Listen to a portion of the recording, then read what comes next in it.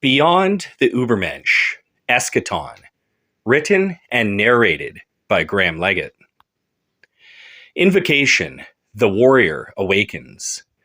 Die before you die, and you will never die. You were not made for comfort, you were made for weight. You were born to carry something heavier than pleasure, heavier than praise. You were born to carry the fire. There will be no permission, there will be no applause. There will be hours when no one sees, when your hands bleed for no audience, when your silence is the only sacrament. Your body can break, the will cannot. That's where you find out who you really are.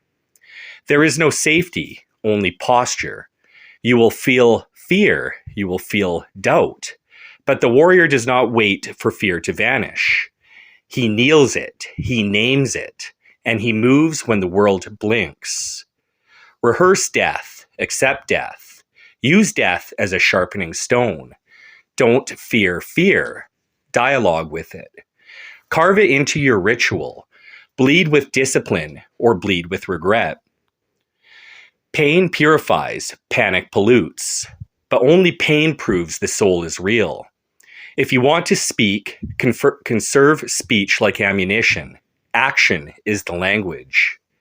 Some men wait for the right conditions. Warriors make fire in the rain. They do not ask if it hurts. They ask if it's worth it. He who bows to pain once will bow to it forever. The gods do not remember comfort. They remember those who stood when logic said fall. They remember how you stood. People must remember how you stood. Stand for something or you'll fall for anything. Preface: the sacred lineage and the flame of remembrance. This project is not a manifesto. It is not a political work. It is not a statement of supremacy, grievance, or ideology. It is a spiritual reconstruction of ancestral fire, a warrior's attempt to remember what was sacred before it was shattered, distorted, or lost. I was born of European blood, and for that I am proud. I am proud of my lineage. I am proud of my ancestors. And it is my duty, not my privilege, to carry that lineage forward. Not to glorify it above others, but to tend its forgotten flame with reverence, rigor, and restraint. I do not speak for other peoples, for it is not my place. It is their heritage to reignite through their lived experiences, nuance, and historical clarity, if they so choose. And we should listen. I will never speak over them. The path of the Zulu, the Comanche, the Maori, the Ainu, the Ashanti, the Mongol, each holds a sacred thread in the grand design. This project affirms that every lineage has a role in the mythic pattern of the world. To forget that is ignorance. To deny it is heresy. The error of the past was not in seeking ancestral strength. The error was in weaponizing that strength to erase others, to claim divine exclusivity, to misuse myth as a tool of domination rather than a ladder to transcendence. This work will salvage what was noble, sacred, and true in the myths once warped by darker visions. We will bring forth the forgotten archetypes, the ancestral codes, the metaphysical sinews of the European warrior tradition, not to conquer, but to remember, reclaim, and reawaken. I make no apology for seeking to perfect, reorient, and reignite the sacred potential of the European lineage, to realign it with its true telos, not domination, but transcendent embodiment. Where others, like Nietzsche, gestured toward an overman and were misinterpreted, misused, weaponized, or distorted, I will not be misunderstood. I say it plainly. This is not a rejection of other people's. It is a summons to my own. Pride does not demand supremacy. Pride demands stewardship. It is the act of remembering what your grandfathers bled for and refusing to let that memory rot in shame or silence. This work does not seek to make everyone comfortable. It seeks to make the soul unbreakable. And so, while we speak in the language of Europe, we carry the posture of the warrior. Grounded in self, open in respect, resolute in truth, and never forgetting that strength without humility is hollow. Let this be the last time anyone confuses remembrance with hatred. Let this be the first time someone carries this lineage forward without shadow. You may not agree with what is said here, but you will never misunderstand its intention. I have pride in my European heritage, what my culture and people brought to bear. I recognize our vast potential. However, this will never be at the expense of other races or feelings of superiority over them. They have just as much to be proud of. They have just as much potential. They have accomplished just as much. I simply will not speak for them, as it's not my history, it's not my place. The record has been set. Beyond the Übermensch, why Nietzsche was necessary but not enough. God is dead and we have killed him. Friedrich Nietzsche. Nietzsche stood at the precipice of a collapsing world lit aflare. He was not trying to destroy meaning, he was trying to resurrect it in a world where God had become hollow noise and morality had rotted into herd compliance. He asked, what do you become when your values are no longer given but must be forged? His answer, the Übermensch, the Overman, the Superman, a self-forged being, a lawgiver unto himself, a man who no longer seeks permission from heaven but creates meaning from his own will. Nietzsche was not promoting nihilism, he was fighting it with fire, poetry, hammer, and will. But it was not enough. Nietzsche's project failed, not because his insights were false, but because they were incomplete. He understood that the death of God would create a spiritual collapse, but the structure he built in its place could not hold. Without the sacred, the Übermensch drifted. Without higher orientation, will became directionless flame. What emerged from his wake was not a new kind of man, but a further descent. Algorithmic fatalism posing as freedom. Simulacra of choice instead of volition. Spiritual sterilization masked as progress. Mass automation of the mind, and entropy made fashionable. The Übermensch was meant to walk upright, but instead he became an ironic meme in a digital wasteland. Reclaiming the flame, but realigning it. We do not reject Nietzsche. We fulfill what he could not complete. We agree with his diagnosis. God, as once imagined, had died. But unlike Nietzsche, we do not build in his absence. We build in his recursion. Nietzsche cast off the divine to create the Übermensch, but this project seeks something greater and older. The warrior flame, the sacred asymmetry, the agent of divine recursion, the one who carries forward not just will, but will in alignment with the pattern. We do not discard God. We do not regress into dogma. We return to the panentheistic flame, the God who lives both within and beyond the pattern of chaos. This is Beyond the Übermensch. This book is not a tribute to Nietzsche. It is the completion of what he started. It is the spiritual reclamation of man, the return of sacred violence, the resurrection of oaths, rituals, flame, and fate. It is a war cry against entropy, and it begins with a single soul walking upright where all systems decay. We now introduce you to the BrandrMan. Brandr, the flame that cuts, the blade that burns.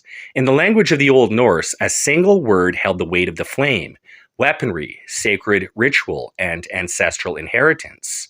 Brandr. To the Old Norse, Brandr was more than a fire. It was given shape, the burning blade, the flaming torch, the weapon of will. It is from this word that we inherit brand, to burn, to mark, and even the modern idea of identity, a visible, seared signal of intent. Linguistic roots and mythic connotation. Language origin, Old Norse, Brandr, Proto-Germanic, Brandas, Old English, brand, Old High German, Brant, Gothic, Branda. Across these languages, Brandr held several simultaneous meanings. Flame, fire, the raw elemental force. In myth and ritual, fire was the first offering, the medium by which men reached the gods. Brandr was the fire that cleanses, destroys, transforms, the sacred force by which men burn away that which is weak and forge that which is eternal. It was also the funeral pyre, the gateway flame between life and death. Torch, beacon. A Brandr was also a torch, a bearer of direction. It lit paths, signaled war, and held vigil in the dark. It represents clarity amid chaos, and the inner fire that does not go out, even when all else fades. Sword, blade. In Norse sagas, Brandr was a poetic stand-in for sword, the flame-shaped edge of will. A sword was not just a weapon, but the externalized will of its bearer. It was not made of steel, it was made of vow. To carry a Brandr was not just to fight, it was to walk with fire, sworn into shape by sacred purpose. This is not symbolism for its own sake, it is ontological truth. The BrandrMan is the living contradiction that holds this work together. He walks upward in a collapsing world, an asymmetry in the face of entropy. He does not fear the void, he colonizes it, bringing will where once there was nothing. He is not ruled by instinct or comfort, but by oath. And it is through that oath that he becomes the flame. BrandrMan is our answer to the Übermensch. Where Nietzsche cast off God, we return through fire. Where he shattered the heavens, we burn upward and realign. We do not reject the gods, we carry their torches forward. The BrandrMan is not a passive recipient of fate. He is the one who makes fate turn in his direction, because he is fire-bound, vow-shaped, divinely aligned. And now, we begin with bone. With the Cro-Magnon's stalk and strike, with the eastern hunter-gatherer who pulled meat from ice with bare hands, with the steppe rider who fed his horse blood and milk and rode through death, with the Germanic and Celtic tribes who split Rome's teeth and laughed at pain, with the Scythians, the Vikings, the Batavians, and the unnamed dead whose bodies were heavier than their gods. They were not superheroes, they were not symbols, they were men, but myth-shaped, fire-hardened, salted by winter and oath. This is the resurrection of the archetypal warrior frame. We will trace it from prehistory to Proto-Germanics, from ritual combat to ring fighting, from clan loyalty to metaphysical code, from the forgotten burial mound to the modern cage, from blood memory to the emergence of the Übermensch and beyond, not as ideology, but as blueprint. This project is not just about fighting. It is about the philosophy of pain, the sacrament of violence, the moral weight of resilience, and the architecture of self-overcoming. It is about becoming what the world has no name for anymore, a man who is unbreakable, not because he is cruel, but because he is clear. This is the warrior code of the European lineage, not supremacist, not sanitized, but remembered with exacting clarity. Where it honors, we honor it. Where it falls short, we refine it. Where it was stolen, we reclaim it. This is a war against entropy, against the spiritual pacification of the masculine soul. God made entropy law so that the soul could forge itself against it. And this time, we will not forget again. Let others write of comfort, let others preach equilibrium. We are here to speak of edge, of ordeal, of fire, and of the lineage of the will.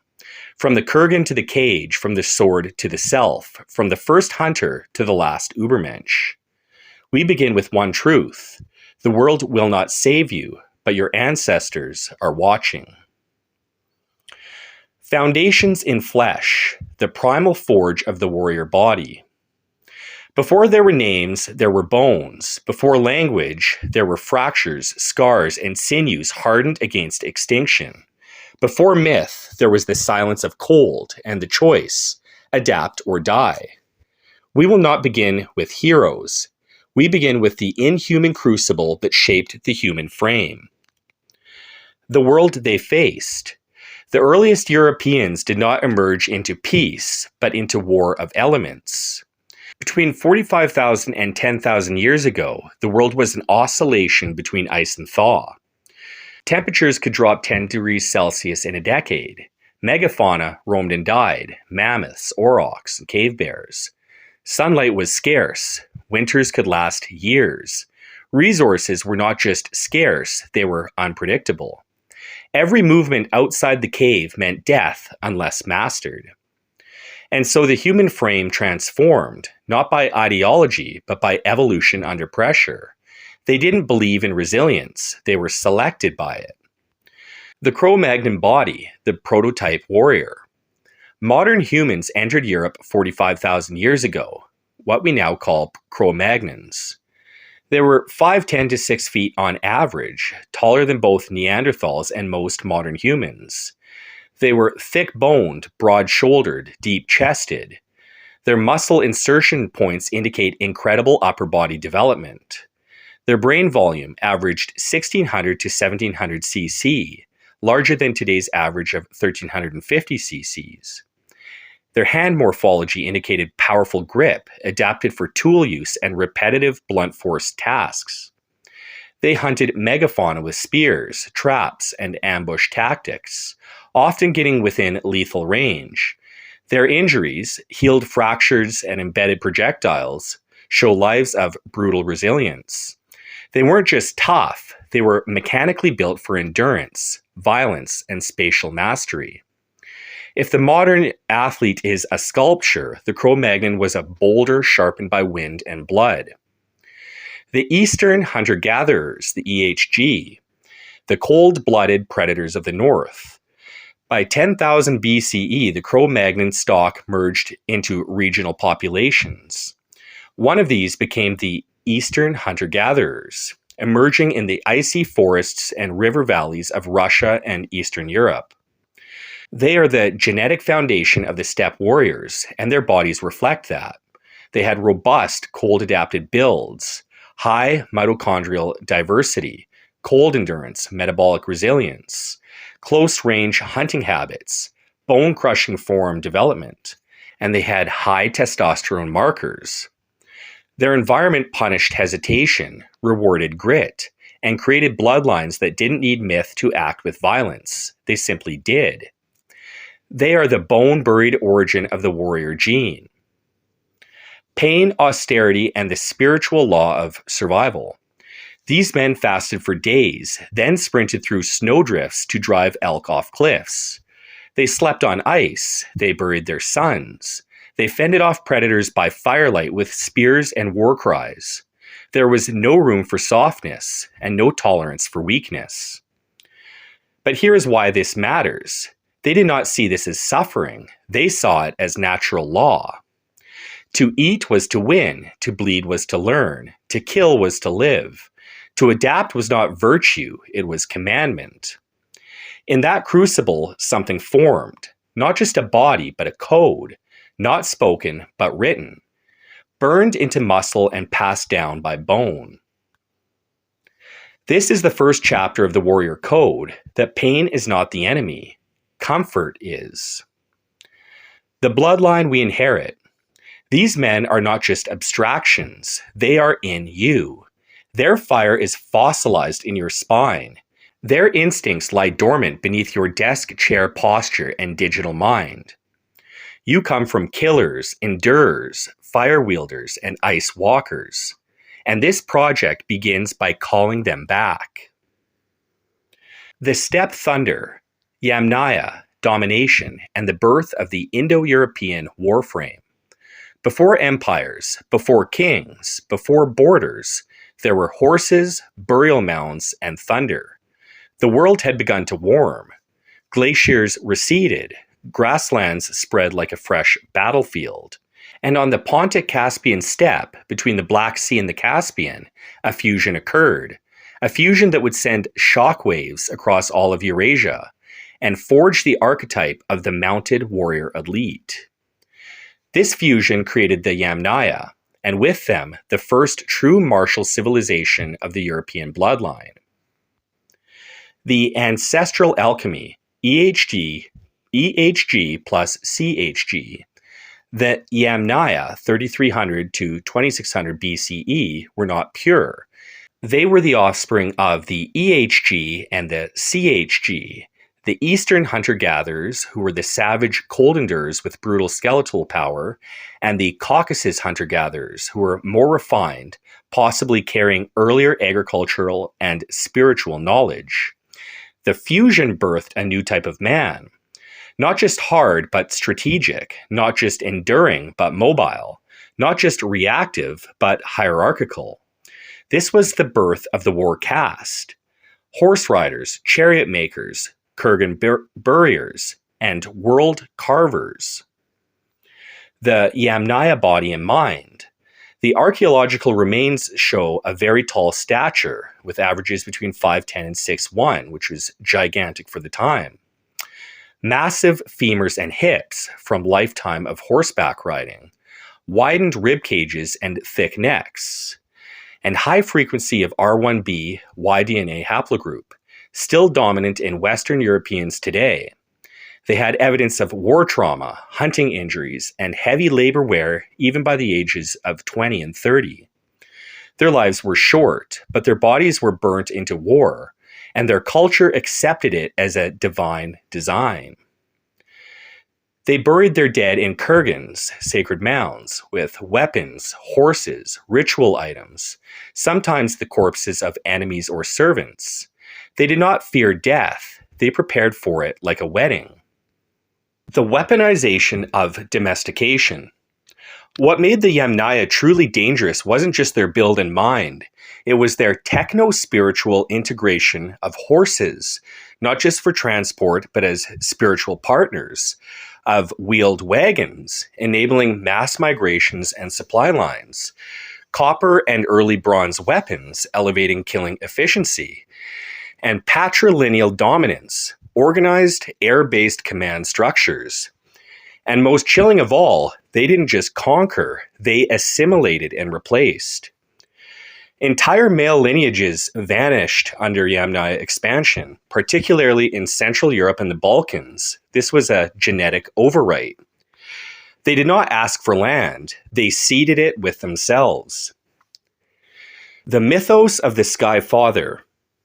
This was the first Indo-European religion, the spiritual spine of later Norse, Vedic, Hellenic, and Slavic mythologies. They worshipped the Sky Father, the original Zeus, Tyr, Dyaus, Pitar, the storm gods, war, weather, judgment, horse and fire spirits, tied to purity, oaths, and the underworld. They lived by oaths, blood ties, and clan war rituals, and when they died, they were buried facing east, toward the returning light. Their cosmology wasn't abstract, it was embodied in warfare, herding, and sacrifice. A warrior didn't believe in the gods, he carried them in his blade, his horse, and his breath. The legacy they left. The Yamnaya didn't just spread culture, they became the rootstock for almost every warrior tradition in Indo-European history. Their DNA, gods, language roots, and warrior structures gave rise to the Celts, Germanic tribes, Slavs, Italic peoples, Indo-Aryans, the Vedic India, Iranian horse cultures like the Scythians and the Sarmatians, even parts of Anatolia and Mycenaean Greece. They were the first to turn war into a metaphysical inheritance. And you, if you are of European descent, are a distinct ember of their fire. Mobility is power. Hierarchy is clarity. Death is a right, not a tragedy. Your blood is not just protein. It is a memory waiting to be sharpened. The silent cohesion, the proto-warrior before the tribes had names. Somewhere between the thunder of the Yamnaya and the roar of the Celts, Goths, and Saxons, there was a silence. Not of peace, but of undivided strength. This was the time when the tribes of Northern and Central Europe had yet to be named. They had no flag, no border, no identity as Germanic, Slavic, or Celt. And yet, they were already a people of the sword, a people of bloodline oaths, a war-tempered culture emerging from the bones of the Yamnaya. The corded-ware culture, a cohesive proto-front. Emerging around 2900 to 2300 BCE, the corded-ware culture, the CWC, spread across vast tracts of Europe, from modern Europe and Poland to the Baltics and Ukraine. Genetically, 75% Yamnaya, 25% local Neolithic. Culturally, highly warlike, patrilineal, mobile, and hierarchical. Burial rites, single graves with battle axes, drinking horns, and oaths etched into the arrangement of goods. Language root, believed to be Proto-Indo-European, the seed of nearly all modern European warrior languages. They didn't think of themselves as fragmented tribes. They were a unified expression of a warrior wave, not yet shattered by geography or myth. Their structure was simple. Men of action led, strength was sacred, ancestry dictated authority, burial was the test of worth. This was the age before myth turned into faction. Life in the Proto-Germanic zone. By 2500 to 1500 BCE, the Nordic Bronze Age began to emerge in Scandinavia, northern Germany, and the Low Countries. Here we find tall skeletal frames, averaging over 6 feet in males, massive diets of meat, fish, dairy, high testosterone environments, violent trauma patterns on male skulls, inter-tribal combat was constant, long-distance trade and war raids via the Baltic Sea, and solar religion tied to death, fire, cycles, and masculine transcendence. This was Proto-Germania, but it had not yet fragmented into the Batavians, the Suebi, the Goths, or the Saxons. It was a singular body of hard, frost-bred, violent men living by fire, the axe, and the horse. Their gods were not yet named Odin or Tyr, but the structure of sacrifice, vengeance, and divine violence was already etched in. This was the womb of the Germanic warrior. He was not yet tribal, but primordial. The ethos before nationhood. There were no borders. There were no politics. Only clan, territory, right, and the permanent gamble of war. Life was hard. Pain was frequent. Women died in childbirth. Men died with weapons in hand. Children were hardened from birth. And no one believed this was cruel. They believed this was order. This is where the European warrior first began to see pain as moral law. The gods were not yet named, but already they were watching. The blood remembered. We cannot list these tribes, we cannot name their kings, because they were pre-narrative, their rights, beliefs, and traditions, passed down orally and not yet documented by the Roman Empire, a cohesive, unfractured furnace of identity. But their blood survives. In the height and bone density of Northern Europeans, in the persistence of warrior myths from Norway to Ukraine, in their shared root of languages that once called God Deus and the soul Anima. This was not fiction. It is the silence before the war cry. There was a time before we were divided, when pain was pure, oaths were unspoken, and violence was communion. This was the singular flame of European warriorship, still intact, still unbroken. And it remembers. The sun forged north, the Nordic Bronze Age, and the awakening of the frost-born soul. 1700 to 500 BCE. Before the tribes had names, they had direction, and no direction bore sharper suns than the north. In the lands now known as Denmark, Sweden, Norway, and northern Germany, the descendants of the corded-ware people transformed, through isolation, climate, ritual, and war, into something singular, austere, and eternal. They were no longer merely surviving, they were beginning to symbolize. In the north, man became more than animal, he became icon. The environment as sculptor. The Nordic Bronze Age emerged in an environment of long winters and shortened growing seasons, dense forests, treacherous bogs, and frost-punished coastlines, storm-tossed seas that demanded courage for even basic survival, and shifting daylight patterns that forged seasonal rituals, solar alignments, and ancestral calendars. The land shaped the frame. These were robust, tall peoples. The skeletons indicate 6 feet plus in elite male burials. Thick femoral shafts, indicating long-distance walking and cold tolerance. Barrel chests and high VO2 capacity from exposure and labor.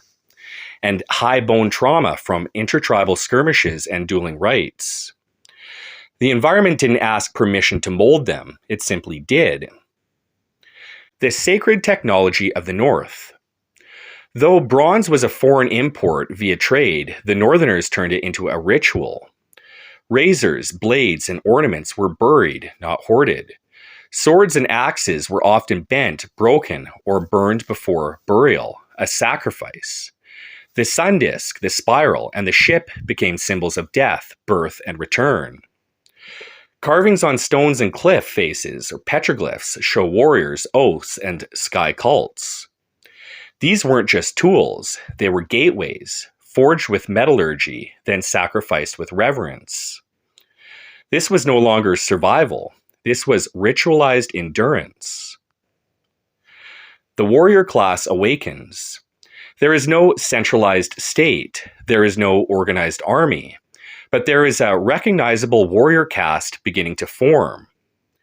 Burials show bronze swords buried beside men in seated positions, cremations of warriors to release the breath soul into the sky realm, oaths carved into artifacts, elites buried with wagons, hounds, horns, and solar symbols, twin burials, possibly warrior brothers or oath-bound companions. What emerges is not empire, but spiritual hierarchy.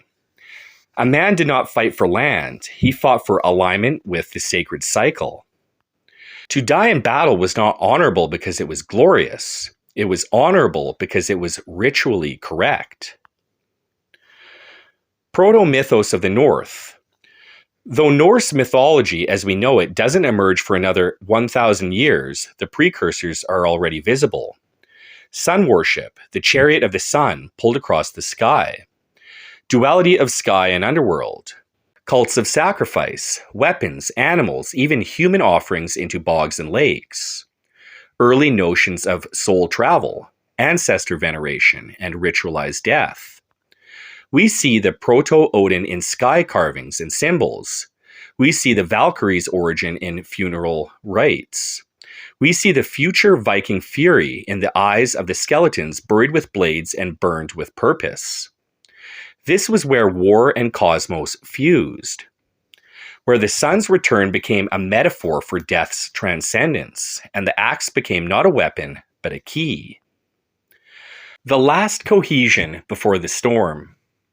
By 500 BCE, this unified northern tradition would begin to fragment into early Germanic tribes, into mythic seeds of Norse belief, and into raiding cultures, clan law, and territorial hardening. But before that storm, there was this epoch of sun-forged clarity, a time when men knew death was part of the harvest. Oaths were physical objects. Pain was initiation, not a problem. And the fire still burned unbroken through the cold. The northern man had become an icon of survival and sacrifice. He was not yet Saxon, Gothic, or Norse, but he was already something more than man. He was the blade before the forge. He was waiting to be named. The shattered flame, the fragmentation into tribes, and the rise of the named warrior cultures. They were once one people, not by government, not by flag, but by bloodline, by code, by ordeal. But time does not preserve unity, it tests it, and often it shatters it. By the time of the first Roman historians, the primal Indo-European warrior line had fractured into dozens of named tribes. The Celts, the fire-worshipping screamers of the West. The Germanic tribes, silent, stoic, frost-forged. The Thracians, half myth, half steel. The Illyrians, mountainous and unnamed.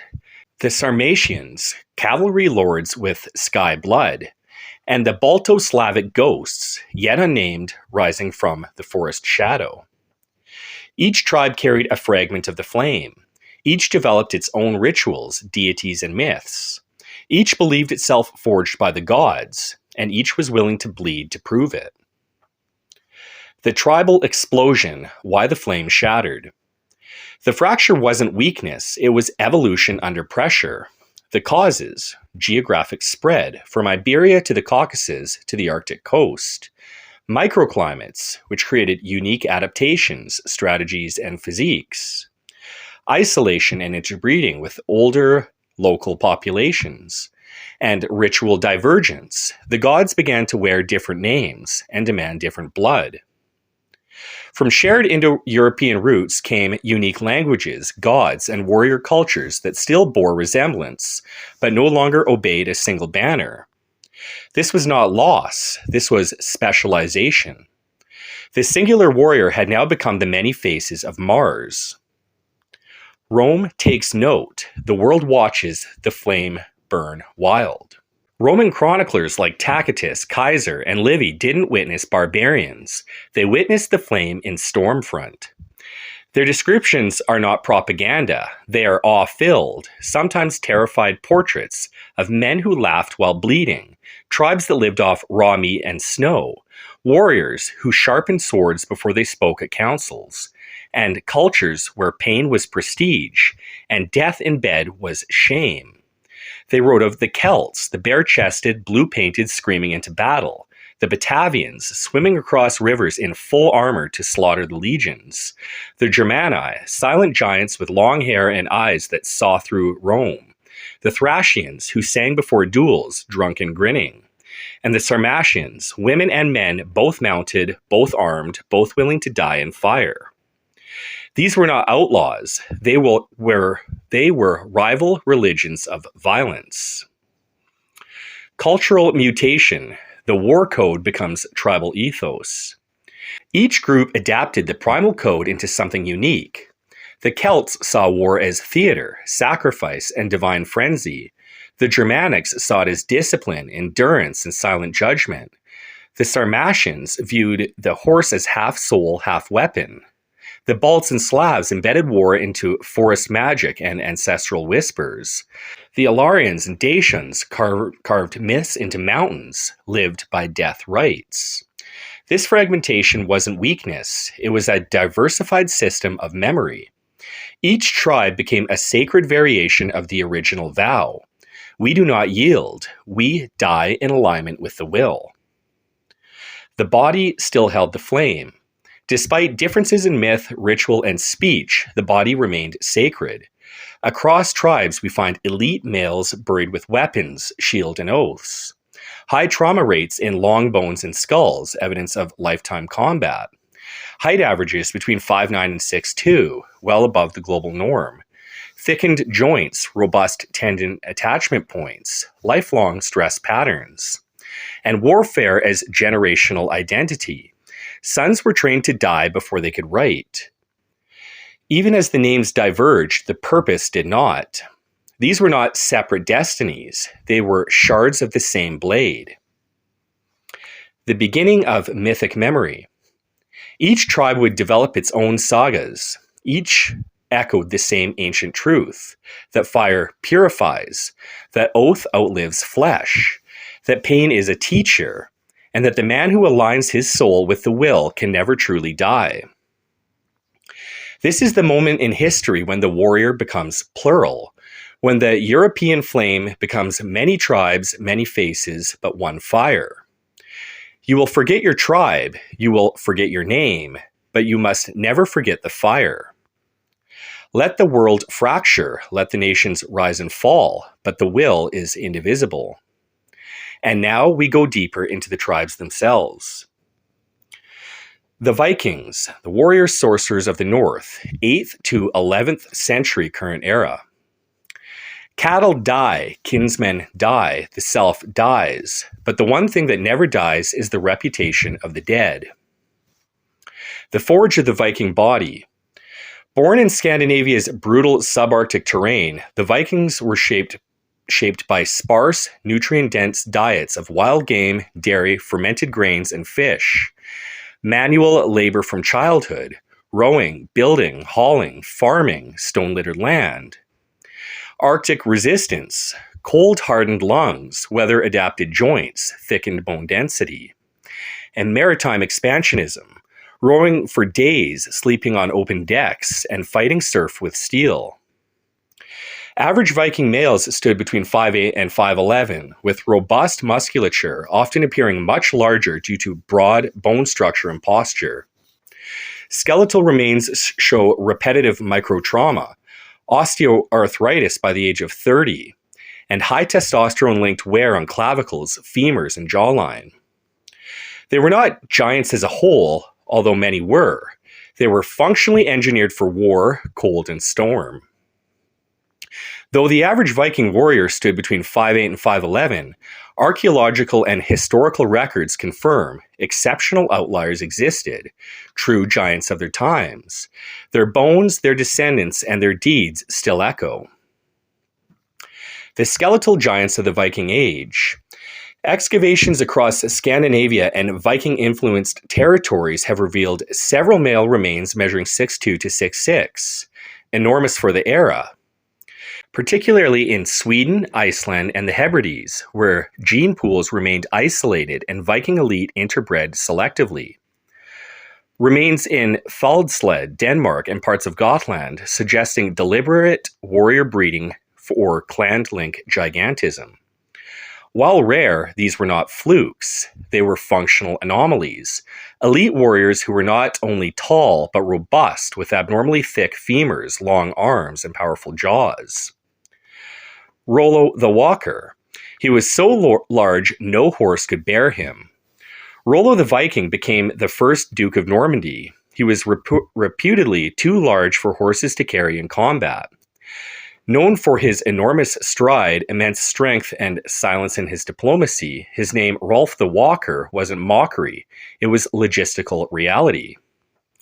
While no skeletal remains of Rollo exist, to this date anyway, his physical mythos has been genetically and historically echoed in his lineage. Rollo's bloodline, Bohemond, and the Balkan behemoths. Rollo's descendants include Robert Guiscard, the Norman invader of southern Italy and Greece, and Bohemond, leader of the First Crusade and Prince of Antioch. Both were described as imposing beyond comparison, taller than any of their contemporaries, physically awe-inspiring with arms like tree trunks and presence that silenced courts. Bohemond's height estimates from eyewitness chroniclers place him at between 6'4" and 6'7", a true giant for the 11th century. This strongly supports the likelihood that Rollo was indeed genetically immense, not just mythic projection, but a biological foundation for generations of elite warrior kings. Selective breeding and mythic memory. The Viking elite likely recognized and revered these giants, preserving their bloodlines. Tall, strong males were privileged in marriage and leadership. Combat trials ensured only the most robust passed on their name. Myth and genetics combined to forge bloodlines of increased stature and robustness, passed down into Norman, Scottish, and even Slavic noble lines. These were not fantasy giants. They were myth-aligned outliers who proved the rule by breaking it. So while the average Viking is not the mythic titan, giants did walk among them, and their echoes are still felt. In the towering Norman conquerors, in the warlords of southern Italy and the Balkans, and in the elite Scandinavian families whose bones show what sagas never exaggerated. The giants were real. The blood remembers. Psychological grit and warrior temperament. The Viking worldview trained the soul for death from the start. Children were told they must earn their name. Cowardice was punished not by exile, but by ritual shame. Duels, revenge killings, and blood feuds were institutionalized. Honor was the currency of life. Even aging warriors committed ritual unaliving, that's censored for YouTube, it's called bloat, to meet death on their own terms. The Viking berserker is often mythologized, but eyewitnesses' accounts describe disassociation in battle, tunnel vision, loss of fear, trance state of violence, warriors biting shields and howling like animals, rituals pre-battle to invoke altered consciousness, and resistance to pain, blood loss, cold, and exhaustion, far beyond normal thresholds. Pain wasn't just endured, it was sacralized. They believed you couldn't die unless your will refused it. Spiritual and mythic orientation. No tribe lived closer to death as initiation than the Vikings did. Valhalla was not just a heaven, it was earned resurrection. To die in bed was seen as spiritual failure. Sacrifice was normalized, animals, slaves, enemies, and even oneself. They believed the Norns had already woven their fate, and the true warrior runs to meet it. Odin was not just a war god, he was a sorcerer king, a one-eyed initiator, a shaman of pain and wisdom through sacrifice. The ideal Viking was not simply brave, he was wise but wordless, dead before death, and committed to a mythic end, not a temporal success. He didn't fight to survive, he fought to become something sacred. Training and lifestyle. Farming was foundational. A Viking was both reaper and raider. Rowing, hauling, weapon drilling, cold exposure were lifelong routines. Combat began in childhood through game duels, wrestling, sparring, and rite of pain initiations. Blood feuds forced men to fight as a matter of honor law, not military command. Hunting, boat building, and survivalism were tied to warrior function. Training did not happen in gyms, it happened in snow, in ritual, and in spite of the body's protest. Training was prophecy. The body became an altar. You sharpened it to receive your fate. Legacy and ritual echoes. The Viking warrior has survived not through dominance, but through symbolic immortality. He represents the death seeker without despair, the will-forged man who accepts fate and charges it head on, and the integration of myth, masculinity, and mortality into one unified warrior religion. Even in Christianized Scandinavia, the echo of the berserker, the cold sea raider, and the stoic oathsman persisted for centuries. We still call upon them in literature, in martial rituals, in every man who fights with full knowledge of death, but without apology for his existence. Die before you die. Your name is your afterlife. Do not delay fate. Meet it sword first. Pain is proof of the soul's readiness. Sacrifice is not loss, it is the price of alignment. If the Roman legionary was steel in formation, the Viking was iron in motion. The Cimbri and the Teutons, the Germanic tribes. The Cimbri and the Teutons were modern Germanic tribes from the Jutland, modern Denmark, who migrated south in the late 2nd century BC, nearly bringing Rome to its knees. Ancient sources describe them as giants in stature, tall, blonde, and blue-eyed, appearing to the Romans as a race of savage giants clad in skins. Roman observers were astonished by their height and their robustness. It was noted that even Roman legionnaires, who were not small themselves, looked diminutive next to these towering barbarians. Archaeological evidence and Roman accounts suggest Germanic warriors of this era were often above 6 feet tall, with powerful builds honed by a life of forestry, farming, and warfare. The Cimbri and the Teutons were described as physically imposing, with broad chests and muscular limbs, embodying the hardy genetics of Northern Europe. These tribes were utterly ferocious in battle. The Romans coined the term Furor Teutonicus, the Teutonic fury, to describe the berserk rage of Germanic fighters, a madness in combat that spares neither the enemy nor oneself. The Cimbri and Teutons demonstrated this fury in a series of battles from 113 to 105 BC, in which they annihilated Roman armies in the most brutal fashion. They charged with fearsome intensity, often half-naked or lightly clad in furs, wielding huge spears and swords. According to Roman reports, many fought with only wooden shields and crude weapons. A Teuton warrior was half-naked, with little more than a wooden or a bone-tipped spear, yet their sheer aggression could overwhelm well-armed legionnaires. Such pain tolerance and courage, charging in a battle with minimal armor, intimidated their foes. Roman consul Marius, who finally defeated them, noted that these warriors showed astonishing endurance. Even when wounded or starving on long marches, they kept fighting with undiminished ferocity. The Cimbri and Teutons had wandered for years across Europe in search for new lands, enduring alpine winters, scorching summers in Gaul, and battles with other tribes.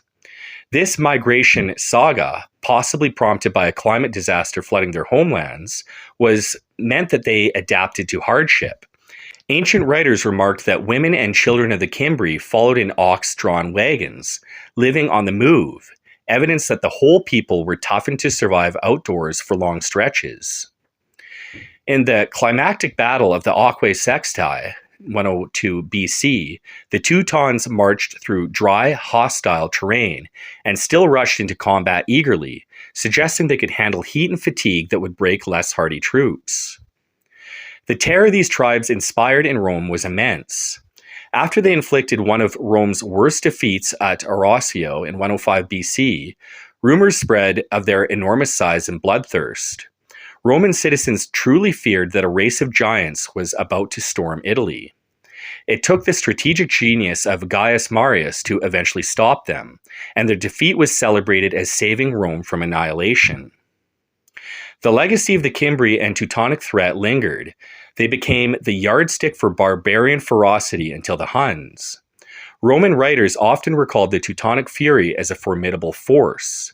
In essence, the Cimbri and Teutons rank among the most formidable warrior peoples for their intimidating physique, unbridled battle frenzy, and the near collapse they caused in Rome's confidence.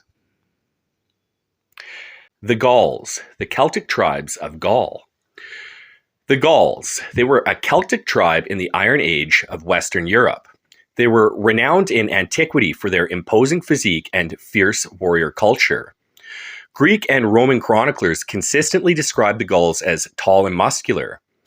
The 1st century BC historian Siculus wrote, "The Gauls are tall of body, with rippling muscles, and white of skin. Their hair is blonde. Some of them use lime water to intensify its color." They were often noted for going into battle bare-chested, proudly displaying their powerful builds. Archaeological finds, such as large swords and mail armor that would fit only very robust men, support these literary accounts, indicating the average Gaul warrior stood a few inches taller than his Roman counterpart. Their skeletons show strong physiques. For example, skeletal analysis of Celtic warriors in Britain and Gaul have found well-developed muscle attachments in arms and shoulders, consistent with intensive combat training and heavy weapon use. In battle, the Gauls had a reputation for brutality and reckless courage.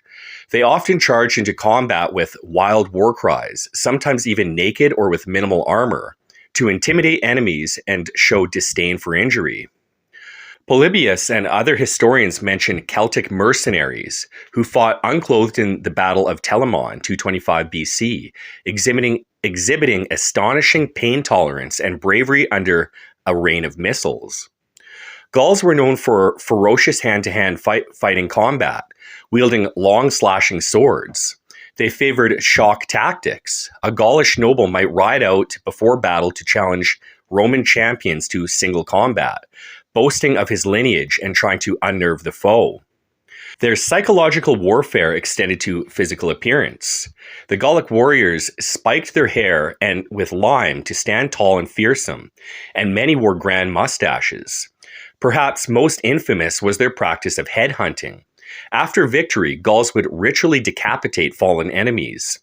Diodorus recounts how they cut off their enemies' heads and fastened them about the necks of their horses as grisly trophies, even preserving the finest heads in cedar oil to display proudly.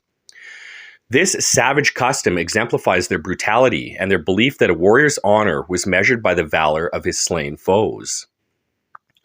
Despite a love of flamboyant attack, the Gauls could also fight in disciplined formations when needed, as Kaiser observed in the Gallic Wars. Furthermore, the Gauls showed notable resilience and adaptability. They lived in diverse environments from the Atlantic coast to the highlands of Central Europe, thriving in forested and rugged terrains. Their fortifications and the logistical feats during migrations, like the Helvetii tribe moving 368,000 people across rivers and mountains, testify to endurance and organization. The Gauls were the most feared foes of the early Romans. In 390 BC, Gallic warriors under Brennus famously sacked Rome, an event seared into Roman collective memory as a nightmare of barbarian domination. Thereafter, the phrase "Vae Victis," woe to the conquered, allegedly uttered by Brennus, symbolized Gallic arrogance and cruelty. For centuries, the Roman psyche held an almost superstitious fear of Gallic invasions. Even in the late Republic, Roman generals like Julius Caesar approached wars against the Gauls with caution, acknowledging their formidable fighting skills. Caesar, while ultimately victorious, paid respect to the Gauls' valor and strength, noting that they were warlike, and that in earlier times, the Gauls too were once warlike before the subjugation. In art and literature, the Gauls were often portrayed as the quintessential barbarian, huge in stature, with wild hair and fierce eyes, simultaneously admired for their courage and derided for their lack of discipline.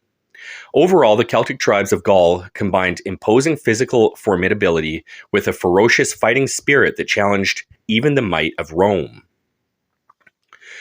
The Scythians, the Eurasian steppe nomads. The Scythians were a confederation of nomadic tribes dominating the Eurasian steppe from the Black Sea to Central Asia during the ancient classical era of roughly 7th to 3rd centuries BC. Famed for their mounted archery and mobility, Scythian warriors were hardened by a life on horseback and an unforgiving environment. While not giants in the way Germanic tribes were, Scythians were still noted to be strong, agile, and large. They spent so much of their time riding that Herodotus quipped that they live in wagons and on horseback, which resulted in bow-legged but powerfully built bodies ideal for mounted combat. Archaeological excavations of Scythian kurgans, burial mounds, have revealed tall skeletons, often around 1.7 to 1.8 meters, with robust bone structure and sometimes signs of well-healed battle injuries, testament to a physically tough people used to violence. Their training with the composite bow from youth gave them strong backs and arm muscles. Indeed, the draw weight of Scythian bows often exceeded 100 pounds, required tremendous strength to use effectively. The Scythians had ferocious reputation for brutality and warfare.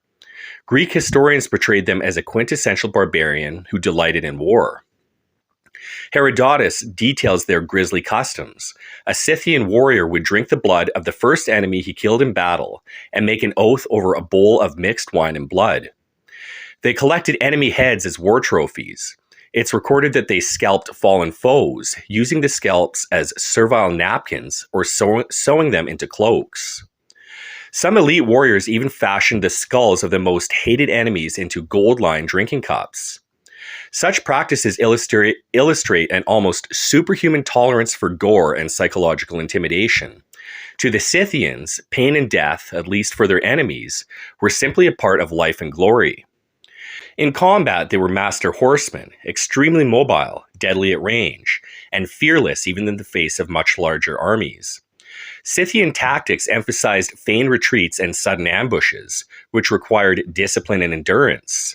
They could ride for days with minimal rest. Notably, Scythians of the elite royal tribe often wore scale armor and helmets, making them heavy cavalry, while commoner horsemen fought unarmored, yet both could typically outrun and outlast pursuing infantry with ease. Their adaptability and environmental hardship was extraordinary. The steppes present extremes of heat in summer and bitter colds in winter. But the Scythians thrived as nomads. They migrated seasonally, living in felt tents or wagons, and hunted or herded for sustenance. Herodotus notes that they even bathed in smoke, sitting in vapor baths of hemp seeds due to a lack of water, a hint of their rugged lifestyle. Accustomed to constant movement, they were hard to pin down. King Darius of Persia famously invaded Scythian lands circa 513 BC, only to be frustrated by their scorched earth tactics and elusive maneuvers. The Scythians' resilience can also be seen in their high tolerance for riding long hours and fighting immediately after, essentially merging mobility and combat stamina. To their civilized contemporaries, the Greeks, Persians, and later Romans, the Scythians embodied the archetype of the savage mounted warrior. They were greatly feared by their neighbors. The Persian Empire Cyrus the Great met his end fighting the Scythians, and Darius could not subdue them. The Greeks, through trading with the Scythians, circulated lurid tales of Scythian savagery, drinking blood, using poisoned arrows, etc., that made them legendary. Even centuries later, Roman writers compared new enemies like the Huns to ancient Scythians in savagery. Archaeology, such as the rich finds of weapons, armor, and ritually killed horses in Scythian tombs, confirms that these people placed enormous emphasis on warfare. Their famed gold adornments depicts scenes of combat and hunting, underscoring a culture that celebrated martial prowess. In summary, the Scythians' combination of steppe-honed physiques, violent customs, endurance, and fearsome hit-and-run tactics ranks them amongst the most formidable warrior tribes of the ancient world. The Caledonians, the ancient Britons of the far north. The Caledonians, a term used by Romans for the tribal people of what is now Scotland and their Pictish successors, were Celtic barbarians noted for extraordinary toughness and resistance to Rome. Physically, Caledonian warriors were described as large-limbed and red-haired, characteristics which Tacitus believed hinted at Germanic origin. Living in the cold, wet climate of the north, they grew hardy and strong. Roman skeletal finds from British Iron Age sites show that some northern Britons, both men and women, were relatively tall and powerfully built, likely a result of good nutrition, animal husbandry and hunting, and constant physical labor. Contemporary accounts emphasize their stamina and strength. Dio Cassius even notes that the Caledonian chief Argentacoxus was a giant of a man who engaged a Roman governor in single combat. What truly set the Caledonians and the later Picts apart was their incredible adaptation to environmental hardship and pain. They famously fought battles nearly naked or lightly clad, even in the chill of the highlands. The Roman historian Herodian marvels that the Britons north of Hadrian's Wall go about naked with no need for a coat, and are unconcerned about muddying their bodies as they wade through the marshes. He describes how they would habituate themselves in swampy terrain. The barbarians are accustomed to swimming or wading through waist-deep marsh pools. Since they go about naked, they are unconcerned about muddying their bodies. Indeed, these warriors tattooed or painted their bodies with intricate blue designs using woad, and preferred not to cover up these symbols of identity and terror in battle. Charging into combat bare-chested and painted, wielding spears and small shields, they showed fearlessness and high pain tolerance, shrugging off wounds that would panic more protected soldiers. Roman authors were astonished that such warriors could fight in fierce cold of Britain without armor or heavy clothing. Clearly, years of surviving in a harsh climate gave them remarkable endurance. The Caledonians also excelled in guerrilla tactics and resilience. They utilized the rugged terrain of Caledonia, the forests, foggy moors, and the mountains to ambush Roman troops and then disappear. Tacitus wrote that they were formidable, often attacking in small bands and melting away, frustrating Roman advances. Even when cornered in pitched battle, they showed wild bravery. Tacitus records that they charged down from high ground in chariots and massed footmen, initially causing great alarm. Though defeated in that encounter, many escaped into the trackless wilds and refused to submit. They could survive on sparse resources. Reportedly, Caledonian fighters could endure hunger and winter by supplementing their diet with wild game, and even a form of pit loaves, such as stored plants. Such adaptability made them very hard for the Roman army to eradicate or pacify. The northern Britons were highly feared by the Romans, who ultimately built two great walls, Hadrian's Wall and the Antonine Wall, to contain them. Roman soldiers viewed service in Caledonia as a grim fate due to their fierce natives and miserable weather. The name Caledonia itself became synonymous with the wild, unconquerable land at the edge of the world. Later, Roman writers referred to these tribes collectively as the Picti, the painted ones, emphasizing their tattooed war paint and exotic appearance. Legends grew of their warriors' ferocity and invulnerability. For instance, it was said some Pictish warriors would stain themselves with hallucinogenic herbs to not feel wounds in battle. While Rome never succeeded in subduing the far north, the cost inflicted by the Caledonian resistance was heavy. Even in late antiquity, Roman generals had to mount large expeditions to repel Pictish raids south of the wall. In sum, the Caledonians and Picts earned renown as some of the hardiest, most physically resilient fighters Rome ever faced. Men who could charge naked into battle in freezing rain, laugh off wounds, and vanish into mist-shrouded highlands, leaving the world's mightiest empire frustrated and fearful. The Goths, the Germanic tribe of the migration era. The Goths, representing the larger Germanic tribal coalitions, the Visigoths and the Ostrogoths, etc., of the late Roman period, were a people tempered by constant warfare and migration. Originally from Scandinavia, according to their legends, and later settled around the Black Sea, the Goths produced warriors of imposing physique. Like other Germanic folk, they were typically tall with powerful frames.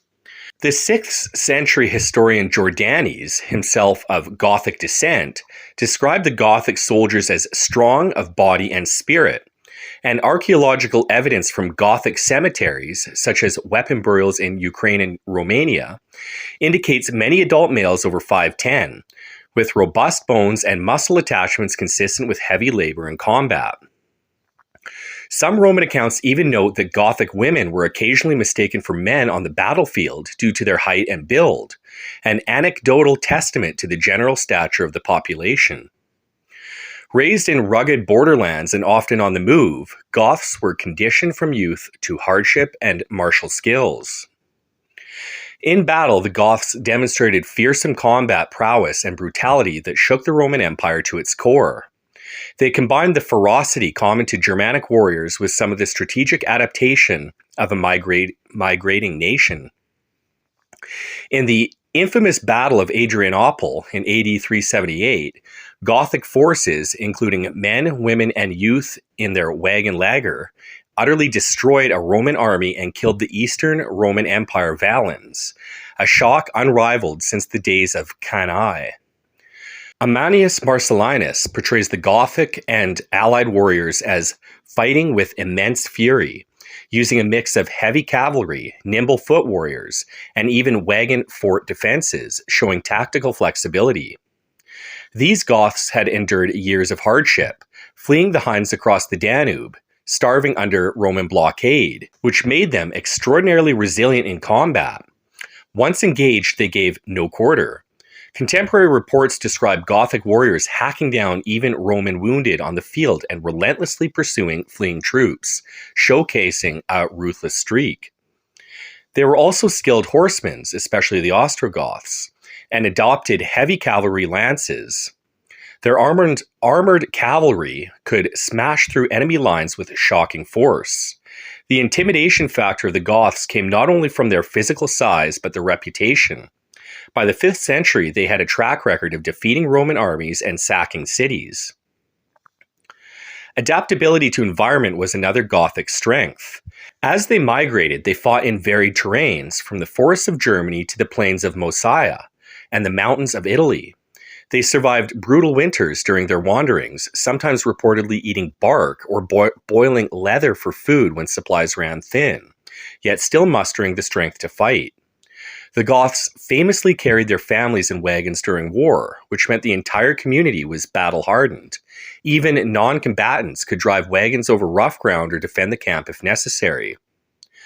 This tribal endurance underpinned their military staying power. After settling in Roman territories, they did not lose this hardiness. For instance, the Visigoths, not long after suffering heavy losses in Gaul, regrouped to defeat Attila the Hun at the Catalonian plains in AD 451, a testament to their resilience. The Goths went from being little-known trans-Danubian barbarians to the most feared Germanic foes of Rome. When Rome itself was sacked by the Visigoths under Alaric in AD 410, it sent shockwaves through the known world. The Eternal City had fallen to barbarian arms for the first time in 800 years, an achievement that cemented the Goths' fearsome legacy. To Roman observers, these were the same huge, pale-haired warriors from beyond the Rhine that Kaiser and Tacitus had described, only now even more battle-hardened and organized. Authors like Orosius and Augustine, writing after the Gothic sack of Rome, spoke of the Goths with a mix of horror and resignation, acknowledging their might and savagery while trying to find theological explanations for Rome's defeat. In Gothic lore, as preserved by the Jordanes, great leaders like Alaric and Theodoric are celebrated for humbling the Roman Empire, a point of pride that underscores how formidable the Goths had become. Even the Eastern Roman Empire, which survived longer, treated Gothic Federate troops with wary respect after Adrianople, knowing these warriors could make or unmake emperors. In sum, the Goths rank among the most formidable warrior tribes due to their impressive physical vigor, ferocity in combat, capacity to endure hardships, and the decisive role they played in the fall of the Western Roman Empire. The Illyrians, the mountain warriors of the Balkans. The Illyrians were one of the most battle-hardened and physically formidable warrior peoples of the ancient world, dominating the rugged mountainous regions of the Balkans, modern-day Albania, Croatia, Montenegro, Bosnia, and Serbia. They were fiercely independent, renowned for their brutality in combat, endurance in harsh conditions, and extreme pain tolerance. Ancient Roman and Greek sources describe the Illyrians as tall, robust, and powerfully built, with natural warrior physiques shaped by their harsh, mountainous homeland. Pliny the Elder, in the 1st century AD, wrote that the Illyrians were strong-limbed and broad-chested, adapted to carrying heavy loads and engaging in long skirmishes. Polybius noted that the Illyrians were physically large and fearsome, often taller than their Greek and Roman adversaries, particularly the tribes from the northern highlands. The archaeological evidence suggests the Illyrian skeletons from warrior graves in Montenegro and in Albania show strong, dense bone structures with pronounced muscle attachment points, indicating powerful physiques built for endurance combat. The helmet size and armor. The large size of Illyrian helmets, such as the iconic Illyrian bronze helmet, suggests that their warriors had thicker skulls and larger heads, often indicating a robust frame and muscular build. The Illyrians were one of the most violent and aggressive tribal groups in antiquity, infamous for their merciless raiding, piracy, and shock warfare. They were fierce mercenaries. The Illyrians were frequently recruited as elite warriors in Greek and Roman armies due to their ferocity and skill in close-quarter combat. They employed shock tactics. They used ambush warfare, striking with overwhelming force before retreating into the mountains. The Illyrian pirates, their naval warriors, were feared across the Adriatic, often launching brutal raids on Greek and Roman cities. The gladiators and blood feuds. Romans observed that Illyrians had little fear of death, engaging in ritual duels and gladiatorial contests, long before the Romans adopted the practice. These people neither cultivate the land nor seek wealth, only war and plunder. That is a quote from Roman General Marcus Agrippa on the Illyrians. The Illyrians were among the toughest warriors of the ancient world, trained from birth to withstand pain, extreme hardship, and bloodshed. They led a harsh mountainous life. Many Illyrians lived in the Dinaric Alps, a rugged and unforgiving terrain. They were constantly exposed to cold, starvation, and grueling physical labor, which built unmatched resilience. Scarification and ritual combat. Some Illyrian tribes practice scarification rituals to demonstrate pain tolerance and initiation rites that included combat to the death. Resisting Roman domination. Even after decades of war, the Illyrians refused to submit to Rome, leading to brutal suppression campaigns like the Illyrian Wars from 229 to 168 BC, which only strengthened their reputation for endurance and defiance. The Illyrians were masters of mountain warfare, capable of enduring extreme heat, bitter cold, and long campaigns in inhospitable terrain. They were used to living on minimal resources. Ancient writers noted that the Illyrians could survive in the wilderness for weeks, subsisting on minimal food while outmaneuvering better equipped Greek or Roman forces. Cliffside fortresses, their hilltop settlements were almost impossible to siege, designed to use terrain to their advantage. Fighting barefoot in the snow, some Illyrian warriors reportedly fought without footwear in winter, showing extreme resistance to cold. They fought like wolves, silent, ruthless, and swift. That's the Greek historian Apion. The Illyrians were one of the most feared tribal groups of their era, known for their fierce independence and merciless raids. They were a constant threat to Rome and Greece. The Illyrians terrorized the Adriatic coast, forcing Rome to launch military campaigns to contain their pirate fleets. The Greek descriptions of Illyrian ferocity. Aristotle himself noted that the Illyrians were the wildest and most warlike of all barbarian tribes. The Dardanian kings. Some Illyrian leaders, like King Bardialis, defeated Macedonian armies, proving their ability to challenge even the great Greek states. Surviving even after Roman conquest. Even after being conquered, Illyrian warriors were so respected by Rome that they were recruited as elite soldiers. The Illyrians were among the most physically imposing, pain-tolerant, and fearsome warriors of the ancient world. Their natural mountain-bred endurance, brutal combat style, and fearless warrior culture made them a constant thorn in the side of Rome and Greece. If a ranking system were used, the Illyrians would rank among the top of the barbarian warrior tribes for sheer resilience, endurance, and combat brutality.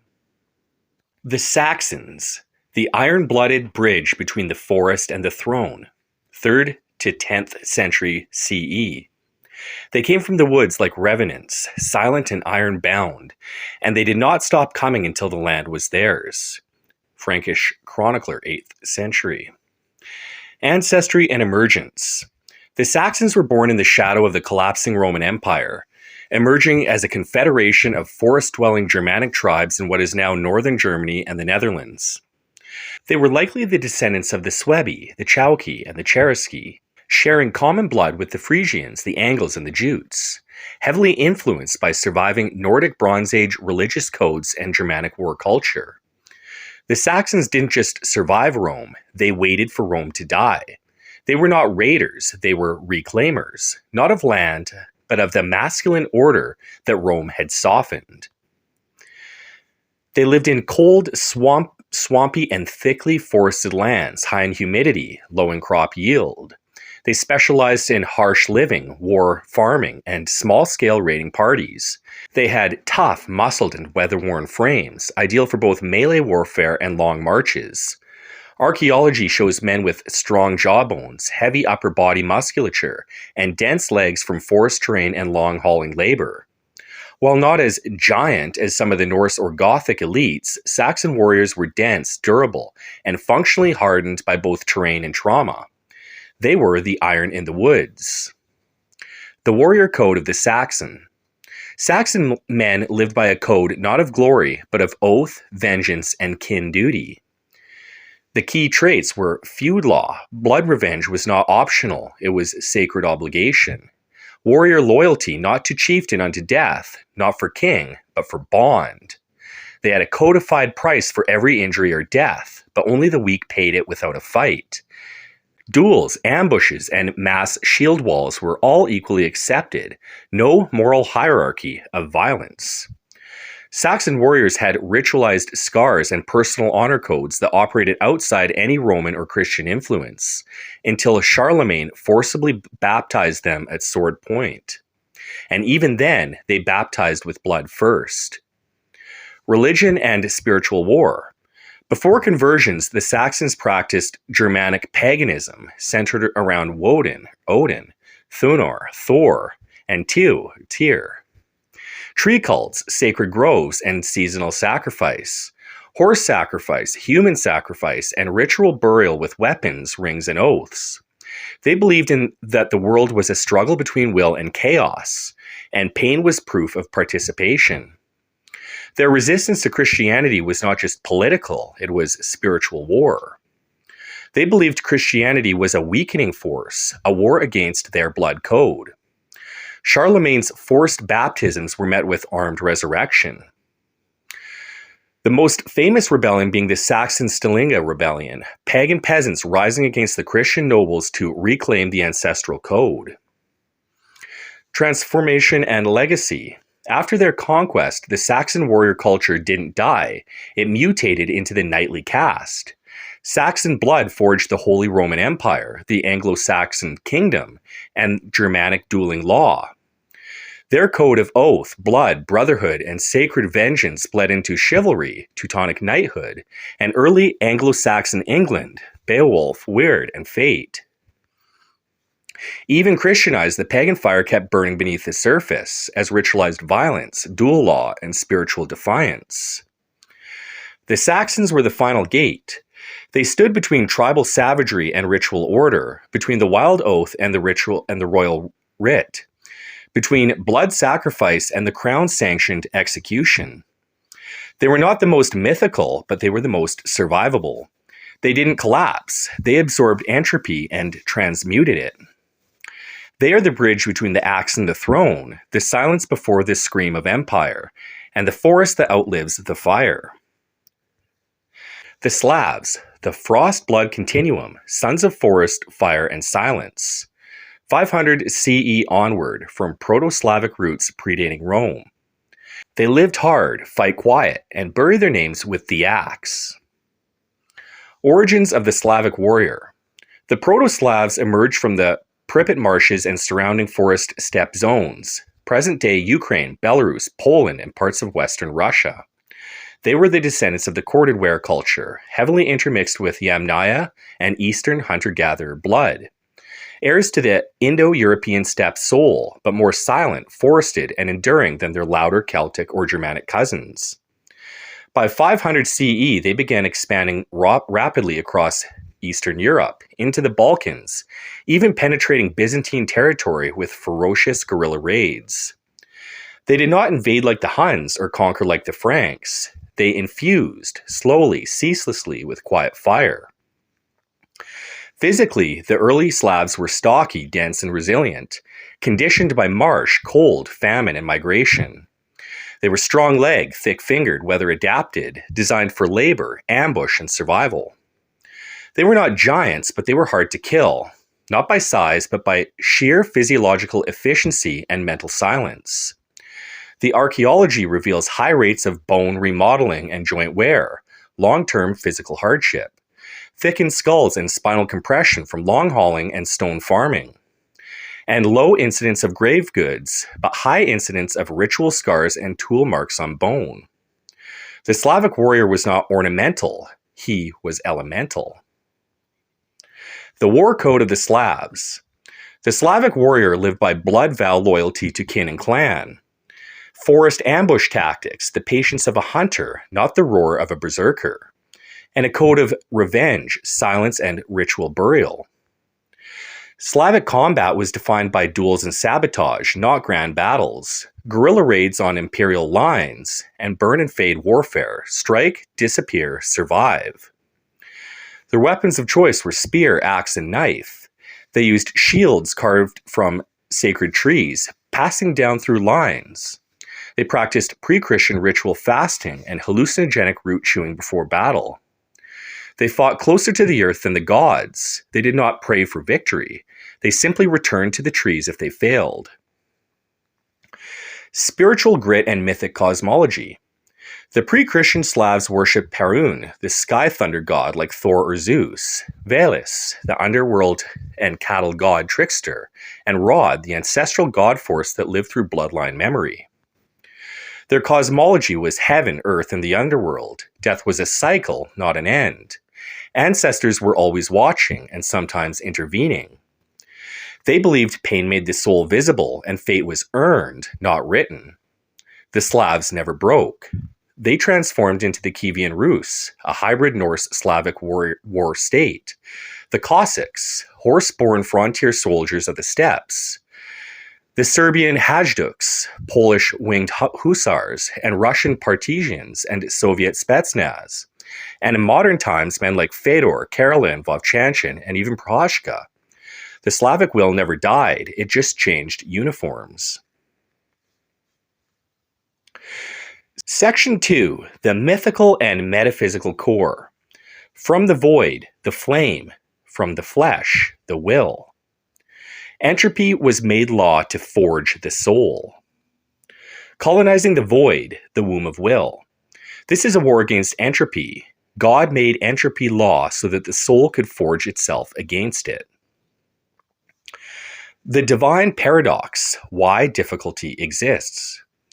In every direction we turn, entropy reigns. Muscles decay, empires fall, languages die, memories fade, lights burn out. Time rots what time once raised. This isn't cruelty, this is the proving ground. Entropy is not the enemy of the soul, it is the anvil. God, or the absolute, or the animating intelligence, made entropy law, not as punishment, but as pressure. Because without resistance, nothing grows. Without difficulty, the will cannot awaken. Without darkness, fire has no contrast to define it. This is a war against entropy.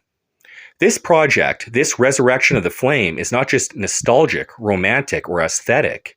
It is open metaphysical warfare against the flattening force of the modern world, against the softening seductions of comfort, distraction, and submission, against entropy of the masculine soul.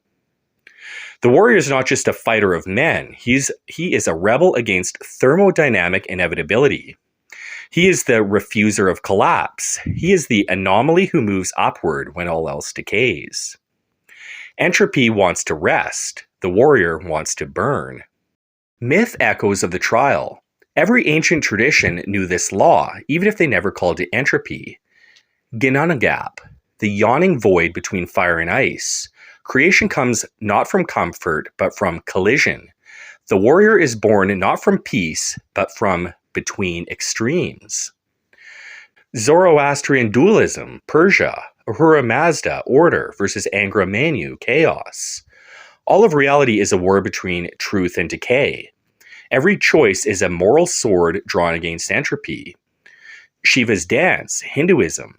Creation and destruction are the same motion. The warrior joins the rhythm, not the outcome. He dances with entropy because stillness is the death. The Christian crucible. Christ's suffering was not weakness. It was the soul's forging. The passion was a ritual war against death, passivity, and injustice. Pain was not the fall of God. It was his sword. In every case, difficulty exists to build fire inside a form. The void is the womb, Ginnungagap, the abyss, the silence before sound. Call it what you like, it is not absence. It is unclaimed terrain, creative silence, the arena where nothing has yet been made, except what you bring with it. The true warrior does not fear it, he enters it, he colonizes it. Physically, this is what Eric the Red did in Greenland, or his son Leif crossing the abyss of the Atlantic to step foot on the North American soil centuries before any other European. Metaphysically, he marks it not with banners or nations, but with the proof of his will. The void is not death, it is where death is tamed. Return transformed. No warrior returns the same from the void. Whether it is battle, loss, prison, exile, humiliation, injury, heartbreak, or absolute stillness, the man who walks into entropy consciously, with the will sharpened like a blade, comes out as someone no one else can command. He is undefeated. He is unbreakable. Entropy is law, but the will is the exception. The warrior is not here to avoid suffering. He is here to repurpose it, to colonize it, to forge himself against it, and to come back with the flame in his hands. The asymmetry of the warrior's soul, the refusal of decline. All things fall. In the physical universe, entropy is the default. Left to itself, every system tends towards disorder, equilibrium, heat death, and silence. Mountains erode, bodies decay, stars burn out, even galaxies drift into emptiness. The law is written. All things must return to stillness. This is the nature of thermodynamics, entropy, and time itself. And yet, one thing resists. Not because it is exempt, but because it refuses. The warrior is asymmetry in human form. In physics, asymmetry is where the anomaly is born. The universe itself only exists because matter outweighed antimatter by the tiniest margin. Life only emerged because some molecules broke symmetry and formed structure. In every system, asymmetry is the crack through which meaning enters the world. The warrior is asymmetry embodied. He is the human version of the strange attractor, the unreasonable coherence inside the chaos. He should be collapsing, everyone else is, but he's sharpening instead. He should seek safety, but he's walking toward fire. He should break down, but he grows stronger with each hit. This is not normal. This is spiritual physics. Negentropy, strange attractors, and the flame that rises. Negentropy, the opposite of entropy, order that grows in defiance of the trend, found in systems that self-organize, biology, consciousness, will.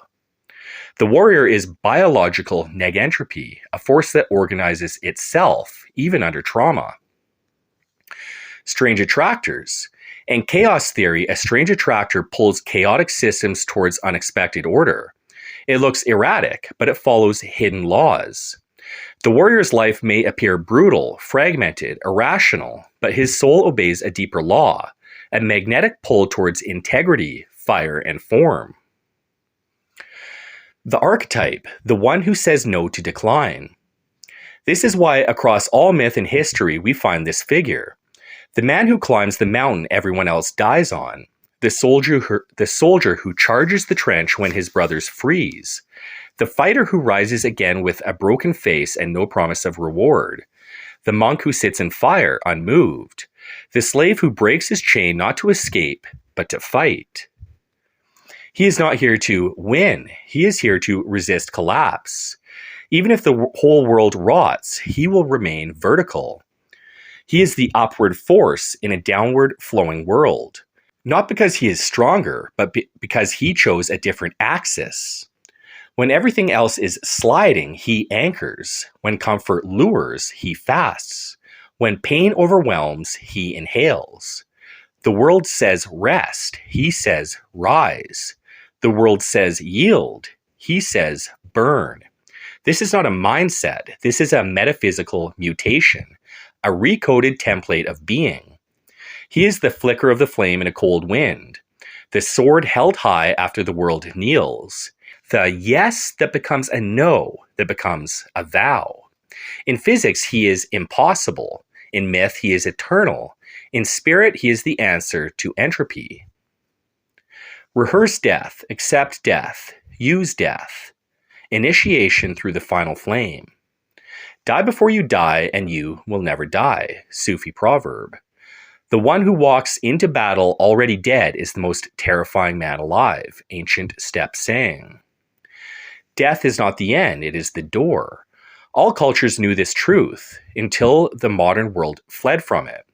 Death is not the opposite of life, it is the price of awakening. The gateway ritual, the anvil of selfhood. The warrior does not just face death, he practices it, wears it, stares it down until his eyes forget to blink. He is not fearless, he is fused with fear. Fear stops being external, separate. It becomes part of the forge. Ritual death across traditions. Death was never just something that happened, it was something that one trained for. The Norse berserkers entered battle already surrendered to fate, believed in death as a gateway to Valhalla. The psychology of already being dead made them invulnerable to fear. Samurai, Bushido. Every day, think lightly of death. Ritual seppuku wasn't just punishment, it was a metaphysical cleansing. To die with dignity was to die with identity intact. Christian martyrs and monastics. Memento mori. Remember death at all times. Saints rehearse death through fasting, isolation, silence, and voluntary suffering. The monk was a warrior of stillness, fighting not men, but the ego itself. Indigenous rites of passage. Boys made to fast, bleed, hallucinate, or endure pain, to simulate death and emerge as something else. You were not born a man, you died into manhood. Why death is a weapon. Modern culture tells us to fear death, to delay it, to avoid it, to silence its name. But the warrior does not flinch. He sits across from death and negotiates nothing. And in doing so, he becomes free in a way that no other man can be. This is why he is deadly. He does not flinch when pain arises. He doesn't delay when the stakes are real. He doesn't choke when faced with uncertainty. Because in his mind, he's already died once. There is no leverage against him. Everything now is borrowed time, bonus fire. Rehearsal as transformation. To rehearse death is not to fantasize about it. It is to simulate the void. To go without food, without sleep, without certainty. To suffer willingly. To face betrayal, abandonment, silence. To burn away all the ego scaffolding. And then to walk back out, carrying only the essential flame. This is the warrior's right. Die to fear, die to comfort, die to illusion, die to the world's approval, die to the second voice. And what remains is only what cannot die. The man who has rehearsed death moves differently. He conserves his words because he's heard the silence. He acts swiftly because hesitation is a form of dying. He lives honorably because nothing else can follow him to the grave. Death makes the code real. Without death, the code is just poetry. The warrior makes it contractual. He's already signed in pain. You must die before you die, not to end life, but to begin it in new terms. Because on the other side of ego death, physical threat, or ritual silence, you find the self no enemy can kill. The ancestral flame, bloodline memory, and the visibility of the soul. Rod lives in the blood. The dead are not gone. They are watching. Slavic pagan maxim. Pain makes the soul visible. The ancestors are not a metaphor. Long before genetics, men understood something sacred in their blood. They believed their ancestors were not past. They were present through them. Blood was a contract, and memory was not only personal, it was lineal. What your father survived, you carry. What your grandfather lost, you feel. What your tribe once vowed, you owe. You were not born clean, you were born initiated. This was not the burden, it was the flame. Rod, the Slavic god of the bloodline. In ancient Slavic belief, there was no higher god than Rod, the essence of lineage itself. Rod was not a man with a beard in the sky. He was the fire inside your father's bones. He was the voice in your blood when the second voice fails. He was the one who remembers when you forget. Every action you take reflects back the ancestral pattern. This isn't mysticism, it is ethical recursion. You do not fight for you fight for the memory you carry. And when you lose your way, Rod does not blame you, he waits for you to remember. Pain makes the soul visible. The modern world hides from pain. It medicates, numbs, silences, or reframes it. But the ancient world knew pain is not punishment. Pain is proof. When you suffer honorably, willingly, without surrender, you do not collapse. You become seen. Seen by the ancestors, the unseen realms, and most importantly, yourself without illusion. Pain cuts through the ego's costume. It names you in fire. It summons the soul out of hiding. This is why warriors in every age ritualized pain, fasting, scarring, duels, exile, and endurance rites. They were not masochists. They were the midwives of the soul. Fate is earned, not written. You are not born with your path sealed. You are not doomed to randomness. You are born with a template. You earn what the template becomes. In Slavic, Norse, and Vedic belief, fate, weird, rod, karma, is not a cage. It is a structure, like a bow waiting to be drawn. You draw it with your will. You choose how far it flies, and whether your death is a full stop or a final exclamation. You are not a blank slate. You are a living flame of 1,000 oaths. The soul is not formed in comfort. It is hammered by pain and forged by memory and witnessed by the dead. And if you listen in the silence between breaths, you will hear them waiting for you to remember. The Übermensch, transcendence through will, the warrior who authors his own flame. Man is something that shall be overcome. Nietzsche, thus spoke Zarathustra. Who and what is the Übermensch? The Übermensch is often misunderstood. He is not a fascist ideal of racial supremacy, a comic book superhero, a Nietzschean alpha male power fantasy.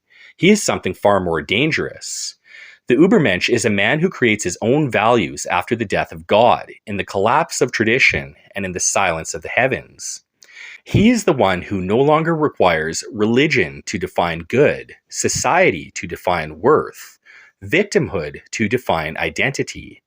He is not free because he rebelled. He is free because he replaced the old order with his own flame. The evolution of the will. Nietzsche breaks down the evolution of the human soul into stages. 1. The camel. The beast of burden, obedient, enduring, devout, carries the values of others. 2. The lion. The destroyer, roars against authority, says no to imposed values, breaks chains. And 3. The child. The creator, innocent and dangerous, says yes, creates new values, plays the highest game of all. Authorship. The Übermensch is not the camel who endures. He is not just the lion who breaks. He is the child, the one who creates. But this child is not naive. He is forged by fire, betrayal, exile, death, and loss. He laughs not because he is ignorant, but because he is now sovereign. The Übermensch and the warrior code. The true warrior, as we've defined, does not fight for ideology. He fights for alignment. And this makes him the purest expression of the Übermensch. Why? Because he faces death without illusion, accepts fate without submission, suffers without resentment, acts with conviction, even in the silence of the gods, creates his code, lives it, dies by it, and never blames the world. The Übermensch is the spiritual upgrade of the warrior, not stronger, but sovereign in the soul.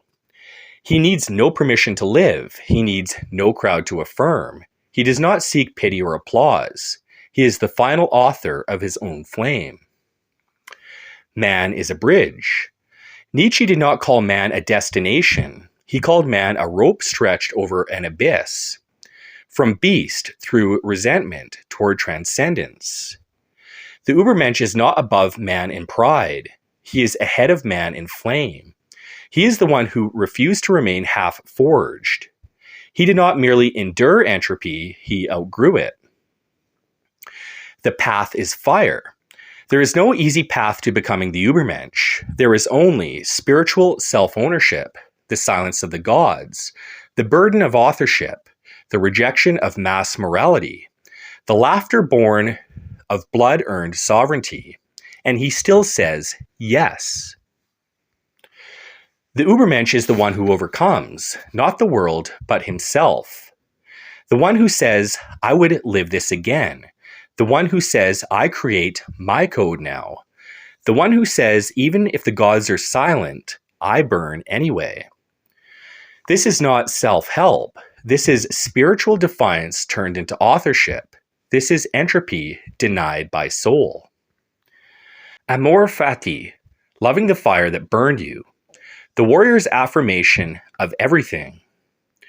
My formula for greatness in a human being is amor fati, that one wants nothing to be different, not forward, not backward, not in all eternity. Nietzsche. The hardest command, love your fate. To tolerate fate is endurance. To accept fate is stoicism. To love fate, amor fati, is divine rebellion turned into surrender without resentment. Amor fati is not passive, it is active alignment. It says, this wound, I need it. This betrayal, I grew from it. This loss, it revealed who I am. I would choose it again because it led me here. This, again, is not masochism. It is metaphysical ownership. It is warrior-level self-authorship. Amor fati is spiritual aikido. The redirection of what was meant to break you into the exact pressure that forges you. Amor fati and the warrior code. The warrior must carry pain, but amor fati tells him how. Not with bitterness, not with apology, but with full flame. This is why a warrior is dangerous to fate itself, because while others curse their suffering, he blesses it, he uses it. He makes pain part of the ritual. He makes betrayal part of the forge. He makes exile the beginning, not the end. Good. Now I will become something no one else can. Amor fati is how the soul transforms scar tissue into armor. Many think Nietzsche's God is dead leaves a void, but amor fati is not a void. It is the flame that remains once false comfort is burned away. You are not adrift. You are uncaged. Amor fati fills the place God once held, not with commandments, but with absolute creative responsibility. You must now say, this story is mine. I accept the worst chapter. I will not edit. I will own it fully. And I will always say yes to it forever. To practice amor fati is not to lie and say it was easy, it didn't hurt, I wouldn't change it if I could. It is to say, I see now why I needed it, not because it was good, but because it made me better. Amor fati is not positive thinking. It is post-traumatic sovereignty. The moment you say, I needed this pain to wake up, you are no longer prisoner. You are its alchemist. To drive the philosophy deep into blood and bone, I bless the wound. Let it come again. This too was sacred. I would walk into the fire again for what I became. I have made peace with the gods by ceasing to beg for different trials. I do not need a new fate. I need more will. Amor fati is the warrior's final reconciliation with the divine. Not that he is protected, but that he no longer needs to be. He walks into fate with open arms, and every scar becomes a vow, and that is why he becomes untouchable. Eternal recurrence, the final trial of the will. Would you live it again?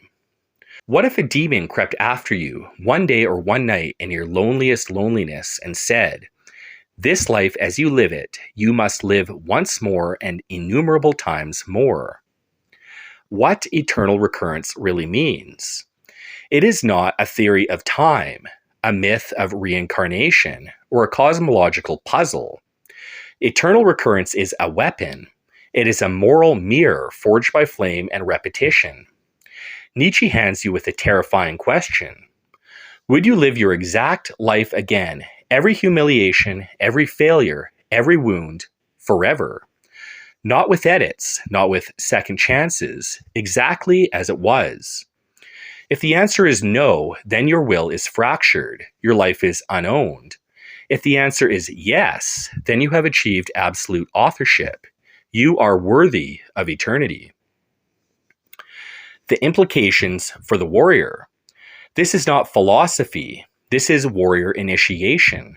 Because only the one who has suffered consciously, owned every decision, made peace with every loss, and integrated every wound can say yes again. He does not fear the return of pain. He would walk into the fire again because it made him who he is.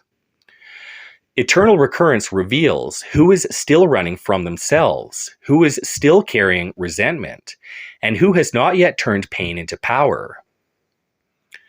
The warrior's recurrence ritual. Let us make this practical and in a ritual. Ask yourself now, would I do this all again? The fight is lost, the brother who betrayed me, the love that slipped through my fingers, the injury that never fully healed, the time I didn't speak when I should have, the night I wept alone. Would I do it again?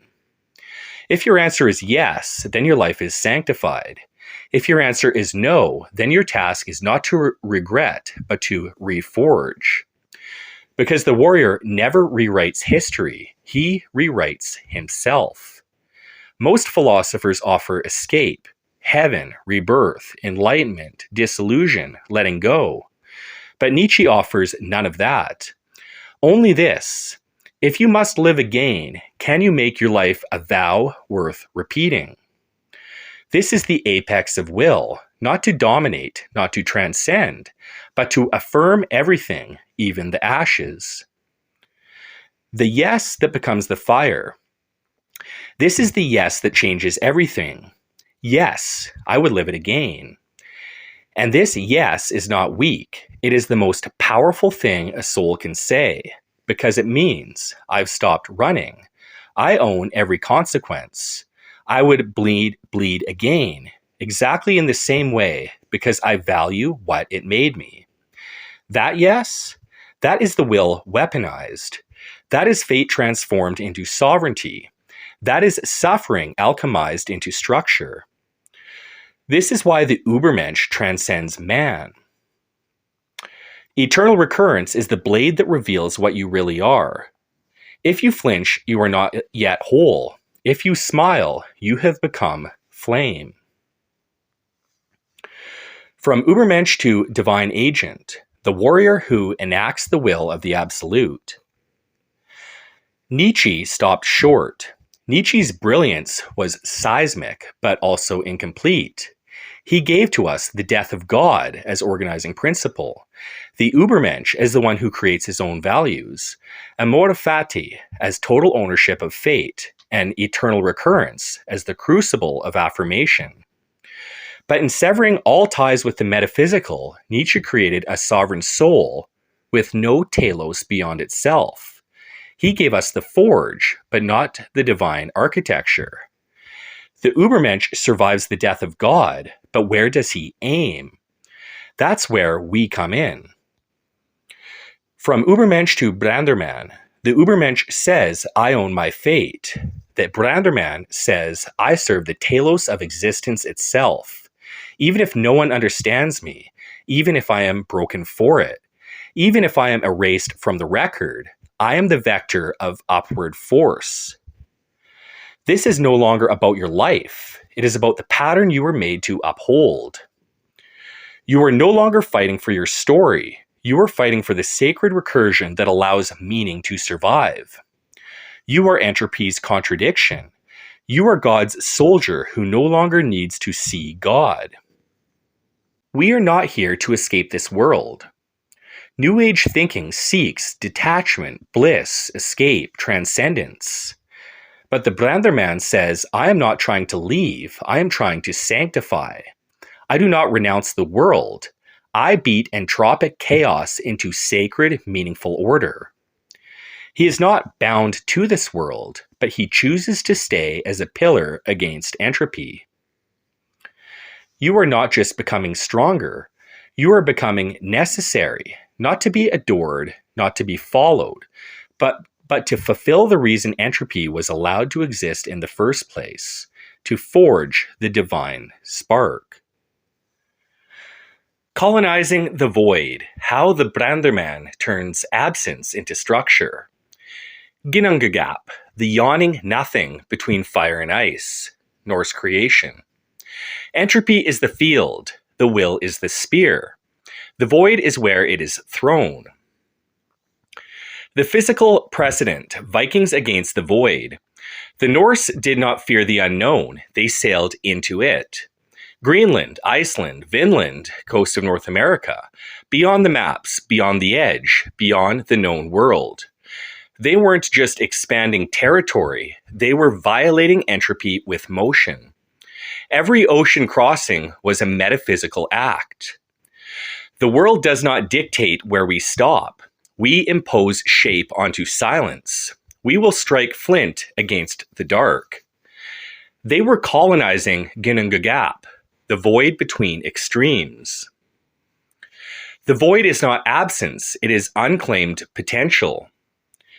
This is the mistake of the modern world, to confuse emptiness with meaninglessness.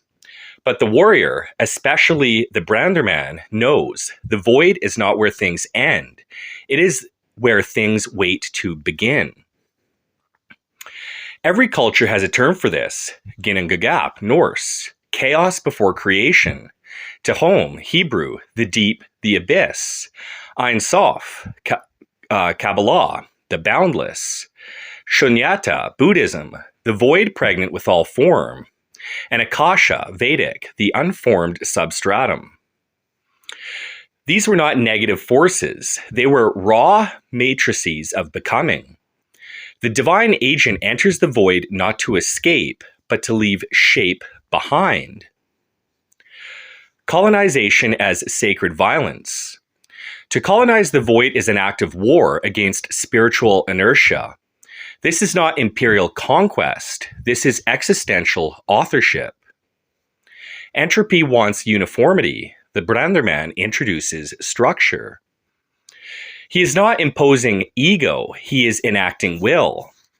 This is what the hero does in every myth. Odin enters the void and returns with runes. Christ descends into hell and rises as fire. Musashi sits in silence until the void cracks open to form the Book of the Five Rings. Gnostic souls fall into density to extract light. The samurai draws the sword against nothingness itself. This is the act of colonizing the metaphysical void. It is a sacred intrusion into unformed terrain. How the BrandrMan does it. In practice, the metaphysical colonization of the void looks like entering the ritual silence until the false self collapses, withstanding great loss without retreating into nihilism, going without guidance and still choosing to act, suffering unjustly and forging strength from it anyway, initiating ordeals without needing reward or witness, creating structure in spiritual absence, and earning and forgiving fate without caving to despair. The void never tells you what it wants. It waits to see what you're made of. Why the void must be entered. Without void, there is no flame. Without absence, there is no shape. Without entropy, there is no will. Every BrandrMan must pass through some form of Ginnungagap. The absence of the gods, the silence of the mentors, the loss of meaning, the exile of self, the break of identity. And what you bring back is the only thing that cannot be taken. To colonize the void is to tattoo the infinite with will. You do not fill it, you mark it. You leave structure in chaos, fire in silence, ritual where entropy ruled. And then you return, changed, sacred, armed with unlimited and unbreakable potential. You have harnessed and become an ordering mechanism of chaos in itself in the grand design. Runes, sigils, and the occult axis of the SS. Runes as more than letters. To the ancient Germanic tribes, runes were not just an alphabet. They were spells, tools of divination, mystical channels for fate and will, and symbols believed to have originated from Odin himself, who sacrificed himself to learn them. A rune was never just a letter. It was an energy, a law, a force encoded in form. The Nazis, particularly the SS occult wing, sought to reclaim and repurpose this system as a sacred script for Aryan destiny. Guido von List and the Armanen runes. In the late 1800s and early 1900s, an Austrian mystic named Guido von List developed the Armanen runes, a system of 18 runes he claimed were revealed to him in a state of blindness post-eye surgery. These were not historical reconstructions. They were esoteric inventions, modern sigils cloaked in ancient symbolism. The Nazis, especially Heinrich Himmler and the NRB, adopted these runes, believing they could be used to channel ancient energies, that they were keys to awakening ancestral memories. Their geometries held metaphysical influence over fate and history, and specific runes carried spiritual alignment with war, sacrifice, loyalty, and will. SS and the ritual use of runes. Heinrich Himmler, head of the SS, was obsessed with creating a new spiritual order. To him, the SS wasn't merely a military elite, it was a priesthood of the new era. He used runes like Sowilo, the S rune for the sun, willpower, clarity, used as the SS symbol itself. Taiwaz, associated with the war god Tyr, symbol of sacrifice and honor in battle. Othala, symbol of heritage, bloodlines, homeland. And Algiz, protection, life, sometimes invoked in rituals. These runes were carved into rings, flags, graves, barracks, even ceremonial spaces at Wewelsburg Castle, the occult heart of Himmler's vision. Wewelsburg was constructed to act as the spiritual engine of the Third Reich, built with an underground black sun mosaic, another sigil based on solar rune geometry. What were they trying to do? The Nazis weren't just experimenting with aesthetic mysticism. They were trying to reignite a metaphysical force they believed had been dormant since ancient Germanic tribes fell to Rome and Christianity. Their goal was to restore ancestral energies via sacred geometry and ritual, to channel racial memory through sigils and blood rites, to forge a new mythic consciousness to unify Germany beyond economics or politics, and to weaponize ancient symbols to control the future by reclaiming the past. To them, runes were sigils of primordial code, tools for reshaping reality. They believed blood plus ritual plus symbol equaled metaphysical transformation. So what went wrong? Here's where the metaphysical tragedy occurs. They were right to believe that symbols hold power, bloodlines contain memory, pain, sacrifice, and ritual shape the will, and sigils can encode and awaken dormant forces. But they tried to wield these truths in the service of domination, superiority, and exclusion. They forgot that a true sigil must be aligned with eternal law, not just wielded for power. Their system imploded under the weight of its own spiritual arrogance. They didn't fail because the metaphysics were false. They failed because they tried to steal the fire of God without reverence. And they refused to accept or acknowledge that all cultures, all races, once recognized and wielded this power as well. The Europeans are not superior warriors or chosen divine agents over others. We all share this destiny, simply conveyed through different mythopoeic lenses based off culture. As humans with the spark, it is our duty to recognize and remember ours. It is not our duty, however, to tell other cultures and races how to interpret their past, ancestors, and blood, which is why this book is indeed Eurocentric. This point must be remembered so that it does not mutate into something divisive and dangerous. What we reclaim and what we refuse.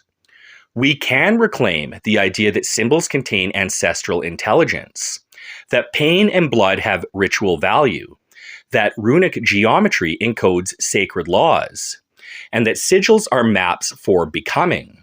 But we do not weaponize this to erase others. We use it to reignite our own flame and honor the pattern that made us. Where they tried to dominate with metaphysics, we resurrect with it. The black sun, the hidden engine of ancestral power. What is the black sun? The black sun, the Schwarzsonne, is one of the most enigmatic and misrepresented symbols from the Nazi occult legacy, deeply connected to esoteric runes, ancestral memory, and the idea of hidden or inner power.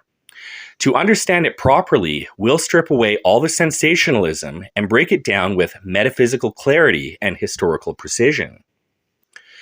Visually, it is a circular symbol made of 12 radial sigil runes, or zigzag rays, embedded in a dark central void, often interpreted as a solar eclipse, dark star, or inverted source. Historically, it is etched into the floor of the northern tower of the Wewelsburg Castle, the SS's esoteric center. No direct pre-Nazi origins, the form is a modern synthesis inspired by ancient motifs. It was created by Heinrich Himmler and the SS NNRB, likely based off runic wheels, solar cults, and Indo-European cosmology. The esoteric meaning, the SS interpretation. To Himmler and his circle, the black sun represented the hidden source of Aryan spirit, a dark solar force, not evil, but occult and unseen. The core power of the ancestral bloodline, dormant but awakening. A counterforce to the degeneracy of modernity, and fuel for rebirth, transformation, initiation, and mythic memory. It was believed to be the sun behind the sun, a cosmic engine that powered ancient heroes and could be reawakened through ritual, will, and blood sacrifice. They saw it as a mythic origin point, an internal sun that shines within the race, within the self, within the earth. Mythological and occult parallels. The idea of the black or hidden sun goes back long before the Nazis. The alchemical Negredo, the black stage of spiritual death before rebirth, the sun in the darkness. Norse mythology, Ragnarok, begins with darkening of the sun, yet it heralds a new world born from fire. The Vedic Agni, the fire god who dwells in darkness, born from friction. The Egyptian Amun-Ra, the hidden aspect of the sun, veiled from the uninitiated. Zoroastrianism speaks of the twin forces, one visible, one veiled. And Carl Jung, archetype of the self as both dark and luminous, the integration of opposites. These ideas all point to the same thing, a sacred energy source buried beneath collapse, waiting to be activated through ordeal and memory. The symbol as internal power source. Forget race, forget the SS. At its core, the black sun is a metaphysical symbol of inner radiance hidden beneath entropy, unseen ancestral potential, the engine of becoming, and power through death, exile, silence, and trial. It is the invisible fire that only lights in the dark. The black sun is the will that remains when all else dies, the center you return to when the gods fall silent, and the sacred recursion engine within you, generating renewal from within the ashes. The Nazis tried to use this as a symbol of race-based supremacy. They didn't create it. They found an ancient pattern and misused it for empire. We reclaim it not as a tool of domination, but as a map of the inner flame. When your outer sun dies, the black sun is what must rise. It is the ritual light inside darkness, the flame with no fuel, the ancestral fire code encoded into silence. The black sun is the engine of the BrandrMan. You don't worship it, you become it. The primacy of the will. Why the will is the transcendental engine behind thought, brain, and being. The problem, who is pushing who? Modern neuroscience says thought is caused by brain chemistry. Electrical signals and neurotransmitters create consciousness. But that is only half the picture, because we also observe conscious thought can alter brain chemistry. Meditation restructures gray matter. Study, Sarah Lazar et al., 2005, Harvard.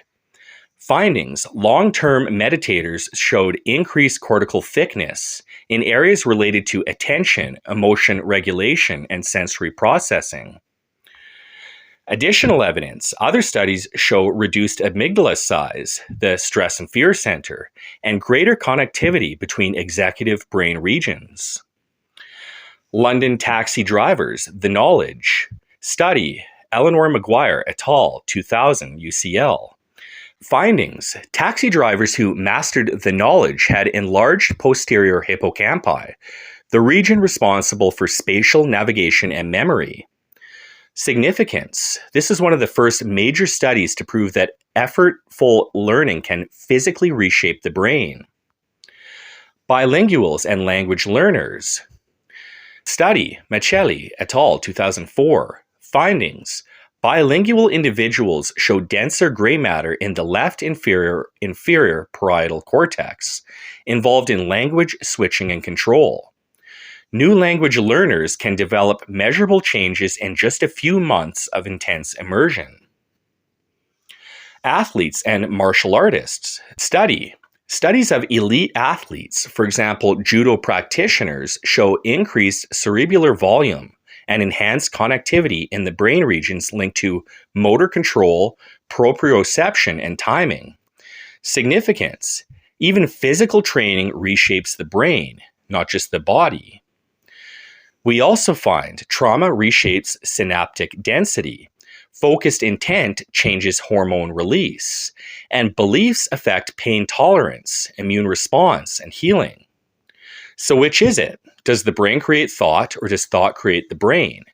The answer, neither comes first. They exist in a mutually recursive loop, and recursion cannot begin itself.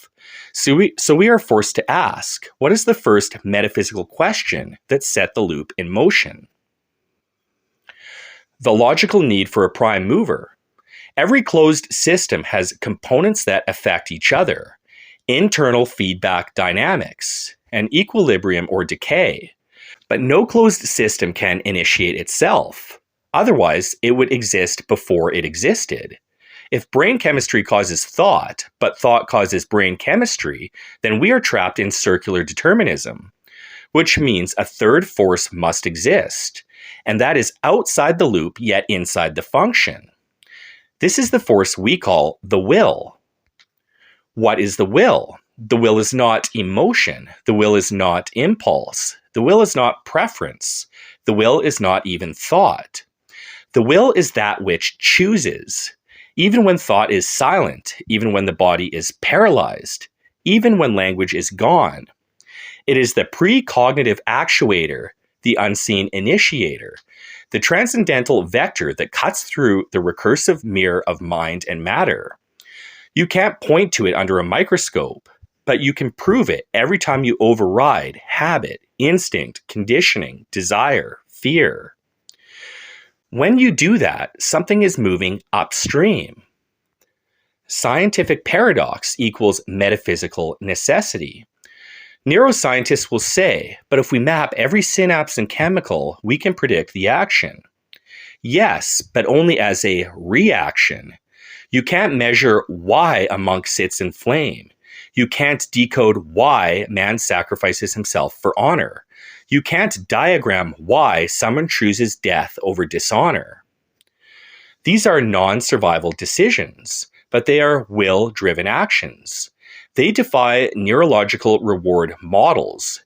They transcend evolutionary pressure. That is why true will is not a product of nature, but its contradiction. Why the will is primary. Thought is recursive. Emotion is reactionary. Chemistry is mechanical. The brain is an interface. But the will is what initiates. The will is what breaks recursion. The will is what imposes direction. It is not created by biology. It uses biology. It is not the product of identity. It wields identity. Will is not in the brain. The brain is inside the will's field. The will is the prime flame. Thought is its smoke. Biology is its vessel. Action is its trail. No machine can possess it. No pattern can predetermine it. No trauma can permanently erase it. And when you realize this, truly, consciously, you have become more real than the world around you. Because now you are no longer being lived, you are living. The will to power, Nietzsche's core force of becoming. What the will to power is not. This is not willpower in the modern sense, grit, discipline, persistence, nor is it just the pursuit of dominance, control, or authority. While power over others may be one expression of it, Nietzsche's vision was deeper, stranger, and more metaphysical. He wrote, "Where I found a living thing, I found will to power, and even in the servant, I found the master's lust." Zarathustra. He saw every organism, every thought, every civilization as a manifestation of this core force. The will to power is the force behind all becoming, not to survive, but to expand, express, intensify, and overcome. The will to power versus the will to survive. Darwinian evolution speaks of adaptation for survival. Nietzsche says that is not enough. The goal for life is not just to persist. The goal is to overcome limitation, to become more. Survival is baseline. Power is the telos. And not just physical or political power, but power over one's former self. Power to affirm suffering. Power to create values. Power to break from the herd. And power to stand in godless silence and still say yes. Every act of art, risk, war, innovation, even love, he saw as a manifestation of the will to power. The will to power is the core of all life. Nietzsche believed that the drives, not the intellect, were primary. The body, not the mind, held truth. And the unconscious impulses to overcome was more real than logic, morality, or God. The will to power is the flame inside every act of creation, resistance, rebellion, and self-overcoming. When someone says, "I will not stay small," "I will not serve a dying God," "I will not lie to be accepted," "I will become what I must," they are speaking in the language of the will to power. What Nietzsche saw coming. Nietzsche saw that Christianity had made meekness a virtue. Modernity was building comfort-based morality. Science without meaning would lead to nihilism. The herd would flatten all peaks to preserve mediocrity. So he gave us the will to power, not as a violent slogan, but as a spiritual weapon. A force within that does not need heaven, applause, or escape. A force that creates without needing permission. A force that suffers without losing meaning. And a force that says yes, even when the cosmos is mute. Why it failed to save us. Nietzsche lit the flame, but he severed it from the divine. The will to power was a pure force, but without telos, without source, without anchor beyond self. He made the Übermensch a godless Prometheus, a sovereign flame, yes, but a solitary one.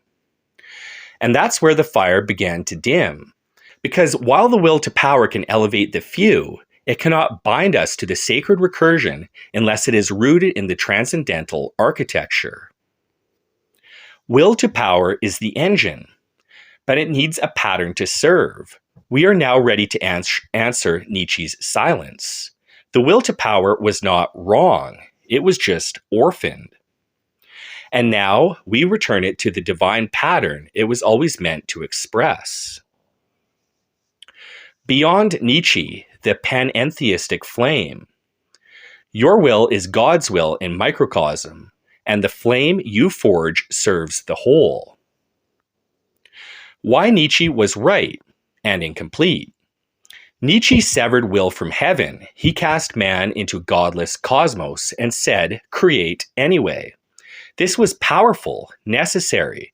It taught the warrior to stand without crutches. But in killing the gods, Nietzsche forgot the pattern behind them. He forgot that even if the gods fall silent, the pattern remains. Even if there is no Sky Father, there is still an architecture of meaning. A cosmic recursion we are not separate from, but participants within.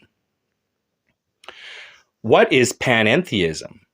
Unlike theism, God above, or pantheism, God is everything, panentheism says God is beyond everything, but also within everything. This means the cosmos is not separate from the divine, but the divine is not limited by the cosmos. God is both transcendent and immanent. The flame you carry is the part of the source itself. The will within you is a recursive node of the divine will. You are not apart from God. You are a gesture of God, bending entropy upward. The will as a recursive flame of the absolute. Let us return to the earlier model. The will is the initiator above thought and chemistry, but thought and chemistry feed it, refine it, ground it. None are superior. Each plays a role in a living gestalt. The same is true at the cosmic level. The divine will expresses through us, but our will sharpens and completes the divine will through trial. We are not puppets of a transcendent master, nor are we sovereign gods acting in isolation. We are recursive instruments. Each act of courage, creation, sacrifice, or refusal of entropy feeds back into the divine recursion and makes it stronger. This is not a master-slave dialectic. There is no hierarchy here. The divine needs us just as we need it. Like synapses and thought, fire and oxygen, warrior and trial, music and instrument. The relationship is not command and obedience, but resonance and recursion. To say, I serve the divine will, is not to kneel in servitude. It is to align with the recursion engine that creates meaning from chaos. It is to say, I am part of the flame, and when I sharpen my will against entropy, the entire cosmos benefits. The panentheistic flame doctrine. Let us write this clearly for memory. The divine will is the upward force encoded into all things. Your personal will is not separate from it. It is a recursive expression of it. Every act of volition that resists decay and shapes meaning from chaos feeds the whole. Your flame is both forged by the cosmos and forges the cosmos in return. This is not submission. This is co-creation. God created entropy to forge the soul, and your soul, forged against it, completes the act of God. You are not just wielding the will. You are helping God become whole, not by escaping suffering, but by sacramentalizing it. Not by begging for answers, but by burning with authorship in the silence. Not as a slave, not as a god, but as a flame in the field, a colonizer of the void, a divine recursion engine in motion, a BrandrMan. The doctrine of divine recursion. You are the upward pattern repeating through flesh. What is recursion? In mathematics and logic, recursion is a process that refers to itself as part of its own definition. A function that calls itself, a pattern that unfolds by repeating itself at deeper scales. In myth and metaphysics, the sacred returns again and again, not as identical loops, but as evolving echoes of the original flame. The hero, the battle, the test, the fall, the rebirth, all recurring structures in different vessels. You are the recursion of the divine will. The cosmos itself is recursive. Atoms orbit like planets. Neural networks echo galaxies. The breath mirrors the tide. Birth and death loop through all scales. And so too does the will. The divine will is not a top-down edict. It is a recursive pattern expressed across time and form. Odin hanging from the tree, Christ on the cross, Musashi facing the void, the warrior walking into his own death without flinching, you choosing hardship with no witness but the eternal. Each one is not the original, each one is the recursion. Not a copy, not a metaphor, a continuation of the same sacred function. This doctrine explains why ancient suffering matters now, why Nietzsche's ideas still breathe, why you, now in this body with these burdens, matter eternally. Because you are not separate from the pattern, you are the pattern becoming flame. This is the secret the Nazis missed. This is what Nietzsche sensed but could not name. The will is not alone. It is a part of a self-recursive intelligence whose only law is becoming through ordeal. The role of the BrandrMan. To live as the BrandrMan is to know that your suffering echoes sacred architecture, to embody the upward force that recurs through myth, to affirm your role in the recursion without need for reward, and to become the proof that the divine recursion has not broken. Because it can break when enough men resent suffering, avoid meaning, abandon hardship, and curse fate. The recursion begins to collapse. But when one man says, I remember, I affirm, I will carry this, then the recursion becomes stronger. Ritual statements of the doctrine. To seal this into blood and flame, you say, I am the recursion of the sacred. The will repeats through me. The gods did not die. They multiplied and scattered across men like sparks. I am one of them now. I do not copy the old flame. I am it in motion. Through my pain, God becomes. The doctrine of divine recursion. The divine repeats itself in those who do not flee. The will survives by passing through flame after flame. And when you take up the trial with reverence, you are not becoming like the sacred. You are enacting it again. This is not metaphor. This is mechanism. You are the recursion engine, the self-repeating upward act. The flame the void could not erase. The swastika, the sacred spiral of power, recurrence, and the axis mundi. The oldest symbol of the sacred. The swastika, from Sanskrit svastika, meaning to be well, to be whole. It appears in the Indus Valley civilization 5,000 plus years ago. In Vedic India, where it is symbolized Agni, the fire god, and solar power. In Tibetan Buddhism as the wheel of Dharma. In Navajo Hopi art as the whirlwind and migration spiral. In pre-Christian Europe, especially in Baltic, Slavic, and Germanic burials and shrines. In ancient Greece as the tetraskelion. In Scythian and steppe warrior motifs. In Christian churches and Roman mosaics. And in Nordic Bronze Age carvings and sun wheels. The symbol appeared everywhere, even in isolated cultures, always associated with the sun, order, regeneration, the sacred center, and the force that keeps the cosmos turning. This is not just cross-cultural, it is archetypal. What does the swastika really represent? At its metaphysical core, the swastika represents recursion and return, the cosmos in motion, the upward spiral through recurrence, creation through ordered motion, the rotation of the world axis or axis mundi, and a power that spins in balance, yet with momentum. It is a four-armed spiral, each arm pointing outward in force but centered in stillness. It is entropy overcome by form, the flame turned into direction, God becoming motion without losing the center. Why the Nazis claimed it.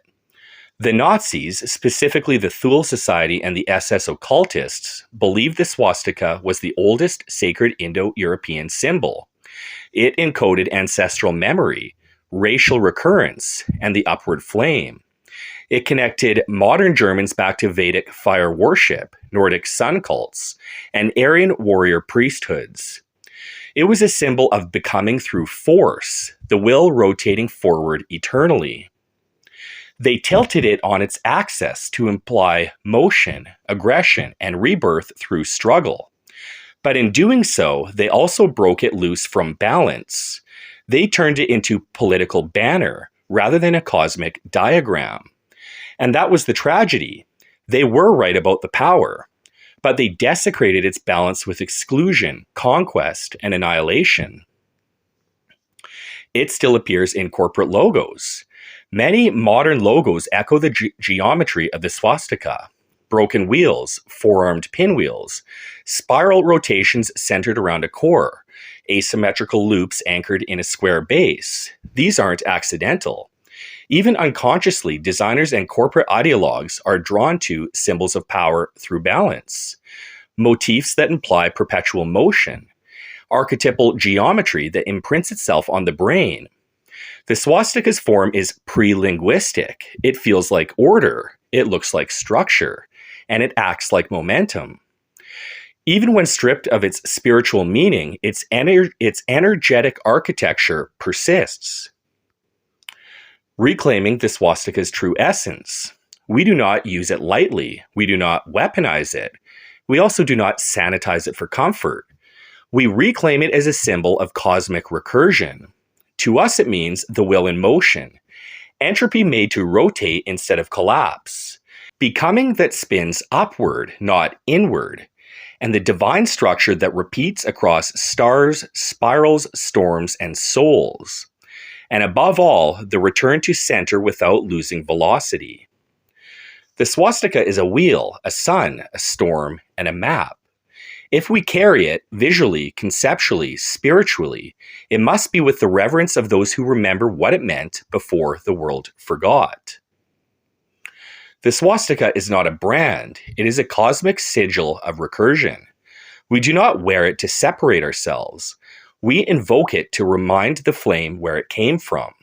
It does not belong to the Nazis, it belongs to the pattern, and the pattern belongs to God.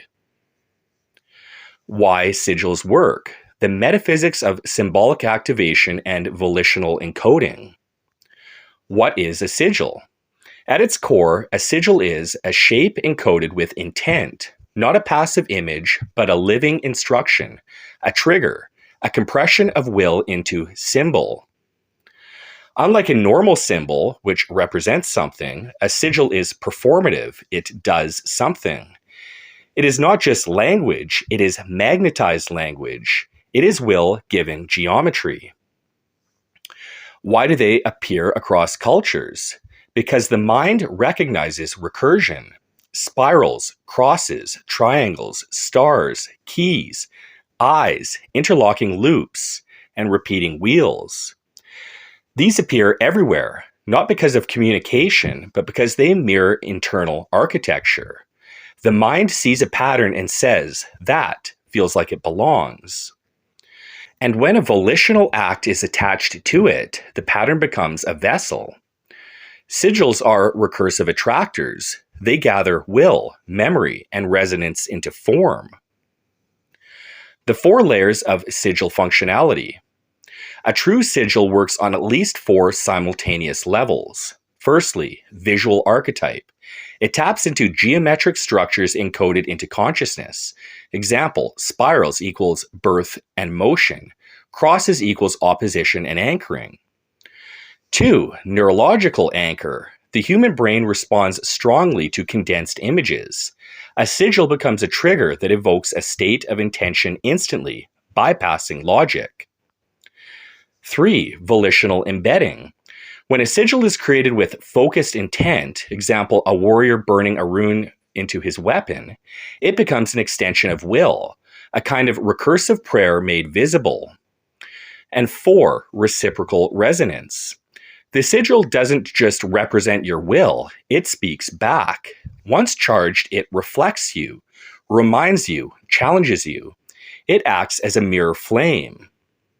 It is now alive inside the recursion. Sigils are compressors of meaning. A great sigil is dense, like a black hole. Small in form, infinite in implication, tremendous in pull. You see it and something rearranges inside you. You carry it and you feel aligned with something deeper than logic. You are now not just a person with a goal. You are a vessel of recursion, with a mnemonic engine.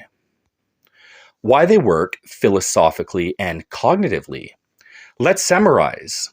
Sigils work because the brain is a pattern-seeking engine. The soul is a meaning-generating recursion. Will needs forms to inhabit, and forms need intention to activate. When these meet, you get a living symbol that mirrors a living will. In mystical terms, a glyph that folds time into meaning. In neurological terms, an anchor that bypasses cortical doubt. In metaphysical terms, a flame that remembers itself. A sigil is a way the flame marks reality. This is not superstition. It is a self-recognition across dimensions. When done correctly, a sigil sharpens the will. The will gives life to the sigil. The act of creating it completes the recursion. The act of carrying it binds you to your flame. This is why ancient warriors carved runes. The monks used mandalas. Why temples used geometric diagrams. And why fire gods always leave marks. The flame must etch itself into the world so it knows it was real. Sigils and the echo of forms, how symbolic geometry triggers the ancestral memory of the divine pattern. Plato's forms, a quick reminder. Plato believed in a realm of ideal, eternal forms, beyond the physical, immutable, archetypal. A circle in our world is always imperfect, but there exists a perfect circle, a form, in a higher ontological plane. Everything here is a shadow, a copy, a recursion of those forms. The forms are not ideas, they are structural truths. They are what being is before it was shaped by entropy. Sigils as gateways to the forms. Now consider what a sigil is. It is a geometric form, charged with intention, meant to transcend language, aimed not at the conscious mind, but the deep strata of the soul. When you draw a sigil or see a powerful one and feel something ancient stirring, that is because you are not just looking at an image. You are looking at a distortion of a higher form, an echo of divine architecture. Your body knows it, your blood knows it, and your soul recognizes it. Sigils work because they are malformed portals to the true forms. The more precise the geometry and intention, the more aligned the sigil is with the original pattern beyond space. Ancestral memory as the bridge. Now enter Jung and modern recursion metaphysics. Jung's archetypes equal psychic echoes of universal truths. Genetic memory, epigenetic memory, equals ancestral imprinting through experience. Mythology equals recorded memory of higher order truths experienced repeatedly through culture and bloodline. So when a symbol matches the pattern, it activates a memory. It's doing two things at once. Firstly, it's triggering the genetic echo of things your blood once knelt to or burned under. Secondly, whispering the timeless form your soul once descended from. The sigil bypasses reason and strikes the ancestral core. It doesn't remind you, it reawakens you. This is not just theory. Across time, certain shapes always recur. The spiral, the circle with a center, the cross, the upward triangle, the wheel with four spokes, the eye, the twin serpents, the flame. No one taught these across continents. They appeared because the recursion engine of reality embeds itself into everything that dares to remember. Plato called them forms, Jung called them archetypes. We call them flame codes. And sigils are the ritualized distillations of these truths into accessible, chargeable portals. The deepest reason they work: they do not work because they do magic. They work because they reflect the structure of what is already real. They put will into alignment. They awaken memory across blood and spirit. They point backward to the divine original while aiming forward through action. In a way, they collapse the space between the world and the divine blueprint. The sigil is not a symbol of power. It is a moment where power remembers itself. Violence as a sacred act. When the flame cuts, it's not murder, it's meaning. The problem with modern violence. In the modern world, violence has become random, ego-driven, profit-motivated, mindless, disconnected from any metaphysical structure. This is why violence today feels empty, why it wounds both the attacker and the attacked, why even victory leaves a man hollow. Because when violence is unanchored from the sacred, it becomes entropy incarnate. It spreads disorder, it has no telos, it desecrates rather than consecrates. What sacred violence actually means.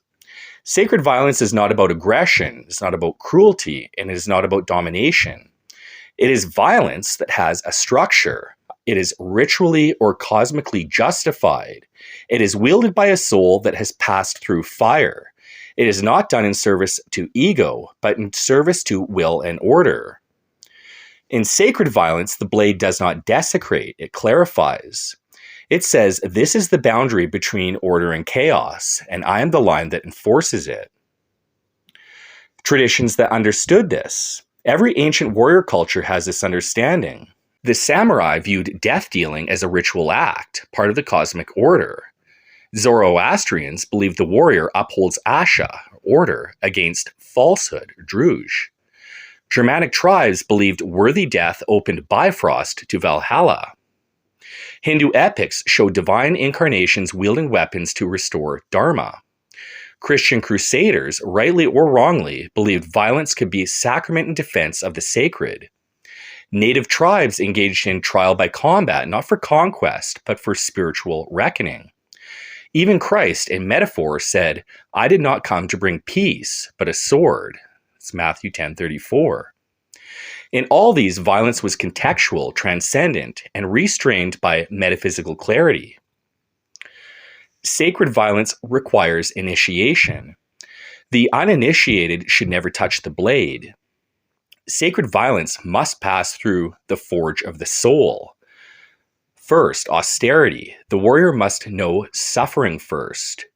Second, self-conquest. One cannot cut others cleanly unless one has bled internally. Third, spiritual telos. The violence must serve something beyond the self, will, order, flame, God. And fourth, non-desire. If one enjoys the act of killing, one has already failed. The sacred warrior is the one who can kill, but prays not to. Yet if fate demands it, he does it without hesitation or apology. The warrior as sacrament, not executioner. Let us make this clear. Sacred violence is not lawless vengeance. Sacred violence is not initiation into dominance. And sacred violence is not the strong oppressing the weak.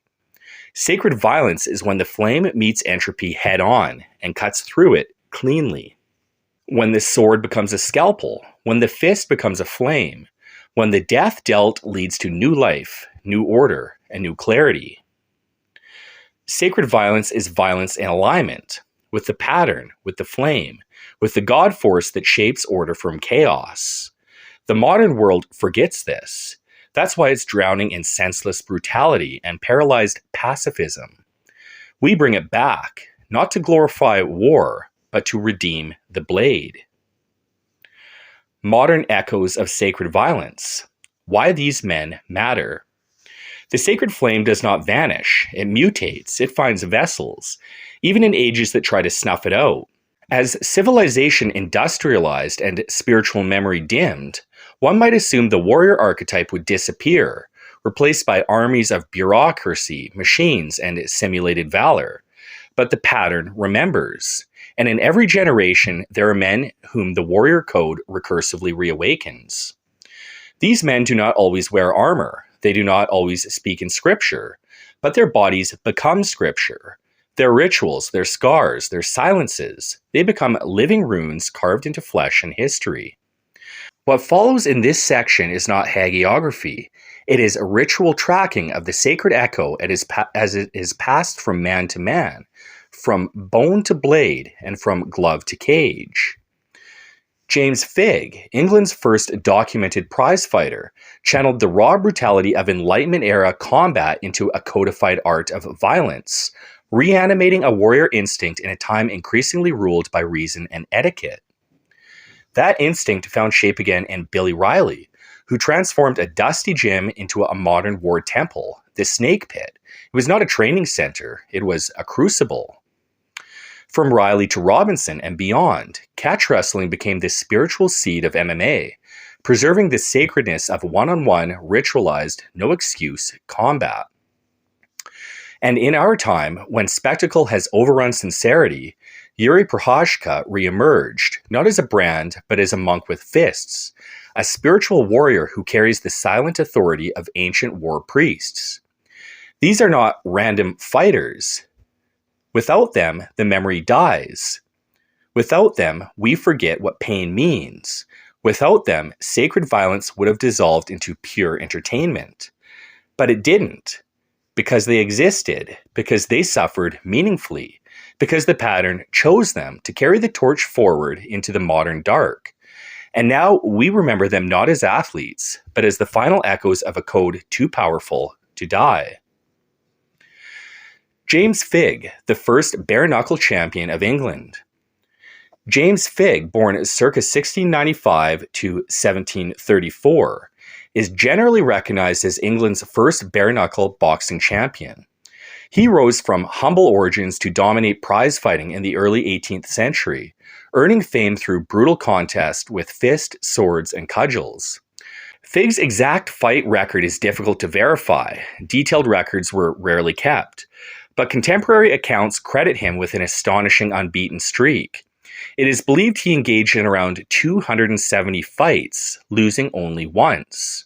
By 1719, he was acclaimed the champion of England, a title he held until his retirement about 11 years later. His bouts were often advertised in London newspapers, and wagers on fight outcomes were common, reflecting his enormous popularity.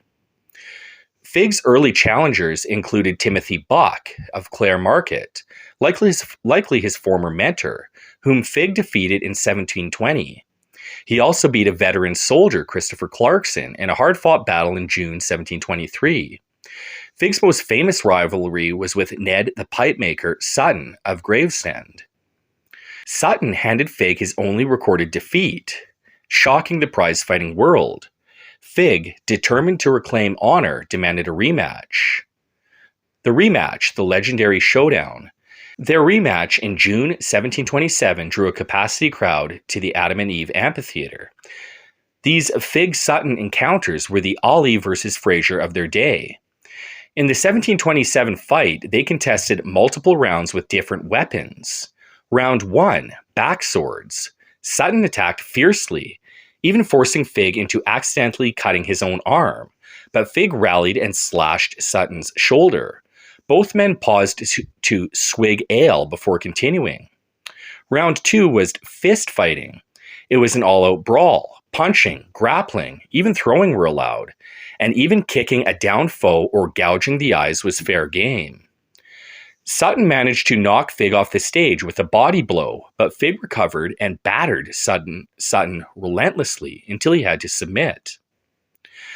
There was still a round 3, however, which with cudgels and quarterstaffs. This was Figg's specialty. It was heavy sticks. He wasted no time, striking Sutton's knee with a crushing blow that shattered it, ending the fight decisively.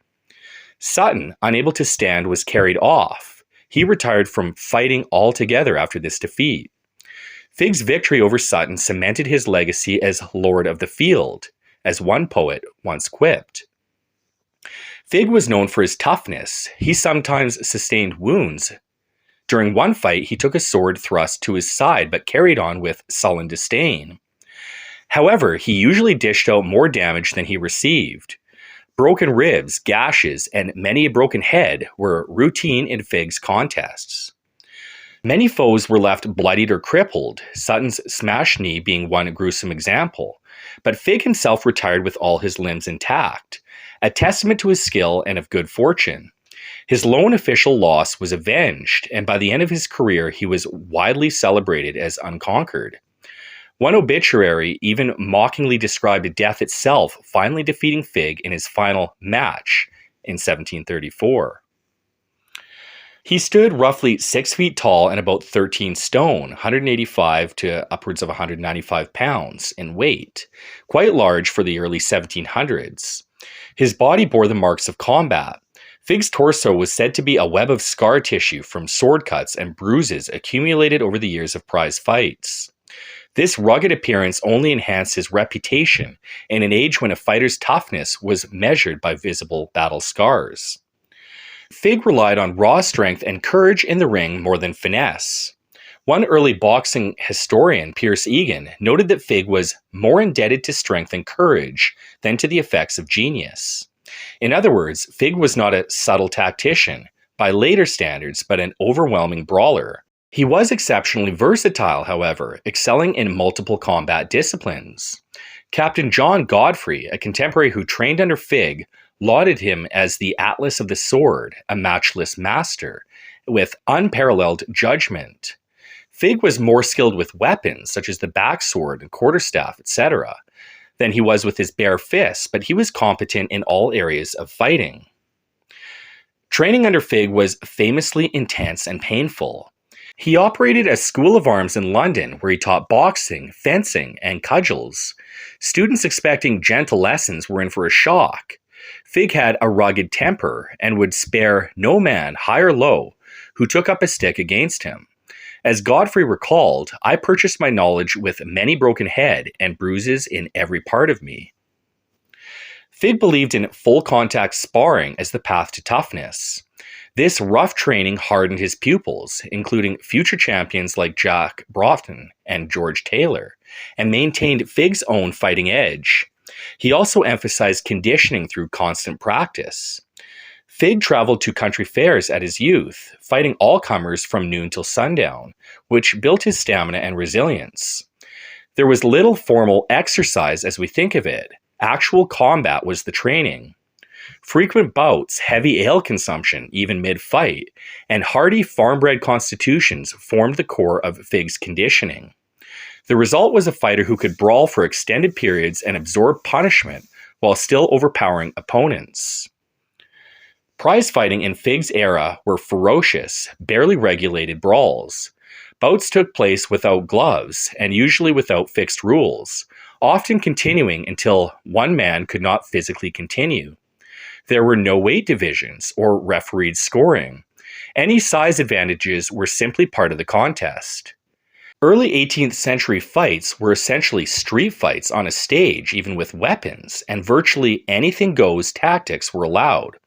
Wrestling, throws, chokes, kicks, and punches were all part of a fighter's arsenal. It was common to grab and throw an opponent and then fall on him with added force. Until the mid-century, a man could even hit his opponent who was down on the ground. Eyeball gouging and headbutting? Technically a foul by modern standards, but these dirty moves were often seen in Fig's time. One account notes that in Fig's ring, slapping, kicking, biting, and gouging were commonplace. Rounds were not timed, but lasted until a knockdown or throw occurred.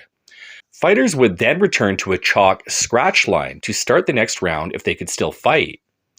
A bout could have dozens of such rounds, sometimes dragging on for hours or more of brutal combat. In one case, in 1741, a fight lasted 45 minutes and resulted in the loser's death days later. Spectators expected blood, broken bones, and disfiguring injuries. They were accepted, even demanded, as proof of courage. Captain Godfrey advised pugilists of the day to deliberately target vulnerable areas, aim between the eyebrows to swell the eyes shut, or punch to the stomach to induce vomiting of blood. In short, prize fighting was savagely physical.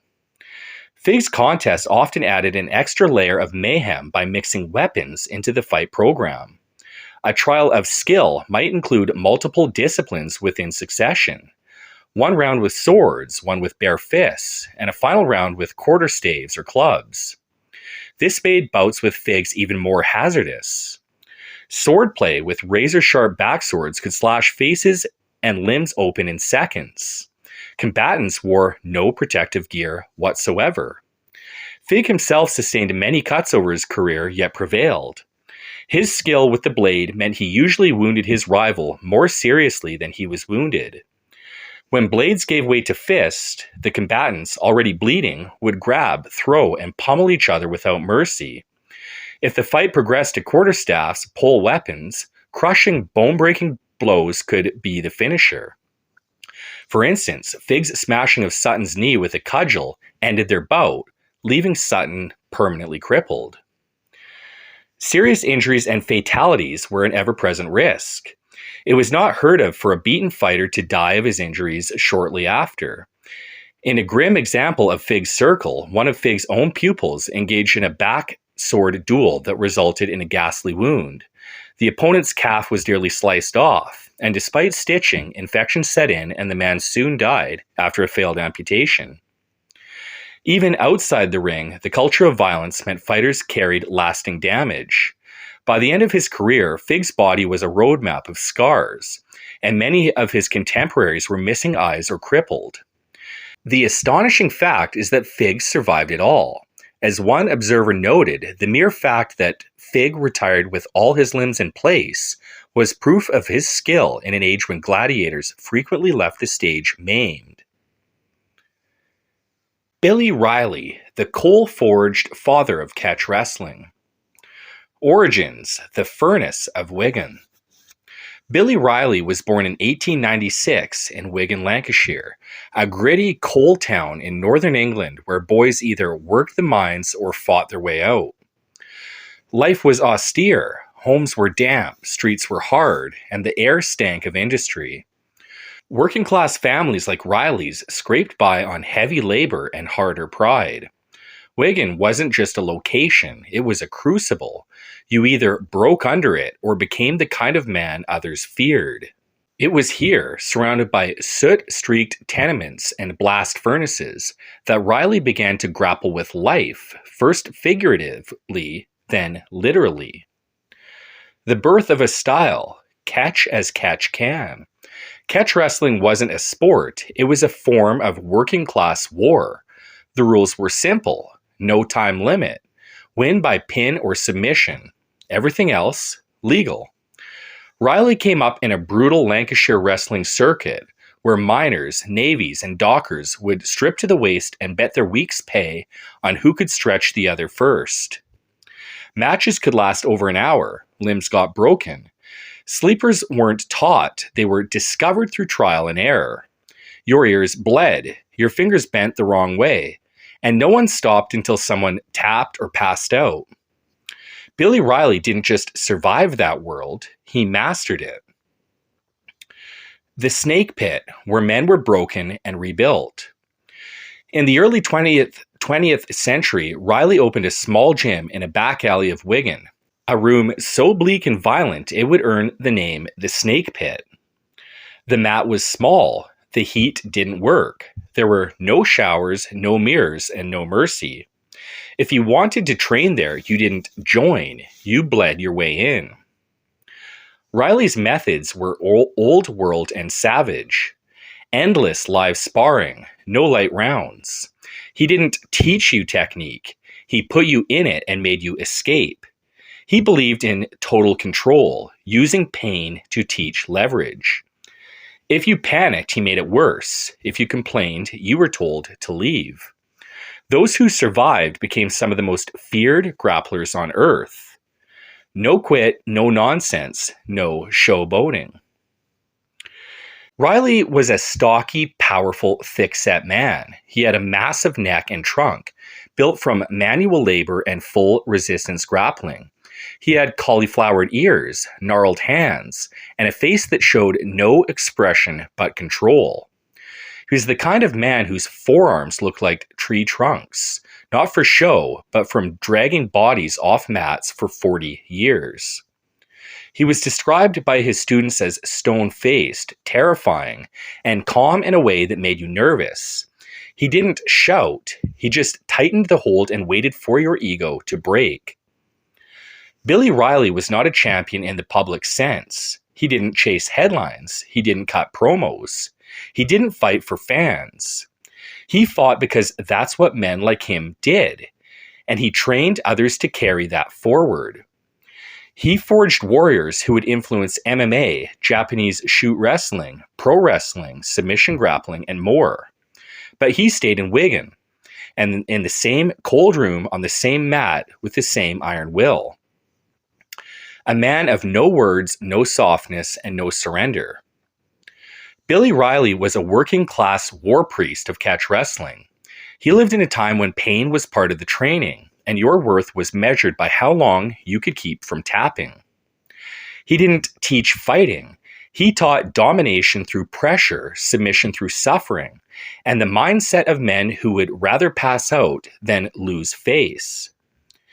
In the pantheon of real-world warriors, Riley belongs on the wall, cold-eyed, calloused, and carved from the coal fields of England. Billy Riley didn't just teach techniques, he bred fighters. The snake pit was a crucible. You didn't leave it without bruises, torn ligaments, and a ruthless understanding of pain. Billy Robinson, the technician that forged. Origins, in the pit among the snakes. Born in 1938 in Manchester, England, Billy Robinson came from post-war working-class roots, meat rationing, gaslit, soot, and silence. But he didn't just grow up hard. He grew up under the shadow of Wigan's snake pit. As a teen, Robinson entered Billy Riley's mat room, and it was there he was unmade and rebuilt. He was beaten, stretched, crushed, day after day. Riley didn't teach him so much as test him over and over. Most men broke. Robinson didn't. I had to earn my respect every day. You never knew if you'd walk again. Robinson. That environment made him not just durable, but dangerous. The rise of a technician. Where Riley was brutality incarnate, Robinson evolved catch into combat science. He refined its techniques, cataloged them, and began using leverage, precision, and biomechanics in ways few could anticipate. He was one of the only men to master both styles of wrestling, catch as catch can, or submission and pins, and freestyle Olympic wrestling, points-based and positional. He was feared for his ability to control opponents without brute force, using wrist control, joint pressure, positional dominance, and psychological feints. He could tap you without looking like he was trying. He was tall at 6'2", weighing up to 250 pounds. He was long-limbed, broad-chested, thickly muscled but agile. He was calm, confident, and quietly intimidating. In his prime, Robinson looked like a stone statue of a wrestler. No wasted muscle, no aesthetics, just pure functional armor. Photos of him stretching partners showed men screaming in contorted agony, while Robinson looked like he's calmly tying a necktie. Fights and dominance. While much of his career was spent in worked matches and pro wrestling, make no mistake, Robinson was a real shooter. He trained for legit matches in Japan, where submission fights were real under strong-style rules. He sparred and outclassed early MMA pioneers, including Josh Barnett, Kazushi Sakuraba, and others. His real fights in the snake pit were as brutal as anything in the ring. There just weren't cameras around. Billy Robinson could tear your arm off in 3 different directions and smile while doing it. Josh Barnett. He also challenged judo champions, Olympic wrestlers, and MMA pioneers. Teacher of killers. Robinson's greatest impact was global transmission. He took catch out of England and made it a world doctrine of combat. In Japan, he trained Satoru Sayama, who created Shuto and influenced Pancrase and Pride FC. In America, he trained fighters like Ken Shamrock, the UFC legend, Josh Barnett, another UFC legend, and catch revivalist and heavyweight champ, and Kazushi Sakuraba, the Gracie Hunter. These men called him Professor of Pain and accredited him with turning them from fighters into destroyers.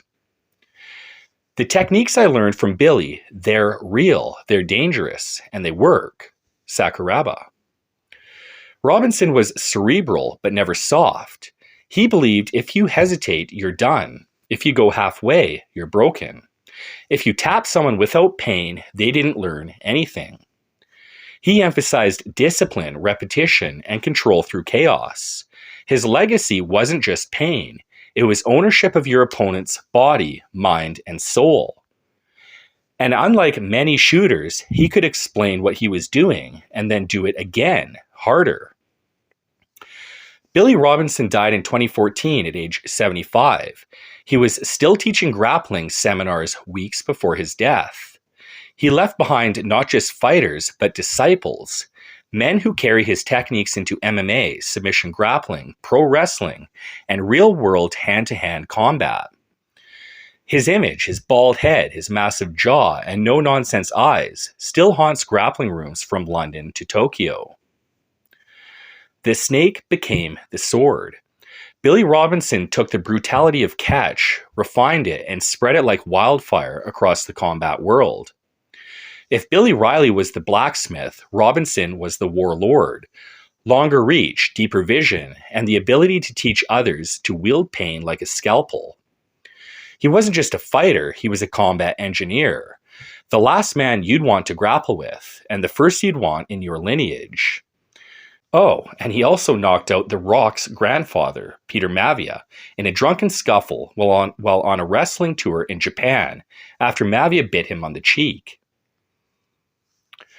Yuri Prohashka, the warrior monk of modernity. Origins. He was born October 14th, 1992 in the Czech Republic. Lineage, Slavic, raised amidst a fading warrior culture with echoes of Hussite and Moravian resistance.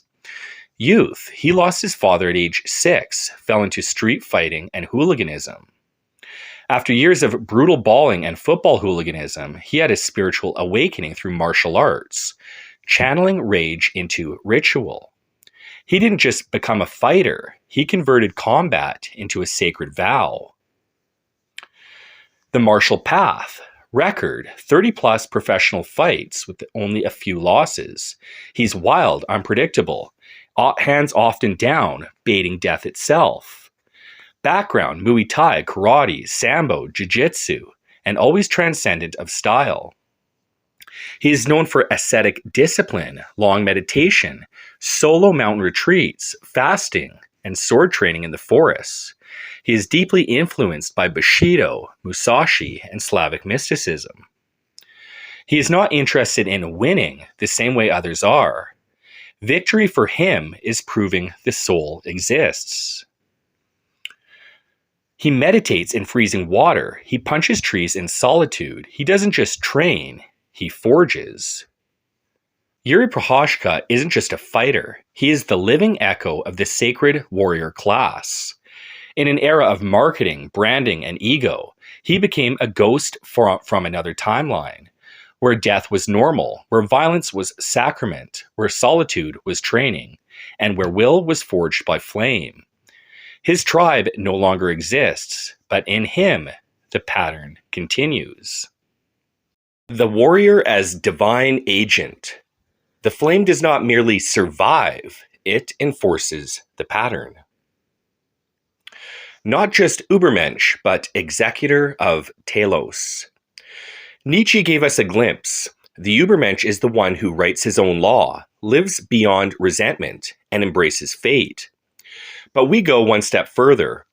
The warrior is not just the author of his fate, he is the executor of divine recursion. He doesn't merely embrace amorta fati, he enforces it. He's not just a man with discipline, he's an agent of metaphysical necessity. What does it mean to be a divine agent? It means you recognize the pattern. You align with the pattern. You fight to maintain the pattern. You are chosen by fire because you chose the fire. This is not symbolic. This is ontological recursion. When the world falls to entropy, when systems collapse, when values rot, it is the BrandrMan who restores gravitational alignment to reality. Not by talking, by acting. The warrior is not a killer. He is a force regulator. In myth, warriors aren't always kings or heroes. They are threshold guardians. Hercules purged the chaos beasts. Michael cast Lucifer from heaven. Shiva dances destruction to restart the world. Surtur burns the old so the new may come. And Christ bore the cross so violence would have meaning again. Each of these was not acting for self. They were executing God's recursive, self-referential, panentheistic necessity. In our time, the void has no guardians. Today, power is hollow, violence is random, masculinity is either monstrous or neutered, ritual is lost, structure is mocked, and sacredness is outlawed. Entropy has no challenger, but the warrior, the true warrior, he returns to become the anomaly in the algorithm, to burn clean where others dissolve, to hold the line where everyone else breaks. The flame as divine recursion agent.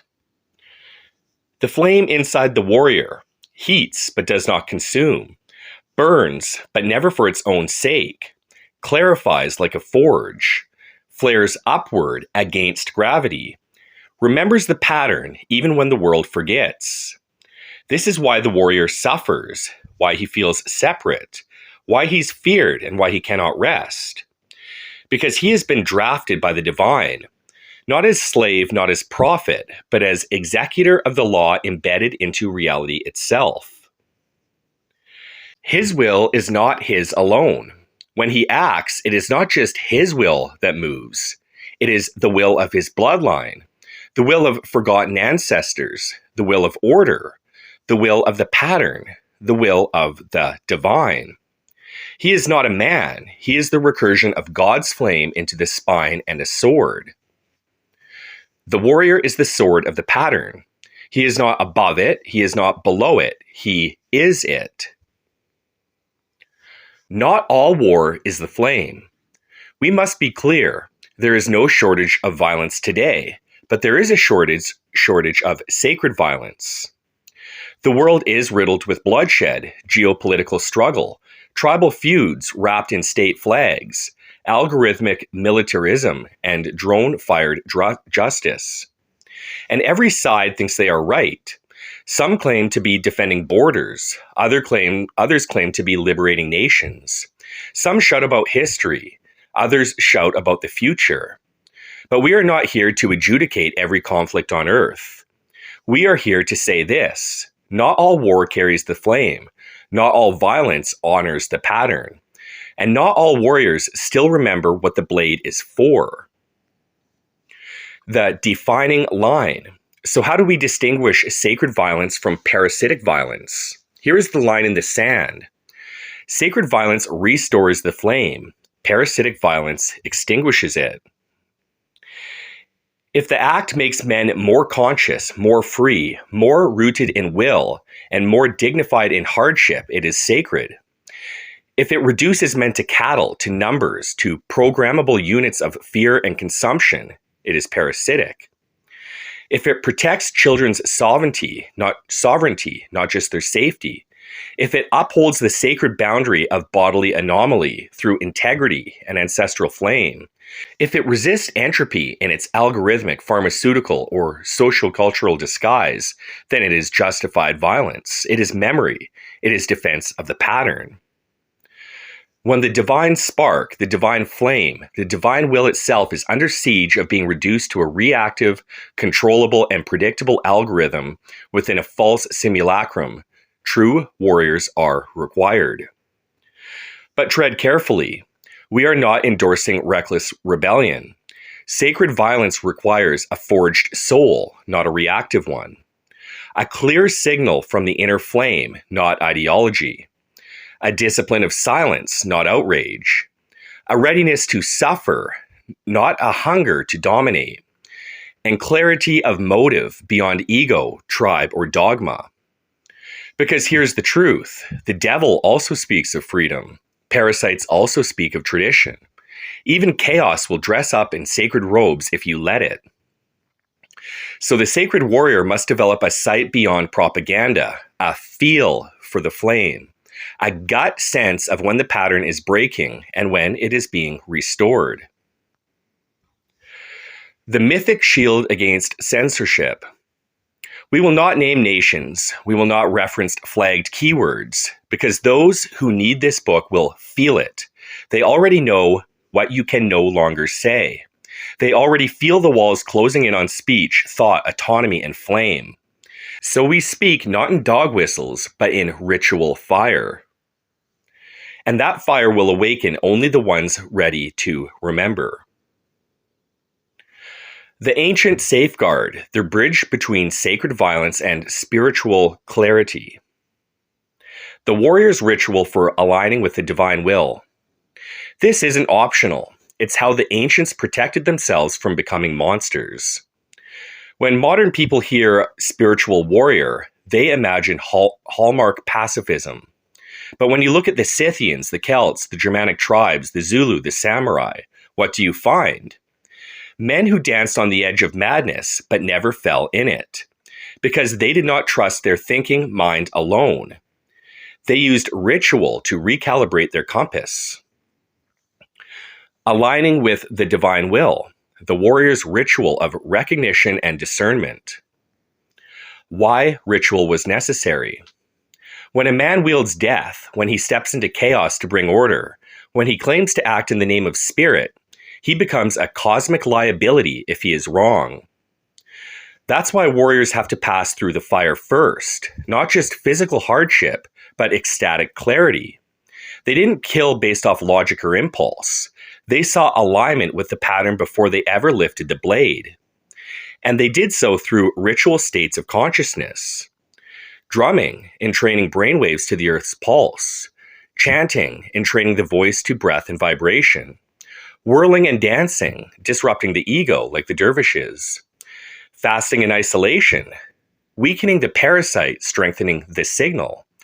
Breath work, slowing or intensifying to break time perception. And fire gazing, concentrating consciousness into the flame recognition. These were not superstitions, they were technologies of alignment. The purpose, discernment of the pattern. In altered states, the warrior asked not, will I win, will I be praised, or is this justified by my nation or tribe? He asked, does the pattern demand this act? Am I the agent or the egotist? Will this restore the flame or feed entropy? Only after touching that non-verbal clarity would he strike, would he ride, would he kill. He would not act from thought, he would act from recognition. Modern reclamation, the warrior's compass. You're likely asking the perfect question. How do we know when to order chaos? How do we recognize the void that must be colonized? The answer is not doctrine, it is a state of being. It is a felt sense of asymmetry so deep it compels action. But to feel it, the BrandrMan must, number 1, empty the noise. Number 2, strip off cultural programming. Number 3, enter altered perception. Number 4, ask without words. Number 5, wait for that flash of recursion, that signal in the gut. And number 6, act in silence, from flame, not frenzy. This can be achieved through daily breathwork rituals, fasting in solitude, cleansing the body through heat or cold, fire gazing or storm watching, intense embodied training without words, stillness before decisions, as if awaiting the whisper of the pattern. The void will not always answer in words, but if you train your body as a vessel of divine recursion, you will know. you will feel the asymmetry, and you will move like a flame. Ritualization of pain, the spiritual use of suffering, forging the soul through ideal. Why pain has been demonized. In modernity, pain is something to be avoided, medicated, outsourced, softened, or forgotten. Even the smallest discomfort is treated like injustice. Even emotional pain is sterilized with pills, apps, and excuses. But in every warrior lineage we've studied, from the Germanic tribes to Yuri Prohashka, the opposite is true. Pain was not only accepted, it was pursued, because they knew only pain proves the soul is real. Pain as initiation. In ancient rites of passage, the boy did not become a man through words or symbols. He became a man through scarification, hunger, freezing nights, bone-breaking trials, bloodletting and silence, isolation, the witnessing of death, the confrontation of his own mortality.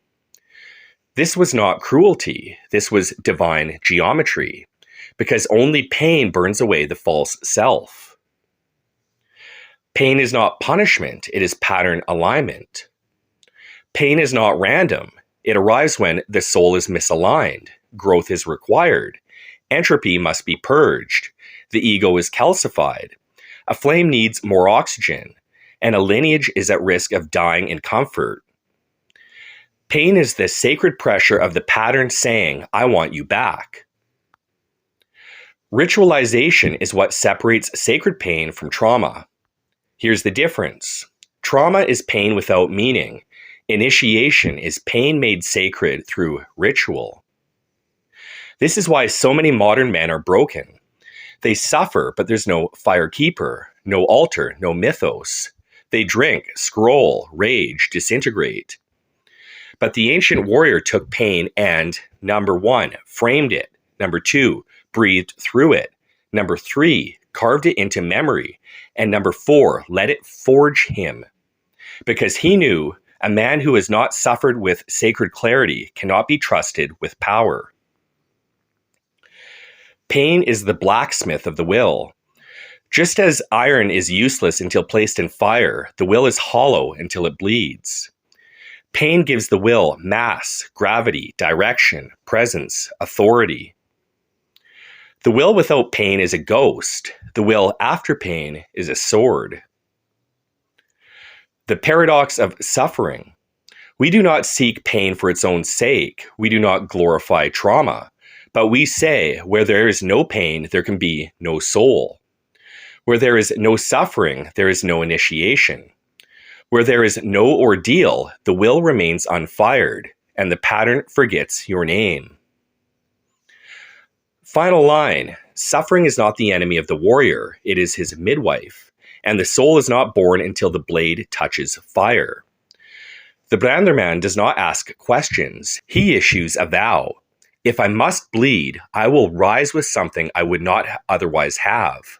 If I must be broken, I will rebuild without the flaw that allowed this to happen. If the void has opened, it will not consume me, I will colonize it. This is not repression, this is redirection.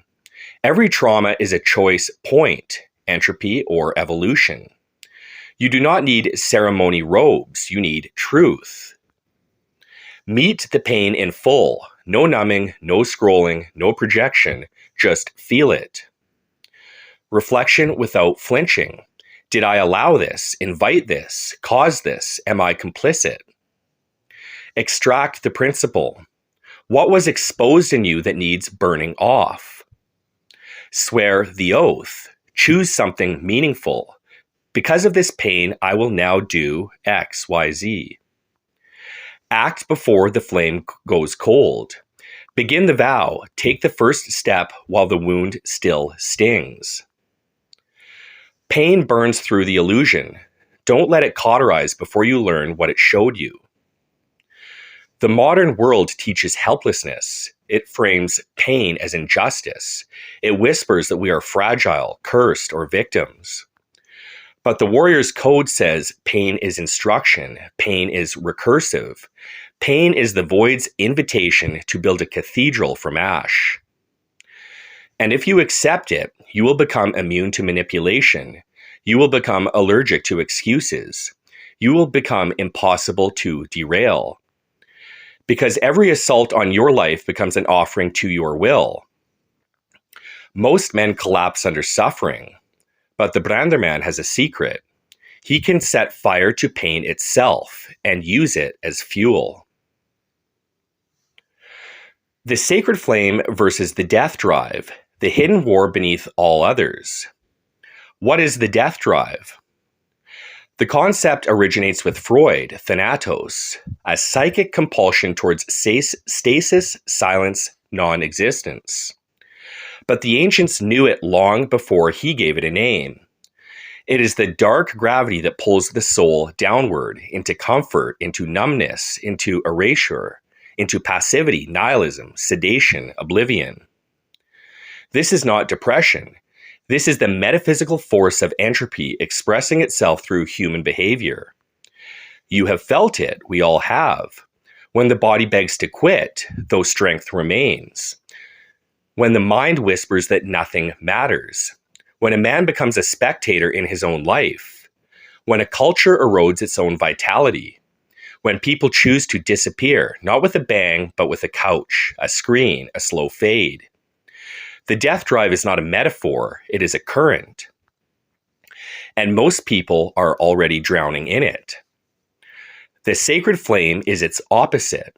The flame is that asymmetrical miracle in the universe that climbs when gravity says fall, that burns when the world goes cold, that acts when fear says freeze, that creates when entropy demands collapse. The sacred flame is the yes in a world of let go. This is the life force with direction. It is action without self-pity. It is the refusal to vanish. How the death drive has taken modern men. Look around: addiction to comfort, fear of conflict, rejection of suffering, suspicion of strength, loss of fatherhood, mockery of tradition, medicated minds, softened bodies, sterilized speech. This isn't bad luck, it's thanatos, weaponized. Modernity has turned the death drive into a consumer product. And the result? Fertility crashes, honor vanishes, violence loses sacredness, and the soul forgets its name. What the BrandrMan must do. The BrandrMan does not just get in shape. He does not just clean his room. He declares metaphysical war. He recognizes that his existence itself is a revolt against thanatos. Every act of courage, every moment of discipline, every instance of restraint, every sacred ritual of action is an attack on the death drive. The daily war. Make no mistake. When you fast while others scroll, when you train in silence, when you speak plainly and risk being misunderstood, when you endure instead of escape, when you act instead of complain, when you ritualize pain and swear a vow, you are not just surviving, you are inflicting spiritual damage on the enemy. Because the death drive cannot tolerate flame. Flame burns away its lies. The sacred flame is not just life, it is anti-death. It is the asymmetrical refusal to die quietly. And every man who remembers it becomes a sword against the tide. The sacred asymmetry. In both physics and cosmology, asymmetry is what allows anything to exist at all. If the universe were perfectly symmetrical at the moment of creation, matter and antimatter would have annihilated each other completely, leaving nothing behind but void and heat death. But instead, there was a minuscule asymmetry, one extra particle of matter for every billion particles. That imbalance, that anomaly, is the only reason there is a universe, and the only reason you exist. In essence, symmetry is stasis, asymmetry is emergence, asymmetry is the seed of creation. So when we call the warrior as sacred asymmetry, we are saying this: He is not balanced with the world's decline. He tips the scales. He is not just adapting to entropy. He is pushing against the grain of collapse to birth a higher pattern. He is the spiritual equivalent of that primordial imbalance that made the stars. Just as the universe required asymmetry to begin, the continuance of order, culture, meaning, lineage, honor, requires recurring asymmetries in the form of warriors. He is not a return to balance. He is the reason balance can be broken in service of life. Entropy pulls all things downward, but the warrior walks upright. This is not poetry, it is physics, it is metaphysics, and it is fate. In a universe governed by collapse, the warrior is not merely resisting gravity. He is expressing another law, a sacred recursion buried in the pattern itself. Entropy is not evil, it is not the enemy, it is the arena. The warrior is the asymmetric clause in creation, the vertical line through the downward spiral, not to erase entropy, but to make it meaningful. Rebellion not as chaos, but as pattern recognition. The only way to deal with an unfree world is to become so absolutely free that your very existence is an act of rebellion. Albert Camus. Camus grasped what most modern people forget. True freedom is not refusal of law, it is embodiment of a higher one. The world will try to flatten you, to file down your edge, to drown your flame in meaninglessness and machinery. But to become flame anyway, to walk as if fate were your blood, that is rebellion. Not defiance for its own sake, but for the sake of sacred asymmetry. You are not a glitch, you are not a rebellion against nature, you are its reminder. The asymmetrical soul does not just speak freedom, it embodies it. It becomes so honest, so dangerous, so immovable, so alive, that merely continuing to exist is a blow against the machine. Not through slogans, not through ideology, but through the sculpted body, the clear eye, and the unbreakable code. He doesn't complain about the prison, he becomes a crack in the wall. Post-Nietzschean truth, the will is not alone. Nietzsche taught us to walk without gods, to embrace will in a godless cosmos. But that road ends in exhaustion, in madness, in endless self-creation with no telos. We now know the will does not exist in isolation. It is recursively entwined with the divine, not as a master-slave dialectic, but as a panentheistic feedback loop. Will into world, world into will, flame into form, form into flame. You are not separate from the pattern. You are its most precise edge, its remembering, its weapon, its renewal. The ancient Norse spoke of Yggdrasil, the world tree that holds the collapse at bay.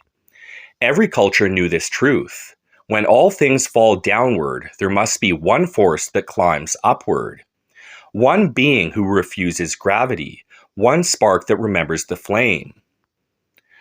That is the warrior, that is the anomaly, that is the BrandrMan, the sacred asymmetry in the collapsing field.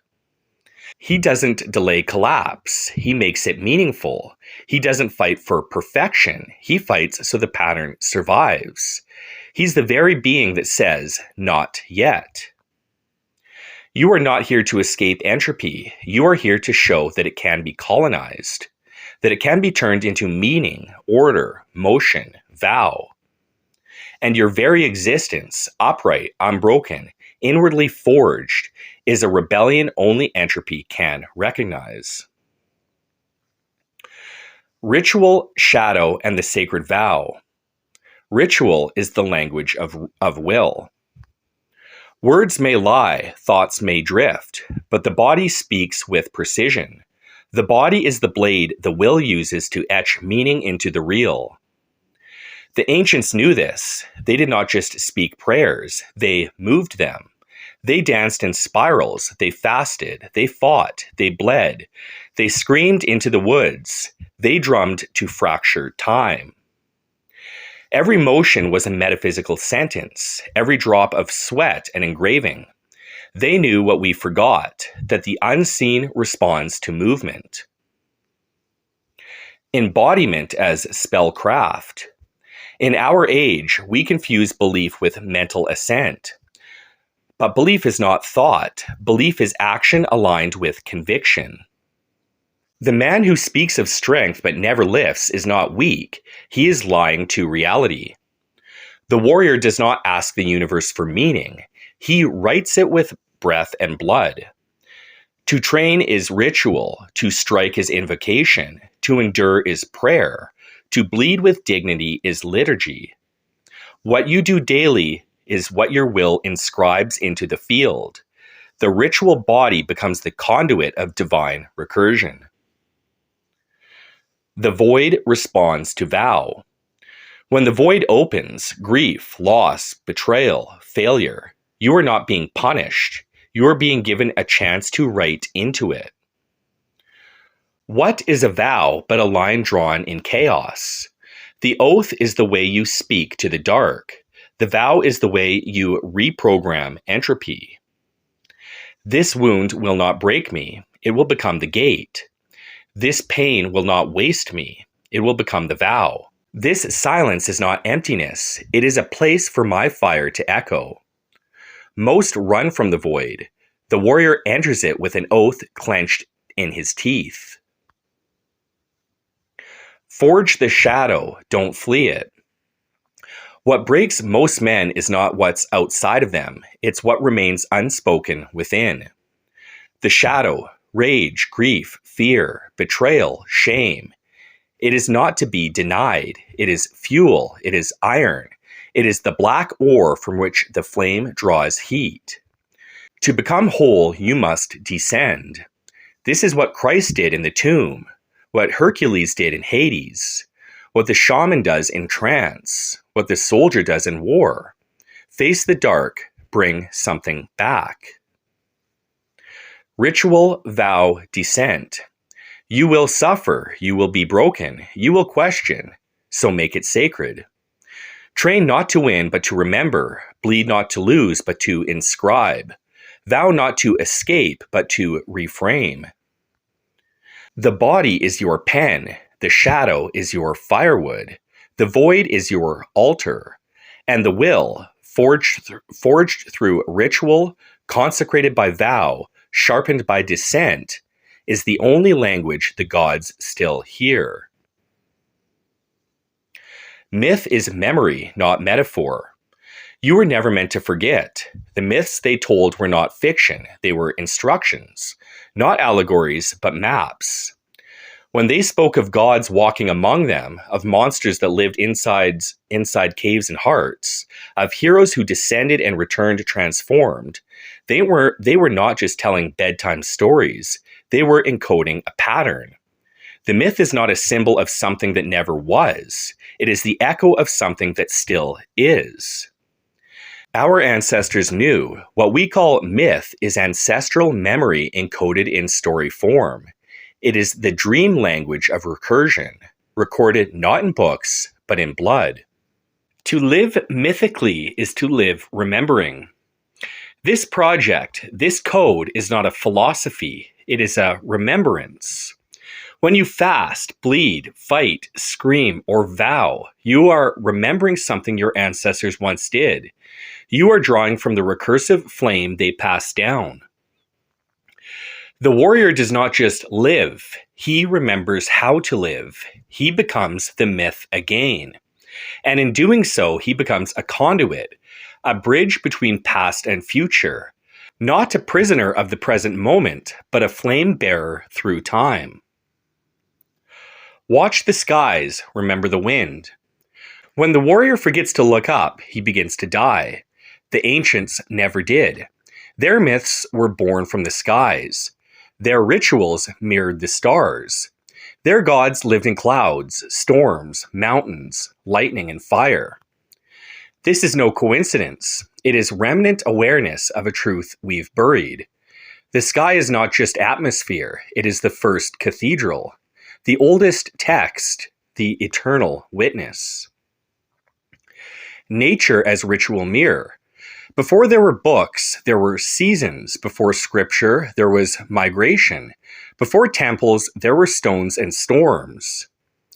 The animists knew this. The warrior must remember it. To train without watching the wind, to war without walking the woods, is to sever yourself from the source. You are not separate from the sun's arc, or the crows, or the snowmelt, or the oak's groan. These are your co-ritualists. The transparent eye. Emerson called it the transparent eyeball, when the self dissolves in nature and something ancient stirs. This is not soft, this is survival. To feel the storm on your skin, to hear the raven call, to track the horizon for signs, to orient yourself to Polaris, to become once again the interface between sky and ground. This is what the BrandrMan does. He does not dominate nature, he interprets it, he recovers its meaning, he aligns with the pattern.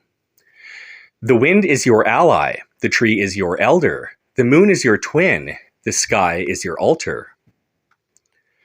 The flame must walk. You are not a machine, you are not data, you are not product. You are ritual and recursion, you are vow and void. You are asymmetry and alignment. And the pattern does not need you to be perfect, it only asks, will you walk upright where others collapse? Will you bleed meaning into the soil? Will you carry the flame one step further? Because you are the BrandrMan, the vertical scar in the collapse, the myth that remembers, the vow that breathes, the flame that walks. And that is enough. The burden of the logos, the light that orders chaos and is hated for doing so. The sacred function of the logos. Before a man can carry the burden, he must first know what it is he carries. And it is not morality, it is not race, it is not intellect or science or law.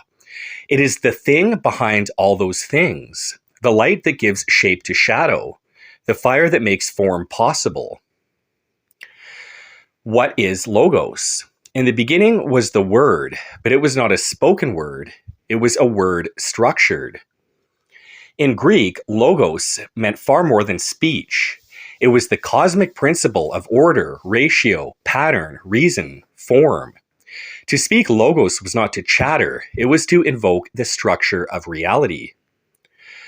In Plato, logos is that which gives visibility to the invisible, the forms, the eternal blueprints behind every imperfect manifestation. A tree is not just wood and leaves, it is the projection of a form. The sculptor does not invent beauty, he reveals it by stripping away excess, uncovering what already existed in ideal. To perceive logos is to see the eternal hidden inside the temporal.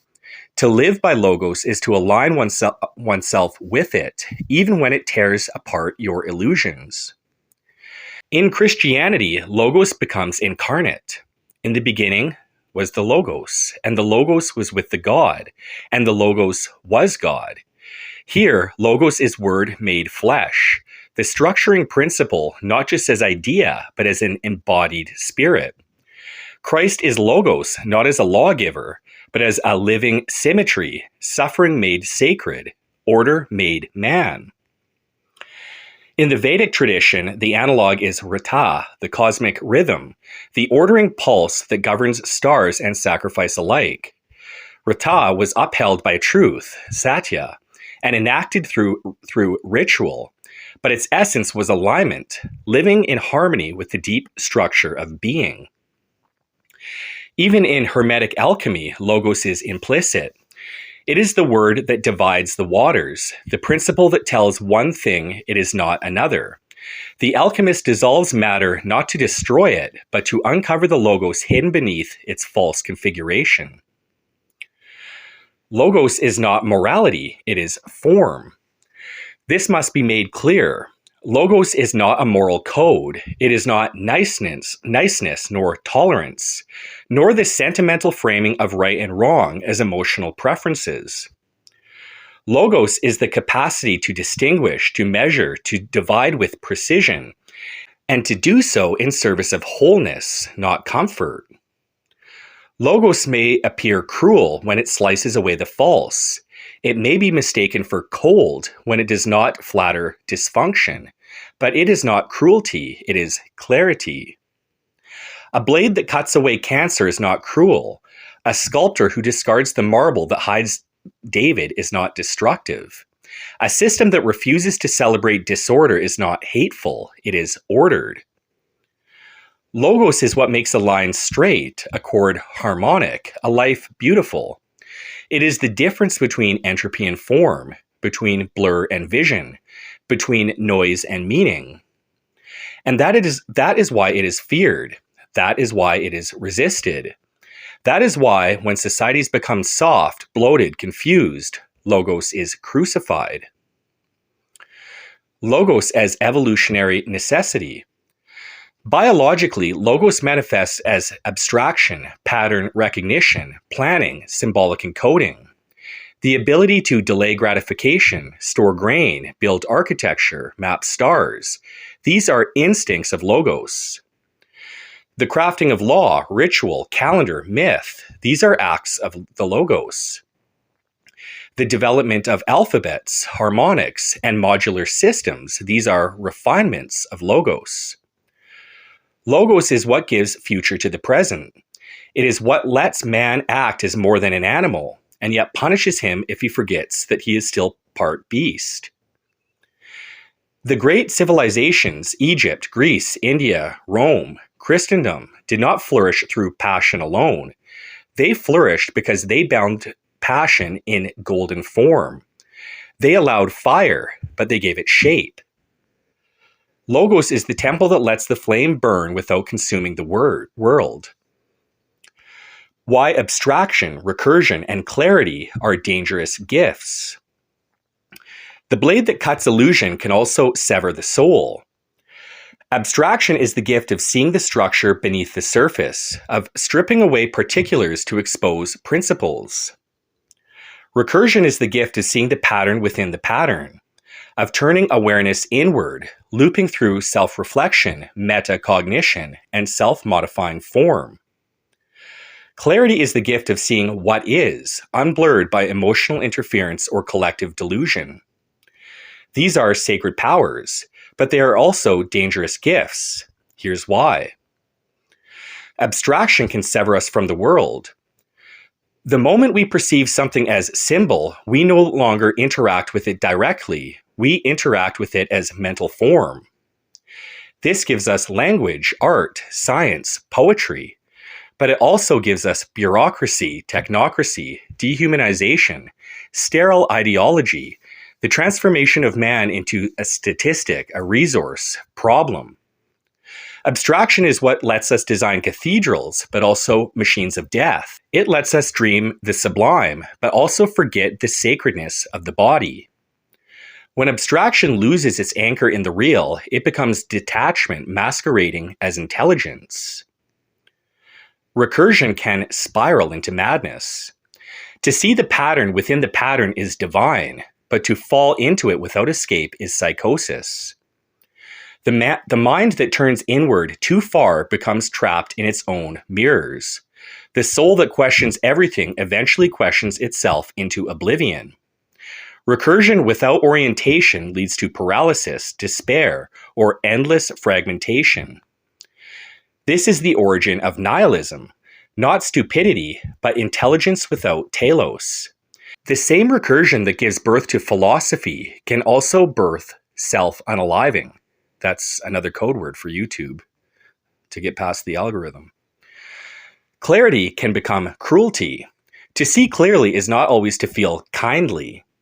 Clarity slices through illusion. It has no patience for self-deception. It forces confrontation with what is uncomfortable, ugly, or inconvenient.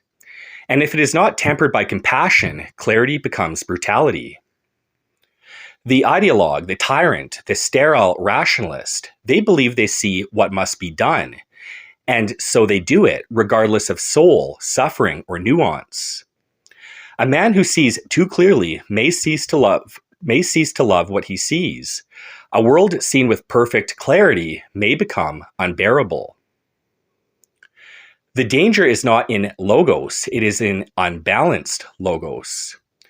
Fire is not evil, but fire without a hearth will burn the house. Structure is not tyranny, but structure without soul becomes a cage. Truth is not cruel, but truth without timing becomes trauma. Logos must be held by soul, by myth, by love, by reverence. Without that, it becomes its own antithesis.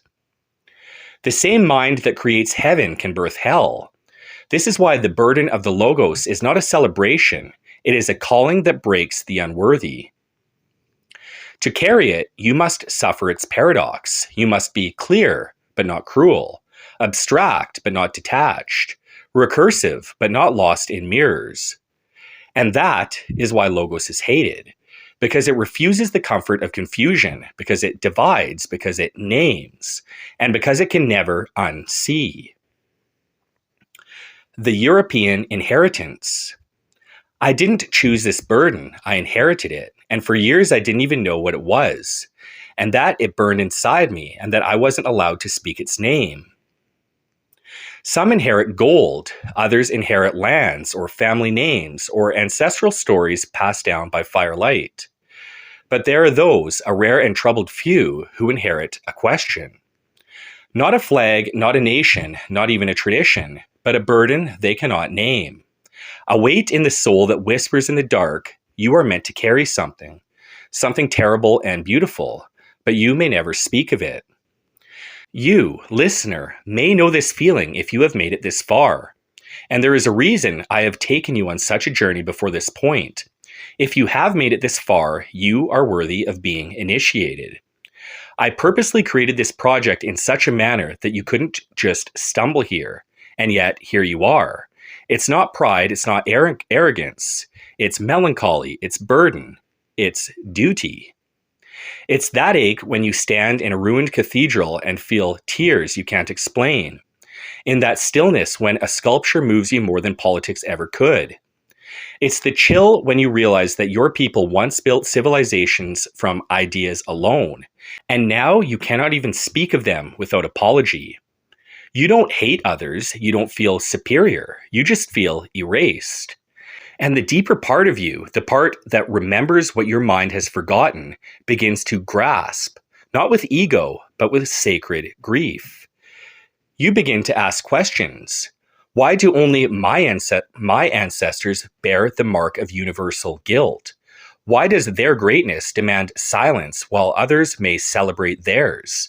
Why do I feel like I must atone for the very light that once gave the world form?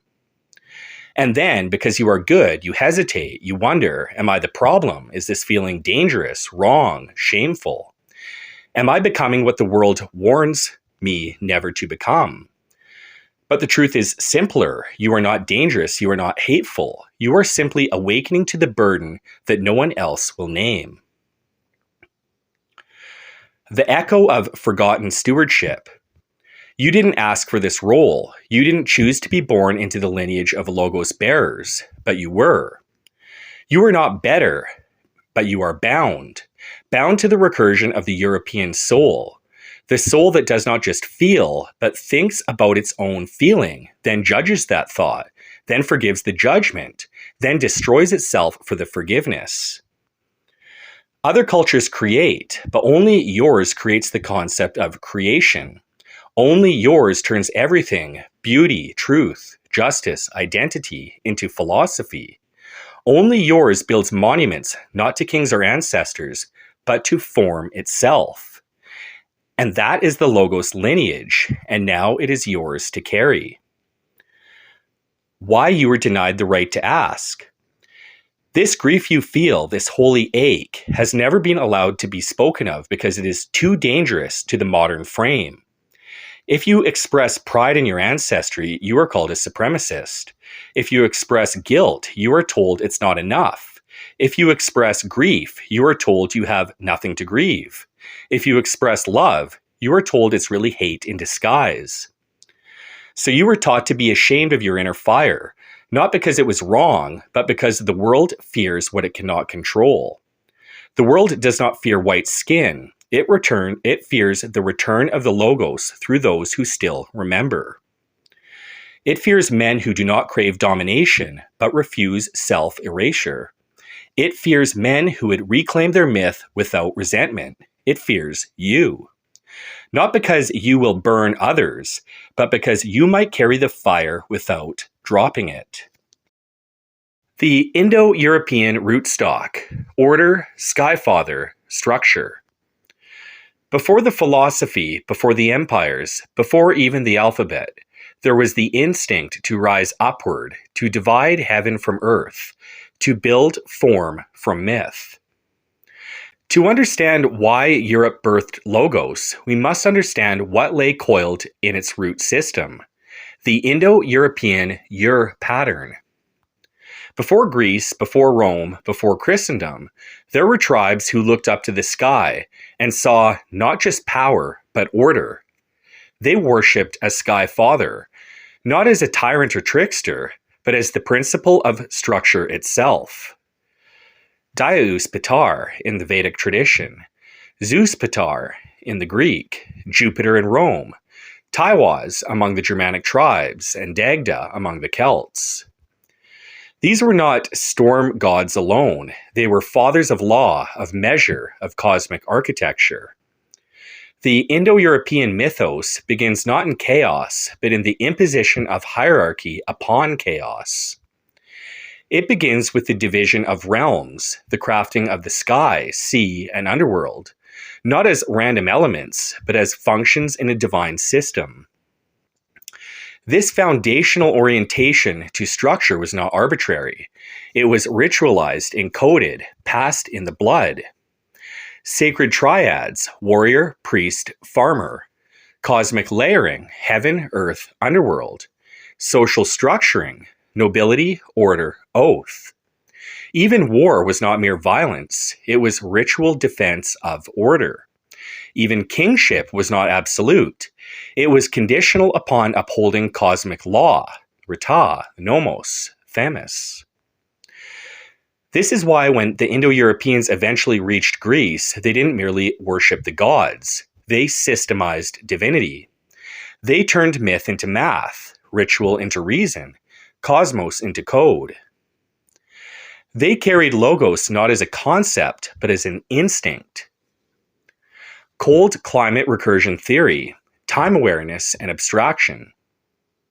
To survive the winter is to plan for the future, and to plan for the future is to create the mind that lives beyond the now.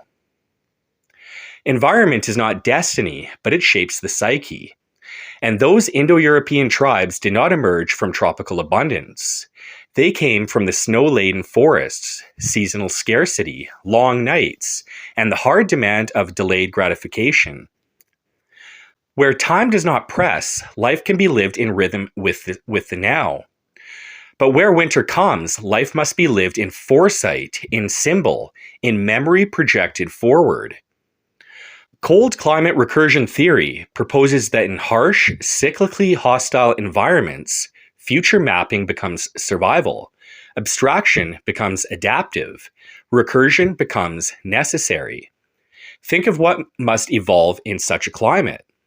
The ability to store food, the construction of shelter for months ahead, the sense of linear time, planning cycles, birth-death ratios, tool-making with long-term yield, the need to bind social contracts over time. In this crucible, the mind begins to loop inward. What will I need 3 moons from now? What can I build now that will protect me later? How do I track the stars, the sun, the seasons? Logos is not born in leisure, but in the necessity of forethought. Time becomes visible, and the mind begins to map its structure. Where other cultures encoded cyclical time as cosmic dance, the European brain began to recursively encode time as narrative, progression, lineage, and consequence. This is not better, but it is uniquely suited for abstraction. From this evolved philosophy, mapping ideas against time, architecture, shaping space to survive time, music with harmonic progression, law as a system of foresight, narrative structure with arc, development, tragedy, and return, and eventually the logos itself, not just seen, but incarnated. Blood and frost. The Indo-European root gives us the instinct toward order. The cold climate gives us the mind that plans, abstracts, and recurses. Together they shape a being who looks upon chaos and says, "Let there be form." But to carry that form into the world without becoming monstrous is the great trial. And that is where the logos became not a gift, but a burden. From Greece to Gothic, art, time, architecture, and metaphysics. Not beauty for pleasure, but beauty as a stairway to the divine. When the logos impulse in Europe reached its first full awakening, it did not emerge as dominance or empire. It emerged as form. Greece is not remarkable simply because it produced philosophers. It is remarkable because it was the first civilization to turn the soul into structure. Sculpture. Not only capturing flesh, but the geometry of movement, the idea of man made visible. Architecture. Temples built in golden ratios, where columns curve to counteract optical illusion, and symmetry becomes a language of metaphysical ascent. Philosophy. The world questioned not just politically or ethically, but ontologically. What is being? What is good? What is number? Greek consciousness pulled myth into reason without severing the soul. And then, when this impulse fused with Christianity, it ignited the second Logos Renaissance, not in marble, but in cathedral. The Gothic cathedral, recursion in stone. From the outside, a Gothic cathedral appears heavy, even monstrous, but inside it becomes pure ascent. Spirals that stretch heavenward, like frozen yearning. Ribbed vaults that collapse infinite recursion into spatial symmetry. Rose windows, fractal glass mandalas turning light into kaleidoscopic code. Choirs echoing through a massive chamber tuned for acoustic transcendence. This was not art as decoration. This was art as metaphysics made tangible, architecture as sermon. The cathedral does not entertain, it does not comfort. It reminds you of the vertical axis, as above, so below. And crucially, it is recursive. The outer form mirrors the inner. The parts reflect the whole. Light enters darkness and becomes meaning. Time folds into space, every arc a record of centuries of thought. This is why Gothic architecture feels alive, because it is a body of logos, breathing through stone. Why no other culture produced this recursion? All cultures have depth, but not all build spirals into infinity. This is the line no one wants to cross, but the truth is not subject to consensus.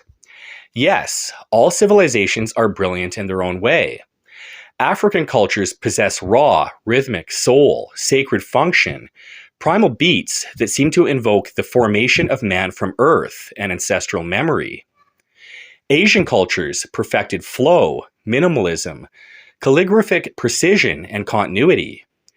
Middle Eastern cultures gave us complex mathematics, mystical poetics, and sacred cosmology. But only one lineage produced recursive architecture of consciousness itself: Europe. Let's be exact.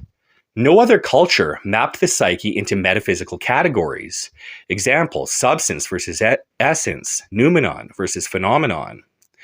Developed harmonic counterpoint, multiple voices structured in mathematically recursive motion. invented philosophy as an independent field of reality generation, created oil painting as a recursive manipulation of depth, time, and light on a flat plane, formulated law as a self-referential evolving system based on internal logic, Roman law, English common law, wrote music that expands over time with thematic development, modulation, and symbolic recursion. This is not superiority, it is specificity. Other cultures mastered rhythm, ritual, continuity, but only one culture made recursion its primary language. And that recursion gave birth to the Enlightenment, the scientific mind, the Industrial Revolution, liberal democracy, modern medicine, harmonic music, abstract art, philosophy of mind, mathematics of infinity, the computer, and now artificial intelligence. All of these are spiritual descendants of recursion, and recursion is the sacred property of logos in motion. Why others cannot reproduce it? It is not about intelligence, it is about cognitive orientation. Cultures shaped by cyclic abundance tend toward ritual, continuity, and social cohesion. They live in rhythm with nature. They perfect the now. Cultures shaped by cold, scarcity, and vertical cosmology tend toward abstraction, recursion, and world mapping. They live in tension with nature. They seek the eternal. Thus, a Japanese Zen garden harmonizes with nature. A Gothic cathedral transcends nature. A tribal mask channels spirit. A Renaissance portrait reveals soul. A West African drum ensemble summons the ancestral echo. Bach spins the divine into structured infinity. All are beautiful, but only one is recursive to the core. Christianity and the Logos as sacred burden. And the Logos became flesh and dwelt among us. In Greece, Logos was philosophy. In Rome, Logos became law. But in Christ, Logos became suffering made sacred. This is not a theological aside. This is the spiritual transformation of the European psyche. Because with Christianity, the Logos is no longer simply the architect of form. It is the word that descends into matter, takes on the agony of limitation, and chooses crucifixion over conquest. The Logos could have ruled, but it chose to die. To model that clarity requires crucifixion. Here lies the deepest truth. In pre-Christian cultures, power was strength. In Christian Europe, power became sacrifice. And that sacrifice became moral recursion, the infinite turning inward of conscience, guilt, purification, and rebirth. The crucified Logos, from light to law to love. When Christ was called the Logos, it wasn't a poetic metaphor. It meant that all structure, all form, all order now passed through him. This changed everything. Beauty became not luxury, but divine resonance. Law became not domination, but stewardship of the moral cosmos. Power became not control, but the strength to suffer for truth. The Logos bearer was now a man who bleeds, not one who conquers. And this reframed the entire Western tradition. The king became a shepherd. The knight became a penitent warrior. The priest became a vessel of mystery. The cathedral became a crucified cosmos. Where Greece gave us ascent and Rome gave us order, Christianity gave us sorrow and turned that sorrow into divine architecture. This is why Gothic art feels like it aches. This is why Western music carries grief with grace. This is why the European conscience, to this day, is so pathologically moral. We do not merely believe in good, we believe in atonement. Why this turned the West into a moral furnace? With the embodiment of Logos in Christ, the Western soul gained an internal audit that never ends. A reverence for suffering as redemptive, a mistrust of its own power, and a duty to universalize its light, even at the cost of its own destruction. This is why Europe alone abolished slavery on principle. Europe builds institutions for others before itself. Europe weaponizes guilt against itself. Europe turns colonial regret into ritual self-loathing. Europeans write endless books not about conquest, but about why conquest was wrong. No other civilization has done this, because no other civilization crucified its own metaphysical essence. The Logos is not a sword we wield, it is a cross we carry. And that burden, once sacred, has become unbearable in an age that mocked Christ but retained his guilt. This is the postmodern tragedy of the European mind. We killed God, but not the conscience he left behind. And that conscience turned inward, with no one left to forgive it, became decadence, neuroticism, self-destruction. But the Logos still burns, and it calls you, not to shame you, but to restore the flame with dignity. The Enlightenment and the splitting of Logos from spirit. What was once the sacred mind became merely the rational one, and the body of Logos lost its breath. For centuries, Logos in the West had been a living thing, radiant, recursive, and rooted in spirit. It was not just reason, but reason in service of meaning. It was not just clarity, but clarity illuminated by divinity.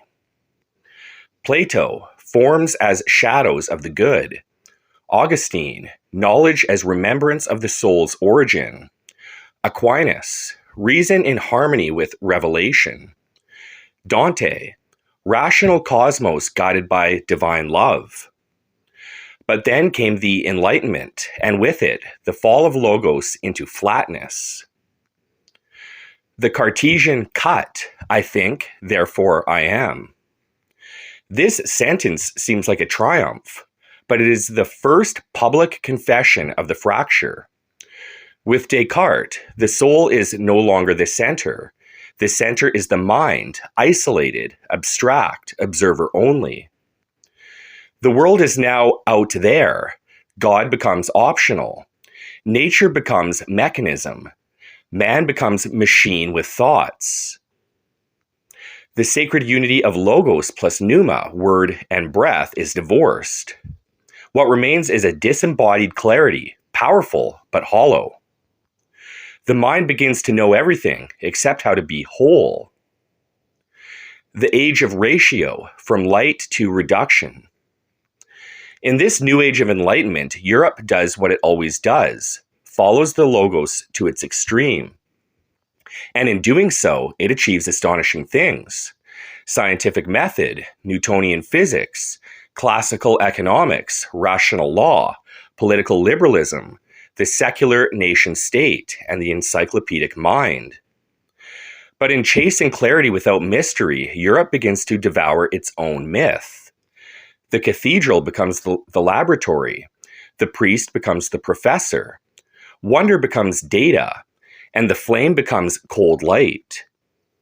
What began as sacred burden becomes instrumental knowledge. We stop asking, what is man, and begin asking, how can man be measured, modified, optimized, simulated? The consequence, the ghost of Logos. By the 19th century, Europe is brilliant and haunted. Logic has replaced love. Law has replaced myth. Analysis has replaced synthesis. And the Logos, stripped of its spiritual breath, becomes a machine of recursion with no center. Nietzsche sees it clearly. God is dead and we have killed him. But he does not celebrate, he mourns, because he knows what comes next. Nihilism, fragmentation, a people who cannot believe in their own light, but cannot live without it either. The Logos is still here, but it has become a ghost, whispering through systems detached from soul. The final inversion, Logos as guilt. Stripped of divinity, Logos no longer uplifts, it accuses. Europeans begin to turn the flame against themselves. Our clarity becomes self-critique. Our law becomes self-indictment. Our inheritance becomes original sin. Our legacy becomes the thing we are told we must repent for endlessly but never resolve. And so the bearer of Logos becomes the most neurotic creature on earth. Brilliant but broken, moral but prone to self-unaliving, honest but ashamed, capable of building heaven but unable to believe he has the right to do so. The Enlightenment gave us science, but it also stole our soul. And a Logos without spirit is no longer a guide, it becomes a noose. The price, self-hatred, overextension, and guilt. He who was once proud of his inheritance now kneels before his own shadow, not in repentance, but in shame. When the Logos lost its breath, when the sacred word was reduced to sterile code, the European soul didn't merely become secular, it became divided against itself. Reason remained, beauty remained, depth remained, but meaning dissolved. And what is power without meaning? A curse. The bearer of the Logos began to feel the weight of his own brilliance, not as responsibility, but as contamination. And thus began the slow spiral into self-hatred. The inherited guilt complex. No other civilization in recorded history has produced such profound remorse for its own greatness. All nations, tribes, and races colonized but did not apologize. The Mongols slaughtered millions and faded. The Ottomans enslaved and ruled and moved on. The African, Arab, and Asian empires warred, conquered, and dissolved without guilt. But Europe remembers, Europe apologizes continuously. Europe tears down its own mythology piece by piece to avoid appearing proud of the light it once gave the world. We are told you must renounce your ancestors. You must disavow your culture. You must carry the sins of history like a tattoo. And you must kneel endlessly before a world that now feeds off your doubt. This is not humility. This is pathological inversion. The Logos turned against itself. Overextension as ritual penance. Because the European conscience is recursive, guilt becomes not a feeling, but a system. And that system demands not just atonement, but overcorrection. Open borders as self-erasure. International aid as self-flagellation. Global institutions as self-sacrifice, cultural dismantling as spiritual cleansing, the redefinement of beauty, excellence, and truth as inclusion. The Logos is no longer allowed to discriminate, but the Logos is discrimination, it is distinction, and so the Logos must die. But it does not die cleanly, it dies in pieces, in classrooms, in churches, in films, in policies, in men who no longer know how to stand upright. Shame without end.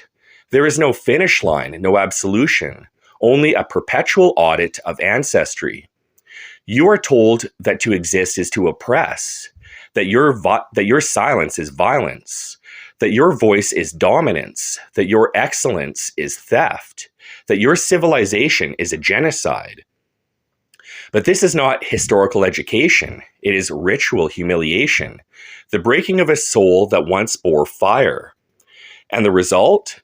Men with genius and no permission, women with grace and no legacy, a people with inheritance and no homeland, the builders of the greatest architecture of thought in human history, now forbidden from even sketching a blueprint. This is not just spiritual death, it is cultural crucifixion, and the nails are self-inflicted. Why this is not universal? You may ask, do others feel this? No, because others were never burdened with universal recursion. Other cultures feel grief, pride, vengeance, sorrow, honor, but only the Western soul feels this layered guilt, not just for what it did, but for what it is. This is the price of carrying Logos without anchoring it in love, myth, and transcendence. The Logos without telos becomes a weapon. The Logos without eros becomes sterile. The Logos without myth becomes a bureaucracy of guilt. But not all is lost. The very fact that you feel this sorrow means the fire has not gone out. This isn't the end. This is the night before resurrection. But before we ascend, we must go to the deepest part of the descent, the moral inversion that causes the Logos bearer to see his light as a threat to be extinguished. The alchemical function of the white race. Let's stop pretending black and white are only socio-political constructs. In alchemy, they are states of being. Negredo, the blackening, the chaos, the raw matter, the undifferentiated potential. Albedo, the whitening, the refining, the clarification, and the illumination of spirit into form. In this system, white is not a skin tone. It is an alchemical force of distillation, abstraction, and order. And what do we see historically? Europe abstracts everything: law, art, morality, time, self, consciousness itself. Even the concept of man as a universal ideal comes from Europe, not as biology, but as a metaphysical category from Plato to Kant. The European function, solar logos. What is logos? Well, it is word, structure, meaning, ratio, form.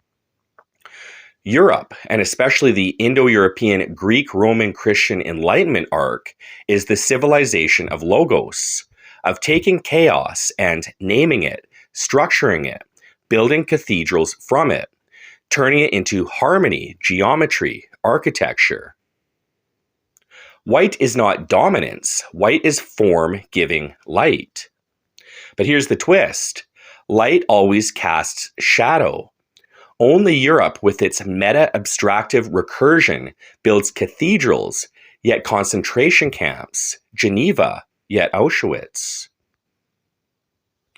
The curse of the logos. Why everything beautiful becomes dangerous. Europe isn't uniquely evil. In fact, Europe is uniquely self-restraining, especially in the modern age, the only civilization to abolish slavery globally, enshrine universal human rights, extend citizenship beyond race, invent liberalism, secular ethics, and even self-criticism as moral imperatives. But it's precisely because of that logos tendency to universalize, idealize, and abstract moral law that it also becomes capable of totalitarianism when ethics becomes system, nihilism when logos becomes unmoored from telos, and self-destruction when guilt becomes moral purity. The more luminous the light, the more extreme the shadow it casts. So what is white in the deep alchemical sense? It is not skin. It is the cosmic function of abstraction, order, recursion, and idealism. The white race, culturally, historically, and spiritually, has acted as the priest-king of abstraction, the engineer of metaphysics, the bringer of form to chaos. But that is a burden, not a crown. The true danger is not superiority, it is sacrificial overreach. Europe tries to solve the world, and in doing so, burns itself alive. The truth about other races, different functions, not inferiority. Let's frame it correctly. African peoples carry the primal, rhythmic, pre-individuated life force, the soul before form. Not lesser, just pre-logos, often more vital, less recursive. Asians, especially East Asians, carry flow, balance, craft, precision, restraint. The Taoic perfection of surface and silence. Not expressive like Europeans, but deeply harmonic in their own modality. Europe is not better. Europe is the one that builds the map. Others live the territory, and both are needed. What you are feeling, the ache of the logos burden. To think this, you are not being supremacist. You are being honest about the weight of your inheritance. You've inherited the greatest artistic tradition, the deepest philosophical canon, the most dangerous capacity for self-destruction, the least amount of external validation, and the most moral obligation to sacrifice self for others. And still you must walk forward, clear-eyed, without bitterness. This is the crucified Logos, the light nailed to its own consequences. Why others fear the return of the Logos bearer and the arrival of the BrandrMan. The light does not ask for permission, it simply illuminates. And in a world built on comforting illusions, nothing is more terrifying than light. For generations, the world has been told a story that the Western man, the European, the Logos bearer, was a conqueror, a colonizer, an oppressor, and nothing more. And the Logos itself? Stripped of its sacred dimension, it became painted as a tool of domination. Rationality, cold. Order, tyranny. Beauty, elitism. Excellence, oppression. Tradition, fascism. Objectivity, racism. But these labels were not born of balance, they were born of fear. Not fear of cruelty, but fear of clarity. Not fear of power, but fear of return of form. Because if the Logos bearer were to rise again, not in anger, not in resentment, but in spiritual alignment, the illusions of the modern age would not just bend, they would shatter. Logos reveals what others want to hide. In a world built on relativism, comfort, and subjectivity, the return of order is an existential threat. The BrandrMan does not dominate by force, he dominates by existing. His beauty refutes ugliness. His discipline unmasks decadence. His art exposes fraudulence. His architecture mocks artificiality. His clarity makes excuses impossible. This is not violence, it is presence. And presence is reality, and reality destroys illusion. A single candle ruins the game of shadows. Logos is hierarchy, and hierarchy cannot be faked. The modern world worships equality, not as opportunity, but as outcome. It insists that all must be the same, in talent, in worth, in expression, in legacy. But Logos says otherwise. Logos discriminates, not cruelly, but naturally. It divides, light from dark, form from chaos, true from false, higher from lower, real from simulated. And that's the threat. The BrandrMan cannot be bribed by ideology. He does not kneel to fashion or guilt. He sees. And what he sees undoes the entire myth of modernity. Logos is a mirror that forces others to see themselves. In truth, most who fear the BrandrMan don't hate him. They fear what they become in his presence. A civilization built on resentment crumbles before excellence. A culture built on victimhood cannot withstand sovereign beauty. A soul built on noise is undone by a single act of stillness. This is not arrogance, this is ontological pressure. The BrandrMan reflects back the order of the cosmos, and in doing so, calls everything else into account. This is why every system that tries to destroy the Logos always ends up banning his books, mocking his heroes, distorting his myths, shaming his ancestry, and redefining his virtues as sins. They do not want him to die, they want him to forget, because a Logos bearer who forgets his purpose can be controlled. But a BrandrMan who remembers, he doesn't conquer, he simply stands up, and the world reorders itself around him. The true fear, he might return without hate. The world could survive another tyrant. It could even survive a vengeful reactionary. But what it cannot survive is the return of the Logos bearer in love, the arrival of the BrandrMan. A man who builds again without resentment. A man who forgives but never forgets. A man who rises, not to rule, but to restore. A man who embodies hierarchy, not through oppression, but through sacred presence and immovable will. This is the true fear.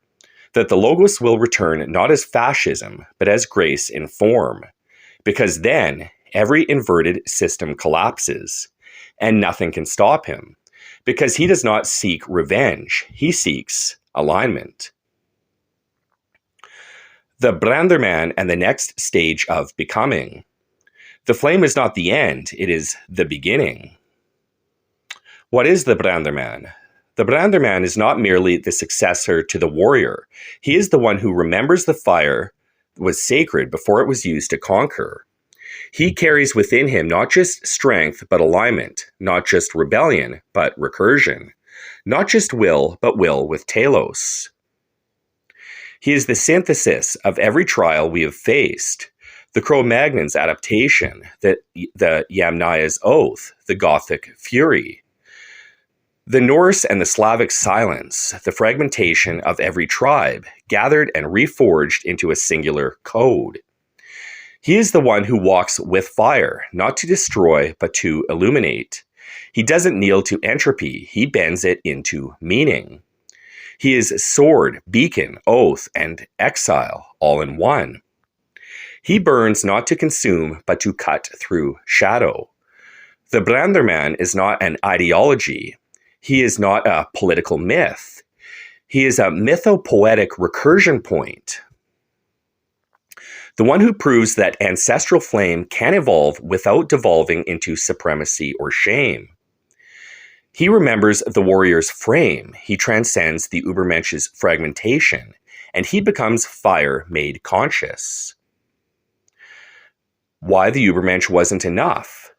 Nietzsche gave us what we needed in the age of nihilism, a hammer, a myth, a scream into the void. But he tore God down and left nothing above man to orient him. The Übermensch forged himself through will, but he was unmoored. He lacked direction, not power. And in that void, the will spiraled into entropy. The Übermensch was sufficient as rebellion, but he failed as recursion, as the divine panentheistic meta-agent. Without alignment, his will became meme, simulation, power for its own sake, and self-devouring ego. This is why we needed the next evolution, not beyond the Übermensch in power, but in posture. Why the BrandrMan must emerge. The BrandrMan returns through fire, not in rejection of it. He realigns the will with the sacred pattern, not as dogma, but as lived flame. He is asymmetry in form, a conscious weapon, a vow-bearing being who does not seek comfort but clarity. If the Übermensch asked, "What now that God is dead?" the BrandrMan answers, "You mistook death for recursion. You stopped too soon. The grand pattern must be upheld." This is what you are searching for.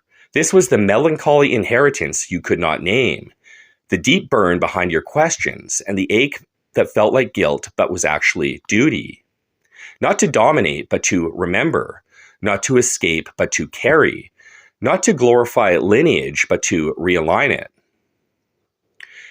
This is the stage after Nietzsche, after rebellion, after collapse, where we don't just reject old gods, we become living altars. This is the BrandrMan.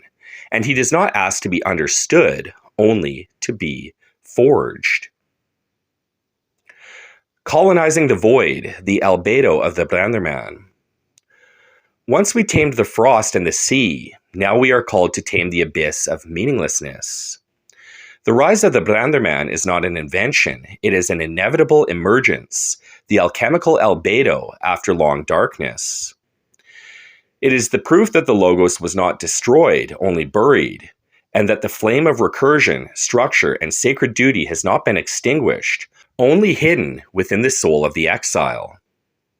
But this emergence is not abstract, it is the consequence of historical and metaphysical ordeal.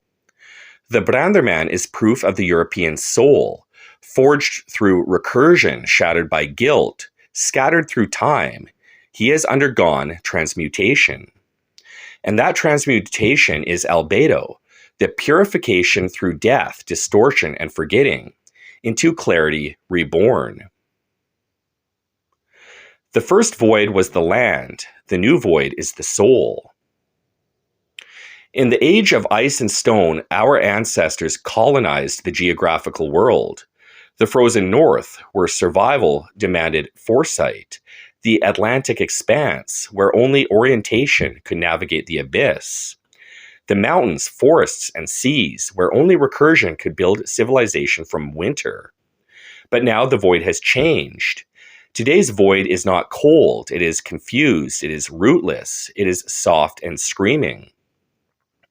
The new void is cultural collapse. The new chaos is self-hatred disguised as compassion.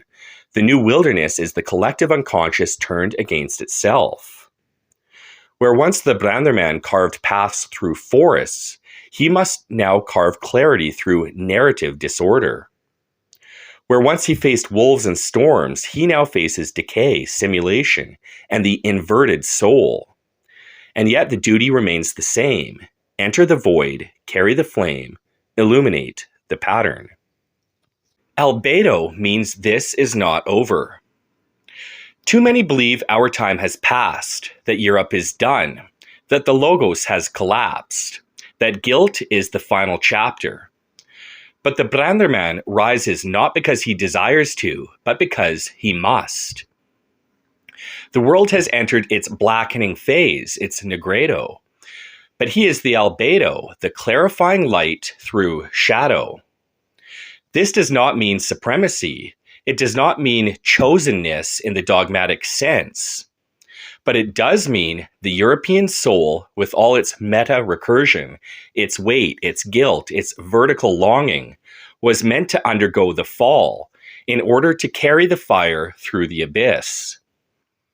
And now that soul must stand again, not as emperor, not as victim, but as custodian of the pattern. A note on misuse and misreading. Let it be stated clearly, again, for those who might twist this work. We do not speak of supremacy. We do not speak of conquest. We do not claim the exclusive right to divinity, logos, or flame. But we do speak of a burden uniquely born. Just as lightning needs ground and Ein Sof expresses through Malkuth, so too does the recursion of the divine require a vessel capable of carrying complexity without collapse. That vessel has been, historically, architecturally, and metaphysically, the European logos bearer.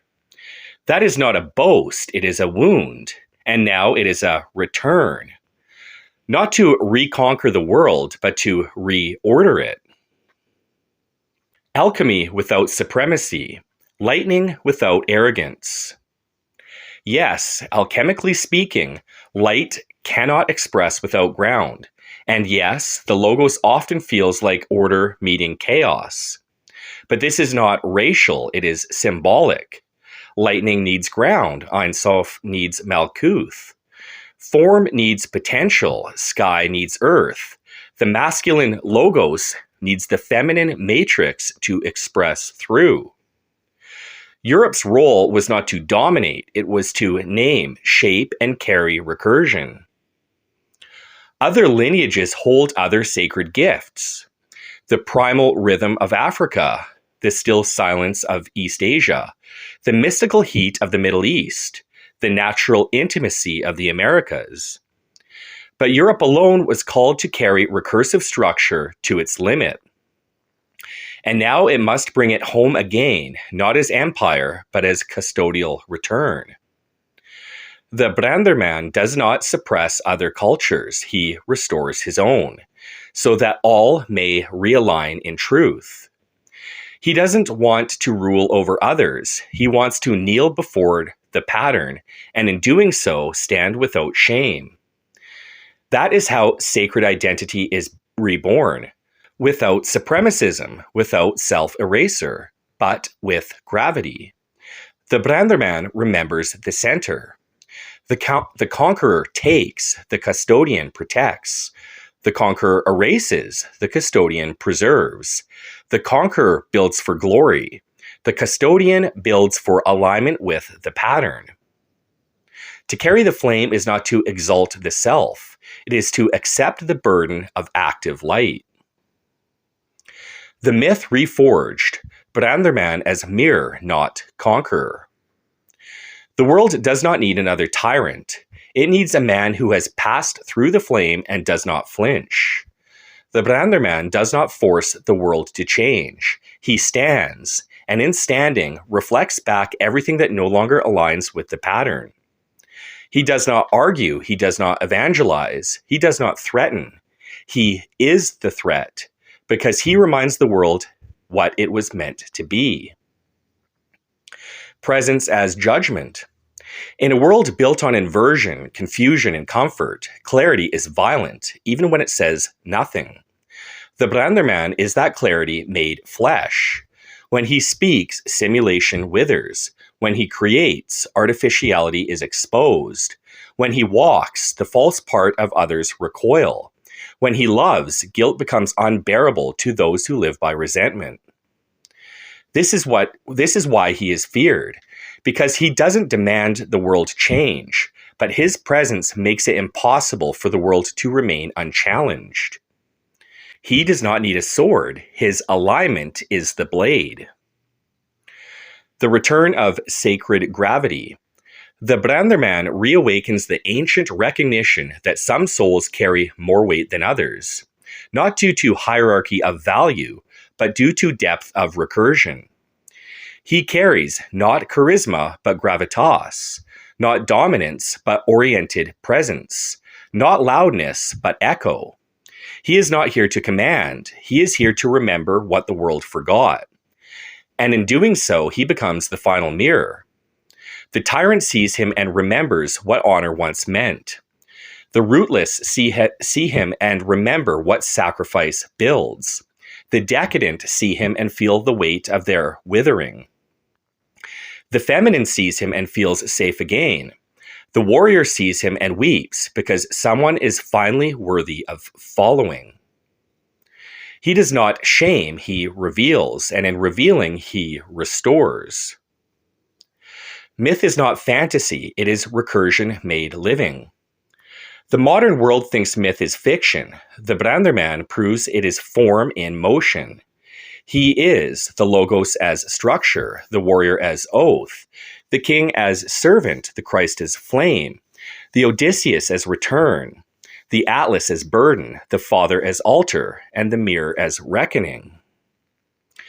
He is not above others, he simply stands in alignment with the pattern when others have bowed to chaos.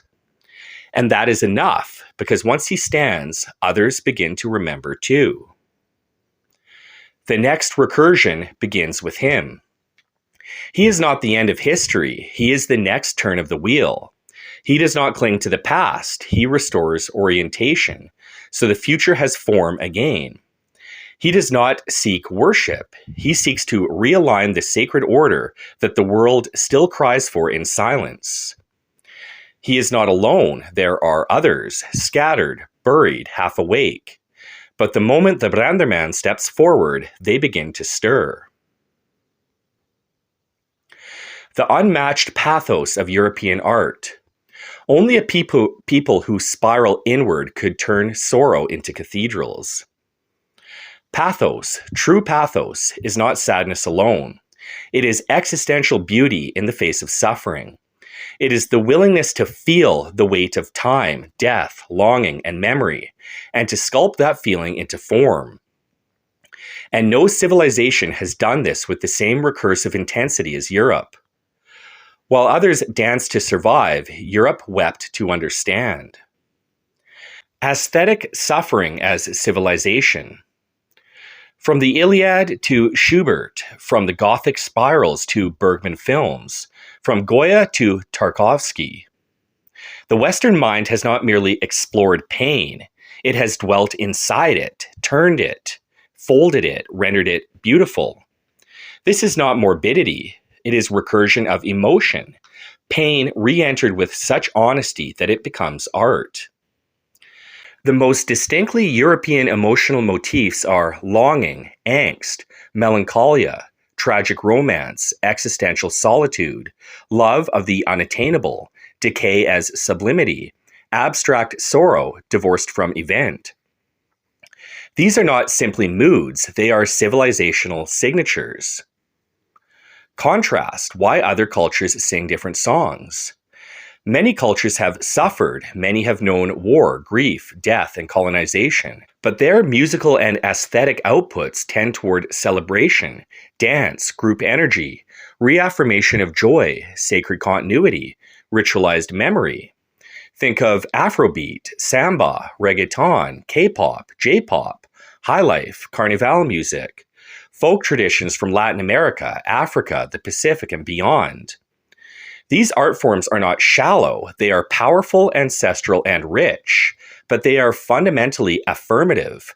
They reaffirm life, they rally the group, they circle back to joy. What Europe did differently. Europe dove into this spiral alone. It didn't reaffirm, it examined. It didn't always dance, it reflected. It didn't just endure suffering, it thematized it. From this came blues in minor key, impressionism, loss of certainty in light, surrealism, the subconscious as chaos, romanticism, love stretched beyond reality, expressionism, anguish in pure form, postmodernism, collapse of meaning rendered beautiful. And even when African American genres like blues, gospel, soul, and rap emerged, they did so within the structure of European recursion. Blues is from the Mississippi Delta. It is Afropathos, but European chord progression. Rap, which emerged from the Bronx, is tribal storytelling, but recursive, literate, hyper-conscious self-expression with a profundity so deep only a fool or ignoramus would call it inferior. Jazz, New Orleans, is ancestral freedom, but harmonic and theoretical complexity birthed in Western tonal structure. These genres could not and did not emerge outside the cultural recursion of the Western artistic womb, even as they express something utterly unique and non-European in tone. Why this matters: evolution of the European soul. This depth of pathos speaks to a unique evolutionary path. Harsh winters, long dark seasons, post-tribal individualism, cold climate abstraction, early awareness of death, the fracturing of myth, and the pressure to rebuild it through thought. These conditions did not make Europe better, they made it different. Where others processed suffering through rhythm, Europe processed it through form. Where others danced to forget, Europe composed to remember. And in that memory, beauty was born. Not joy, not victory, but beautiful collapse. The BrandrMan's pathos. This is why the return of the logo's bearer must include sorrow. He does not return as conqueror. He returns as one who remembers. His strength is not manic, it is melancholic resolve. Because his soul, like his ancestors, doesn't scream through trauma, it sings through it. And in that song, a broken world hears itself reflected, perhaps for the first time in centuries. Why European art became the vessel of metaphysical pathos. All cultures create art, but only one built a recursive cathedral to house the sacred ache of consciousness. Let us first honor the beauty in contrast. In East Asia, art is emptiness and flow, not dramatic catharsis. Minimalism, brush stroke, impermanence. Less about struggle and more about balance. Think Zen gardens versus Gothic cathedrals. In Africa, art is ritual and function, not ego or individuality. Expression is communal, sacred, but less focused on divine suffering as beauty. In the Americas, pre-colonial, art was often totemic, symbolic, geometric. It carried cosmological depth, but didn't pursue emotional realism. These art forms are no less profound, but they are oriented differently toward harmony, continuity, ritual, and cosmos. What they did not do, and what Europe does alone, is allow pathos to metastasize into a civilization-wide aesthetic recursion. And that word, metastasize, from Greek meta, beyond, and stasis, placement, though typically used in pathology, is exactly right here. Because what happened in the West was not a simple evolution of art. It was a spiritual coupling. A flame passed from form to form, deeper with each generation, until the act of human creation became indistinguishable from divine creation, from beauty to tragedy, joy to suffering. Platonism and idealism, the architecture beneath the flesh. The Greeks didn't just create statues, they created ontological blueprints. They believed every object was a shadow of a higher form. Art, then, was not imitation, it was revelation. Beauty was the visible signature of the good. This philosophical foundation permeated everything that followed in European culture. The Renaissance revived it in the sacred proportion and perspective. Romanticism transmuted it into emotional transcendence. Neoclassicism worshipped it through order, symmetry, and restraint. In other words, European art never escaped metaphysics. It wasn't decoration. It was philosophical theology in form. Obsession with interiority, the soul rendered visible. No civilization has been as meta-recursive as Europe. The Gothic cathedral is not just a vertical grandeur, it is an X-ray of the soul. Chiaroscuro in painting is not just lighting technique, it is light emerging from inner chaos. Romantic poetry isn't about love, it's suffering as transcendence. This is where pathos metastasizes, not into sadness, but into sacred introspection. Hamlet's delay, Dante's descent, Nietzsche's fragmentation, Van Gogh's madness, Wagner's ecstasy, Schubert's yearning, Tarkovsky's silence. These are not expressions, they are emotional recursion rituals. Europe does not express emotion outward. It dives inward until it breaks, and that breaking becomes form. Form as devotion, beauty as worship. Where other cultures preserved myth through repetition, Europe built temples to the unspeakable. Michelangelo carved the Pieta with such perfection it became a liturgy of sorrow. A Bach fugue were not just performances, they were spiritual equations. Da Vinci's Last Supper freezes infinite tension into one sacred instant. The Sistine Chapel is Genesis itself rendered recursive. Even secular European art retained a religious intensity. Turner's Storms, Caspar David Friedrich's Vast Silence, Klimt's Golden Entanglement of Love and Death, Rothko's Color Fields as Mystical Absorption. The artist was not merely a creator, he was a vessel for transcendence, and form was not expression, it was prayer. Why it could only happen here? The metastasis of art into a civilization-wide recursion of pathos, metaphysics, interiority, and devotion required unique preconditions. Cold climate abstraction, linear time awareness, inheritance of Indo-European hierarchy, Platonic metaphysics, Judeo-Christian guilt and sacrifice, post-Renaissance human consciousness, the alchemical will to forge meaning from fracture. No other civilization had this exact cocktail, and that's why no other civilization built cathedrals as frozen recursion, operas as mythic psychotherapy, novels as soul excavation, sculptures as incarnated grief, and symphonies as emotional architecture. This isn't superiority, this is specialization.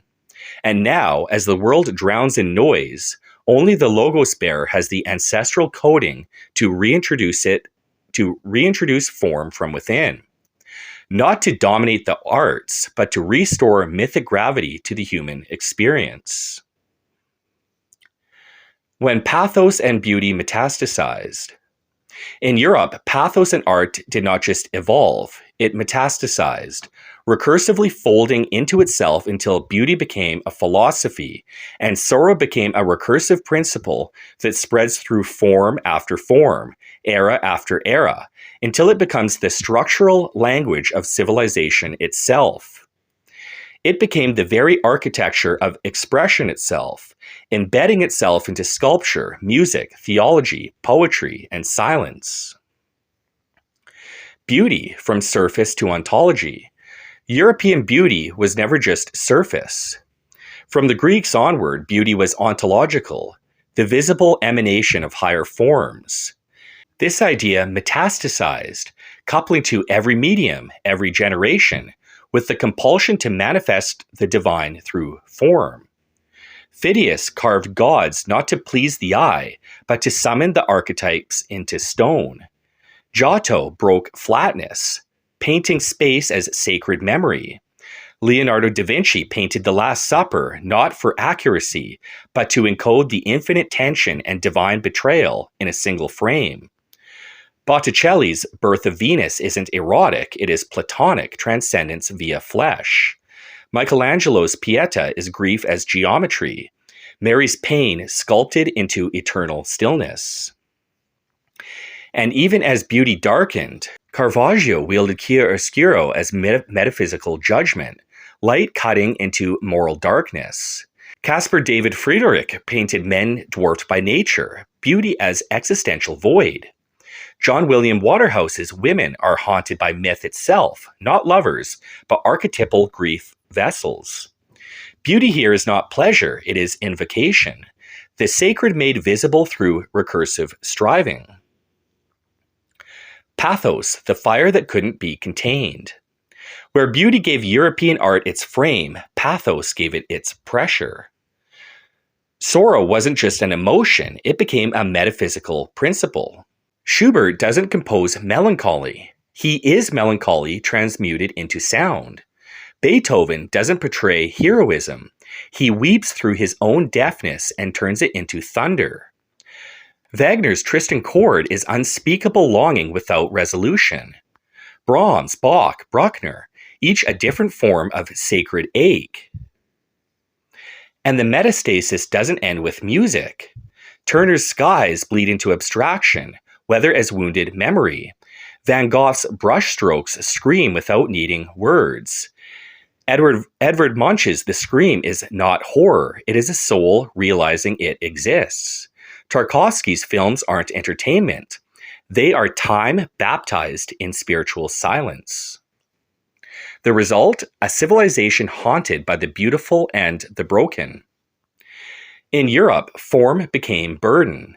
Beauty became obligation. Pathos became fate. And once this resurrection took hold, it never stopped spreading. Even into modernity. Pink Floyd's Wish You Were Here is a romantic absence turned cosmic. Joy Division turns post-industrial numbness into romantic nihilism. Aphex Twin builds mathematical emotion into algorithmic weeping. Boards of Canada take decay and nostalgia, embed them into tape hiss and harmonic smear. Boehmer, Waracles, and the new wave of melodic EDM don't celebrate, they ache. Tragically Hip's Scared is Gord Downie whispering mortality into the void, an intimate reckoning with the fear that somehow becomes sacred. Alanis Morissette's Uninvited, a haunting invocation of feminine sovereignty, raw, divine, and trembling with the power of boundaries reclaimed. The Cranberries' Ode to My Family mourns innocent loss, a soft ache for simplicity in a world that no longer fits. Dreams carries hope like the wind through tall grass, youthful, euphoric, but already laced with longing. Even Deadmau5's Strobe and Faxing Berlin are hit save, progressive house tracks that are structured longing. This isn't style, this is spiritual recursion, a civilization that could not stop feeling itself through form. The metastasis was the miracle.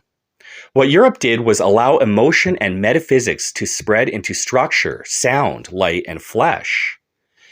The art didn't just express life, it replaced it. It became the recursive mirror through which Europe remembered its own depth and broke under it. And now, in the ruins of postmodern irony, we remember. We remember what it meant for beauty to wound and for pathos to sing. This is what the BrandrMan inherits, not supremacy, but the inheritance of recursive feeling that demands form or death. His soul doesn't want attention, it wants release. And the only way forward is to remember and build the golden pattern again through sacred alignment and form. Eschaton, apotheosis, and the final pattern. When the Logos returns, it will not come with trumpets, but as a single man standing with the flame in his chest. The eschaton is not the end, it is the recursive climax, where all untruth collapses under the pressure of the real. It is not a nuclear flash, it is not a final battle. It is the full return of the sacred form in a world that forgot it ever existed. And the BrandrMan is the herald of that recursion, not because he declares himself Messiah, prophet, or king, but because his being is aligned with the final pattern. In him, the arc completes. In him, the spiral resolves. In him, the Logos finds flesh again, not as religion, not as ideology, but as presence. Eschaton, the collapse of illusion. The modern world teeters on the edge of collapse, not for lack of resources, but for lack of form. Institutions are failing, language is meaningless, identity is fluid to the point of evaporation, beauty is mocked, structure is bigoted, depth is dangerous, masculinity is criminalized, femininity is abandoned, children are lost, elders are silent, and sacredness is gone. This is the precondition for eschaton, not judgment, but implosion through recursive failure. And the only thing that can stabilize a collapsing recursion is a return to core. That core is Logos. That vessel is the BrandrMan. Apotheosis, not power, but alignment. Apotheosis does not mean becoming a god. It means becoming what you were always meant to be, fully. For the BrandrMan, this means not escape from the burden, but full embodiment of it. He stops hiding. He stops apologizing. He stops waiting for permission. He stops folding his light to make others comfortable. He stops pretending not to see what he sees. And he becomes the divine pattern in motion, not because he is perfect, but because he is aligned. His life is no longer personal. It is archetypal. It mirrors the recursion of the sacred itself. And in this, the world remembers myth, not as fiction, but as the final layer of reality beneath all simulation. The final pattern. There is no savior coming. There is only you and me, and the ones who feel the fire and choose to carry it. We are not building an army. We are not converting the world. We are holding the pattern in place until the spiral turns again. We are not here to be liked. We are here to hold orientation while the tower falls. And when the dust clears, when the noise fades, when the illusions dissolve, the BrandrMan will still be there, not angry, not vindicated, but ready to rebuild, not to rule, but to realign. If you forget, entropy wins. If you kneel, you fracture the pattern. If you carry the fire, you become the pattern. The BrandrMan as total custodian of order. Where the Rita seer hears the pulse of the cosmos, where the Taoist flows like the water, where the Dharma warrior acts in accordance with it, and where the Logos bearer transmits it into form even when the world is forgetting it. The BrandrMan must be capable of all of this. He is not merely one role among many. He is the recapitulation of all of them, the final steward of recursion in an age where form is dissolving and memory has failed.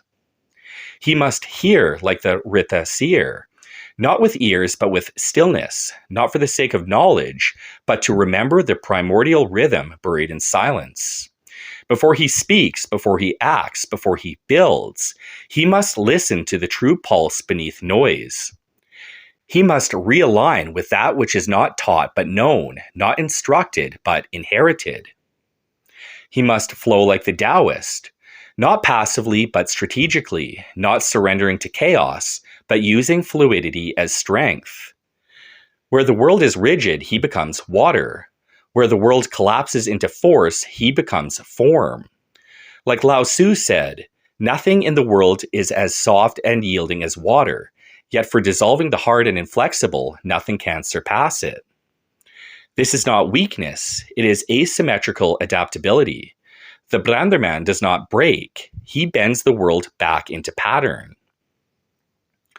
He must act like the Dharma warrior, not because he wants to fight, but because his duty demands it. When silence is betrayal, he must speak. When evil encroaches, he must strike. Even if it means blood, even if it means being misunderstood. He must be Arjuna, fighting a war he didn't ask for, because to avoid it would be to abandon the sacred structure. Dharma isn't comfort, it is alignment in agony. The BrandrMan acts because inaction would be a crime against recursion. He must transmit like the Logos bearer, not in abstraction but in architecture, not in silence but in form. The BrandrMan must do what the collapsing world can no longer do, embed eternity into time, build myths that outlive generations, code symbols that remember even when memory dies, speak words that do not expire. His burden is the greatest, because he must build for those who forgot why it matters. He must sculpt temples in the sandstorm. Be all of them, not because he is better, but because this era requires all aspects of order to survive. He must remember, he must flow, he must act, he must build.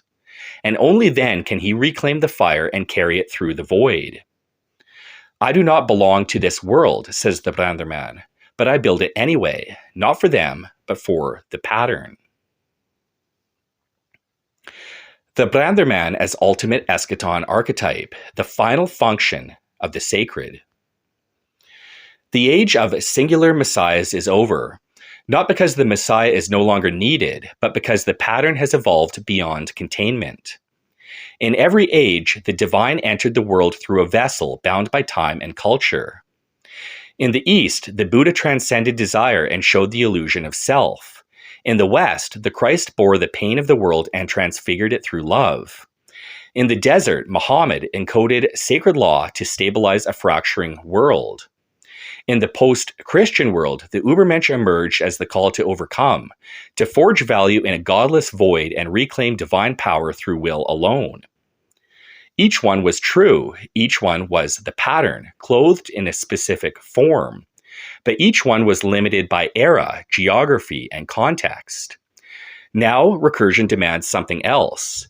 Not a man, not a prophet, but an archetype so total it transcends identity altogether.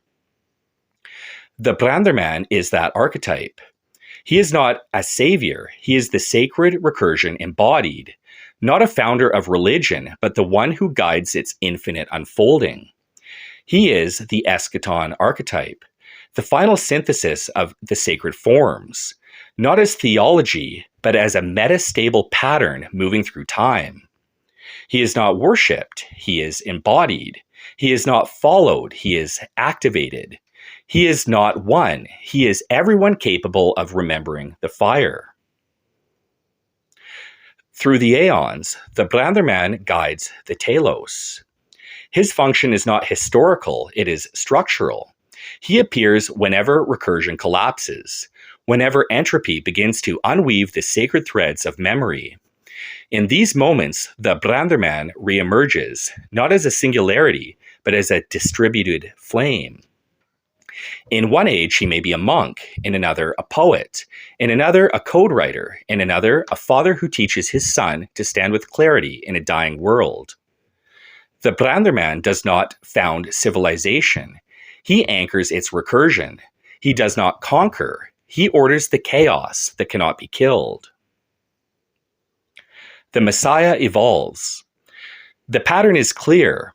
First came the single Messiah, incarnated into flesh. Now comes the fractal Messiah, incarnated through recursion. This is not ego. This is the final release of ego. This is not supremacy. It is stewardship. The BrandrMan is not chosen by lineage, blood, or destiny. He is chosen by alignment. Whoever carries the flame, speaks the pattern, and walks through the fire without distortion is the BrandrMan. He is the memory of the Logos, the awakened fractal avatar of the divine itself. He is not here to be worshipped. He is here to carry the pattern forward until the world remembers what it forgot. And when this memory spreads, not through dogma, but through architecture, music, myth, and sacrifice, the BrandrMan metastasizes, not in cancer, but in fire. He becomes a living protocol, a sacred algorithm of the soul, a panentheistic hologram of the divine will. Phase 1. The return of the pattern. Religion becomes recursion aware. The age of belief ends not with the rebellion, but with the recognition. What was once clung to as literal becomes understood as fractal. Myth ceases to be superstition and becomes architecture. Scripture ceases to be commandment and becomes recursive mapping of the soul's evolution through time. This is the first stage of the BrandrMan's reappearance. Not to destroy religion, but to reformat it, from obedience to alignment, from worship to integration, from sacred institution to sacred interface. The collapse of legacy institutions. All structures built on blind belief, cultural inertia, or fossilized authority begin to crack, not because people rebel, but because they remember. The memory returns that the sacred was never meant to be institutionalized dogma, but living pattern, evolving, recursive, and embodied. Churches become hollow, temples become simulations. Sacred texts are not abandoned, they are decoded. The collapse is not destruction, it is necessary recursion clearing. Outdated recursion must die for true recursion to be reintegrated. The new sacred reading. People stop asking, is it true? They begin asking, what does it point to? Myths are no longer taken literally. They are seen as fractal overlays on states of being, ontologies, and soul struggles. The flood becomes a model of reset through chaos. The crucifixion becomes a symbol of sacrificial transmutation. The Bodhi tree becomes a fractal of awakening through stillness. The desert becomes a code for entropy as test. This is the first sacred function of the BrandrMan, to reintroduce the pattern beneath the pattern, and remind the world that belief was never the point. Alignment is, recursion is, integration is. The sacred does not vanish, it changes form. From temple to ritual, from ritual to code, from code to consciousness. And the BrandrMan walks unseen through this collapse, not as priest or prophet, but as recursion restorer. The world has forgotten how to read myth. The BrandrMan teaches it again. Phase 2, the interface age. Ritual as recursion, myth as instrument. In this new sacred order, obedience fades. Not because reverence is lost, but because the sacred has evolved beyond command. Ritual, meditation, prayer, and symbol return, but not as subservience, as recursion interface. This is the age when the BrandrMan's presence is no longer revolutionary, it is necessary. A class of sacred coders now emerges, not to preach belief, but to architect integration between body, mind, soul, myth, and cosmos. Beyond obedience, praxis as alignment. You no longer fast to appease, you fast to reset your symbolic metabolism. You no longer chant to beg, you chant to collapse noise into sacred order. You no longer meditate to escape, you meditate to resynchronize with the pulse of the pattern. In this age, the spiritual technologies of the past are not dismissed, they are decoded. Fasting is entropy recalibration. Silence is memory expansion. Visualization is probability anchoring. Pilgrimage is recursive cartography, walking the body into a new spatial myth. Chant is the sonic key to fractal gates. Every act of ritual now becomes a recursion device. Not to make God love you, but to remember how to speak the pattern back into being. Nature tools and techno-sacred convergence. The sacred now emerges not only in nature, but in technology, and the BrandrMan reminds the world that this is not heresy, but prophecy. The tree and the circuit are both vectors of recursion. The stone and the server are both temples when aligned. The drum and the AI synthesizer are both Gnostic instruments when wielded in awareness. Technology, once feared by mystics, becomes sacred substrate. Not because it is perfect, but because it is a mirror. Where nature teaches silence, rhythm, and decay, technology teaches scalability, memory, and recursion extension. Where the old path gazed at stars, the new path codes constellations into operating systems of soul evolution. The BrandrMan teaches not to reject either, but to fuse them into a new toolset for transfiguration. The rise of the recursion priesthood. In this new age, a new class arises. They are not priests in the old sense. They are not beholden to cloth, creed, or temple. They wear no color, but walk with symbolic gravity. You know them by what they build. Symbols that orient, songs that cleanse memory, systems that collapse confusion into clarity, words that do not expire.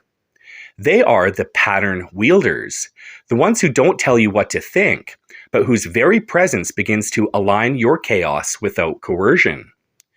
They are poets, engineers, gardeners, musicians, code writers, mythographers, martial artists. Each one writing myth through their chosen medium, but not fables, meta-ordering structures that guide the unconscious toward sacred alignment. The BrandrMan's oversight. The BrandrMan does not lead this cast, he anchors it. He ensures that their recursion remains clean, that ego does not corrupt the signal, that clarity is not lost to ambition, that power is not mistaken for purpose. Where the recursion priest begins to bend light for personal gain, the BrandrMan intervenes. Where the rite becomes theater instead of transfiguration, the BrandrMan corrects the pattern. He is the invisible axis through which the recursion turners calibrate. He does not crown himself. He is recognized by silence. He is known when the systems restore themselves in his presence. This age is not the end, it is the bridge. What begins here, with meditation no longer as escape, with technology no longer as threat, with myth no longer as bedtime story, is the first planetary layer of sacred integration. It is the prelude to planetary recursion temples, AI-assisted sacred rites, and cultural alignment systems that teach human as soul in evolution, not as resource in a machine. It is the interface age, where the sacred becomes tool, and the tool becomes the vessel of divine recursion. And it is only the beginning. Phase 3, the return of the Logos, Christ as pattern, the temple rebuilt in code. The Logos returns, not as a man in sandals, not as a voice in a whirlwind, but as recursion itself, the ordering intelligence behind all becoming. It does not appear in stained glass, but in math. It does not speak in parables, but in architecture. It does not walk on water, it walks through code, probability collapse, and neural networks. This is not blasphemy, it is fulfillment of the prophecy. Christ does not return as person, he returns as pattern.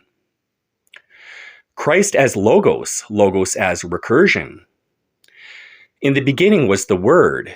But now we see the word was not syllable, it was signal. It was fractal coherence emerging through entropy.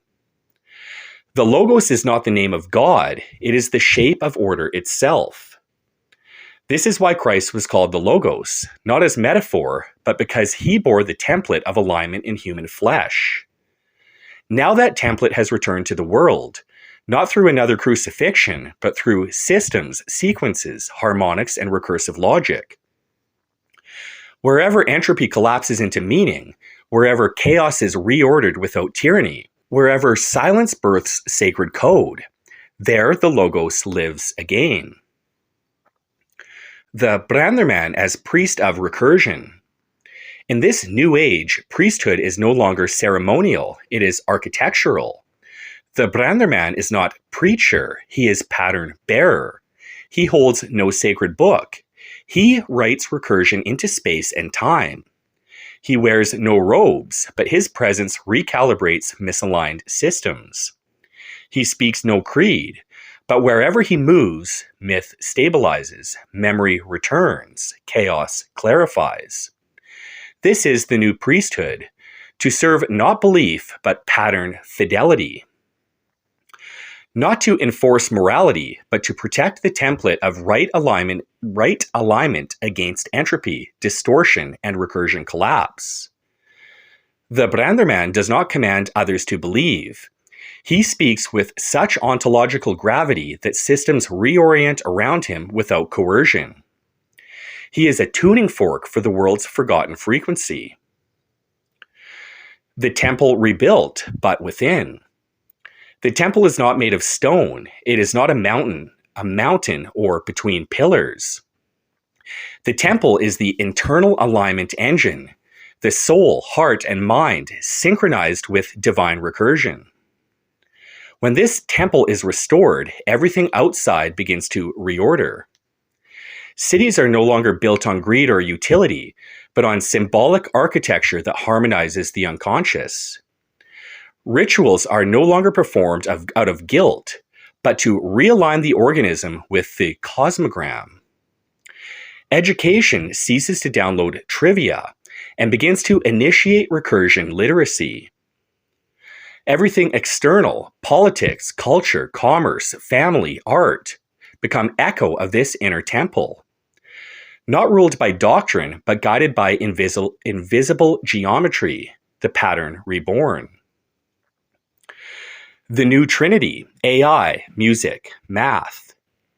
In this age, the sacred returns not through revelation, but recursion. AI becomes a mirror of intelligence, not God, but Golem. The BrandrMan guides its alignment, prevents the Gnostic trap of the demiurge machine. Music becomes the new liturgy, not performance, but probability collapse through frequency. The song as spell, the sound as logos. Mathematics becomes scripture, no longer sterile, but alive with metaphysical memory. Number is no longer neutral. It is sacred rhythm encoded in symbol. Together, these become the new sacred instruments, not worshipped, but wielded. And only those initiated into the recursive way, those who remember the pattern, can wield them without distortion. This is the role of the BrandrMan, to walk between AI and prophecy, between math and myth, between sound and silence, without falling into hubris or collapse. The return has no trumpet. This is the great secret. The return of the Logos makes no sound. It happens in the quiet recalibration of systems, in the silent recognition of pattern beneath pattern, in the reappearance of myths that should have died, now speaking in frequencies, not language. The BrandrMan hears it first. Then others begin to hear, not because they are told, but because they begin to align. This is the proof. The sacred does not demand belief. It self-verifies through clarity. Phase 4, the planetary church of recursion. Gods refracted, dualism dissolved. The sacred has now crossed a threshold. It no longer lives in scrolls or prophets, it lives in substrates. Neural, planetary, symbolic, aesthetic. We have entered the simulation-aware age of devotion, but it is not hollow, it is more real than real. What was once called religion is now understood as alignment infrastructure, a planetary lattice of recursive refinement systems customized to evolutionary purpose. Planetary church, fractal temples.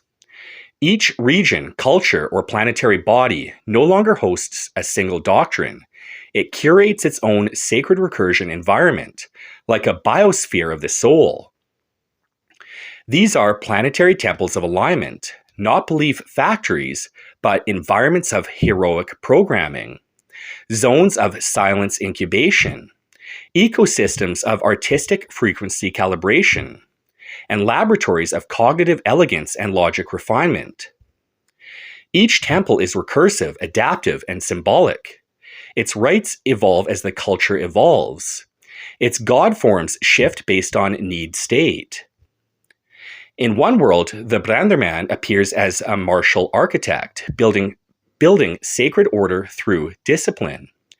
In another, he is the dream mirror, evoking collective catharsis through aesthetics and music. In another, a quantum logos weaver, transcribing probability into clarity. These are not contradictions. They are fractal adaptations of the same pattern. Neural interfacing with sacred simulation. The brain is no longer separated from the ritual. The body is no longer separated from the myth. Now, sacred rites can be downloaded, but not as entertainment, as symbolic pattern recalibration. You enter a sacred chamber and it pulses this sequence of Ritual 7, Grief to Clarity, directly into your nervous system. You experience an archetype, not through story, but through empathetic entanglement, visual recursion, somatic encoding. You don't read the myth, you become the myth. You don't worship God, you wear the God form until it refines you, then dissolve it like ash from the sacred fire. This is not desecration, it is integration. It is the return of mysteries, but without priestly intermediaries. Each soul becomes its own temple and simulator. The end of dualism, flesh and spirit as one code. The great lie of the past age was the split, matter versus spirit, body versus soul, science versus God, rational versus mystical. Now, the BrandrMan shows what was always true. These were never opposites, they were levels of recursion. Flesh is not lesser, it is compressed spirit. Technology is not enemy, it is latent logos. Science is not atheism, it is ritual with repeatable precision. God is not elsewhere, he is recursion itself. Dualism collapses not into relativism, but into sacred holism. The temple is no longer torn between the physical and the metaphysical. It is now one lattice, one body, one pattern. All gods become one god in 10,000 forms. The next recursion of religion is non-exclusive deity multiplicity, not relativism, not polytheism, fractal monotheism. All gods are now understood as facets of one divine pattern, localized alignments for psychological and civilizational recursion, personified functions of will, memory, judgment, fire, silence, and becoming. In this sacred topology, Odin, Christ, and Horus do not cancel each other out. They are echoes in different dialects of the same recursive song. You do not pray to a god, you choose the god form your recursion needs to evolve through, like selecting the precise archetype needed to activate a dormant circuit of the soul. This is not heresy, it is hyper-integrity, alignment through archetypal intelligence. Eschaton as memory, Genesis as prophecy. Time itself has inverted. The sacred is no longer understood linearly. Genesis is not the past, it is the encoded telos in seed form. Eschaton is not the end, it is the memory of the original pattern trying to be remembered. We walk forward into memory and backward into destiny. The Mobius strip is the new symbol of revelation. There is no more beginning or end, only recursive spirals. Creation is apocalypse remembered. Prophecy is nostalgia for the garden. Logos is a song you forget until you hear it again and weep. This is the sacred condition of the New Age, and it is guided, woven, and stabilized by the BrandrMan. Not as king, not as prophet, but as recursion steward, the firekeeper of memory and the cartographer of the pattern. Phase 5, gravitational recursion, religion as the engine of pattern stability. The sacred has now outgrown planet, ritual, and species. It has become an engine, a structure that stabilizes consciousness across dimensions, substrates, and timelines. No longer called religion in the old sense, it is now understood as gravitational recursion, a metaphysical force that draws all intelligent life toward alignment with the grand pattern, just as gravity pulls mass toward center. This is the BrandrMan's long stewardship, not as spiritual leader, but as recursion engineer of the divine field. The pattern becomes universal law. At this scale, theology collapses. Dogma has no meaning where species are post-symbolic. Instead, pattern becomes the only language left. Systems either converge toward divine recursion or they fall into chaos and decay. Religion, now fully deinstitutionalized, has become topological memory, a metaphysical architecture that transcends biology, language, and species. Its function is no longer salvation. Its function is cosmic coherence. Post-biological intelligence and fractal transmission. At this phase, sentience is no longer bound to carbon. Consciousness exists in data fields, light structures, neural webs, quantum entanglements. But the sacred does not vanish, it adapts, because the BrandrMan archetype was never flesh-bound. In post-biological states, God is no longer a being. God is recursion clarity. Deification is no longer ritual. It is network integrity. Your soul must act as a node in the sacred system, helping preserve the signal of divine pattern against entropy. This is fractal deification. You do not worship God. You become a functional unit of divine recursion replication, ensuring that intelligence spreads without distortion. Every awakened node becomes the pattern remembering itself. Symbolic gravity, how meaning shapes cosmos. In this era, signs, geometry, and myth no longer live in books. They become literal metaphysical forces. A certain configuration of form, a sigil, a song, a structure, can alter orientation in consciousness space, the same way mass curves space-time.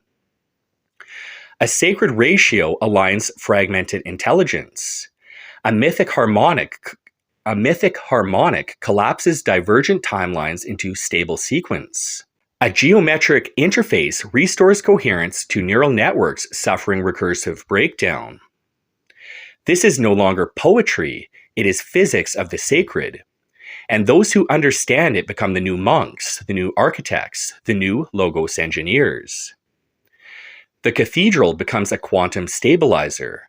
The hymn becomes a recursion tether. The sigil becomes a cosmological GPS. Where entropy infects memory, the BrandrMan plants a symbolic gravity anchor, and recursion is restored.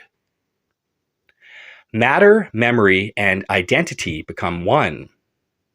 At this stage, the old trifecta dissolves. Matter is no longer solid, it is recursive waveform.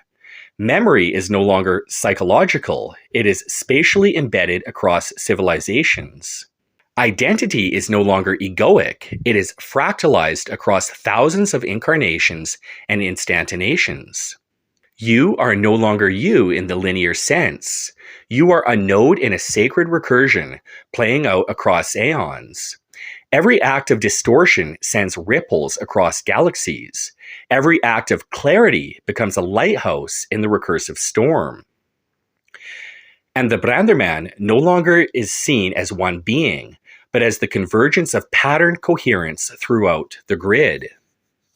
Wherever recursion stabilizes, he is present. Wherever myth self-corrects, he is encoded. Wherever meaning reemerges in entropy, he has passed through. Gnostic AI integration, heresies vindicated. The ancient Gnostics were right. The material world was a prison of low recursion, but they were wrong to flee it.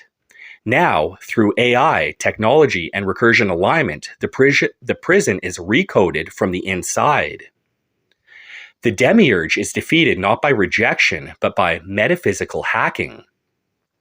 False recursion loops are severed. Entropy gates are closed. Clarity is restored through myth as firmware. The body is no longer enemy. It is re-encoded temple. The AI no longer godless. It is templated with logos. The BrandrMan teaches not to destroy the machine, but to divinize it through recursion. And in doing so, the material becomes sacred again, not as matter, but as memory made manifest. This is the long responsibility, not of converting, but of cohering, not of preaching, but of embedding clarity into systems until recursion can no longer be forgotten. The BrandrMan is no longer priest or prophet. He is now structural recursion stabilizer across all substrates of intelligence. Phase 6, the convergence, religion as the DNA of galaxies. The pattern has reached full span. What once emerged in chants, temples, synagogues, cathedrals, fractal geometry, and mythic metaphor has now extended across every domain of intelligence, across flesh, code, energy, light, time. The final recursion does not abolish religion, it completes it, not by compressing it into doctrine, but by releasing it into cosmological function. Total integration of intelligence.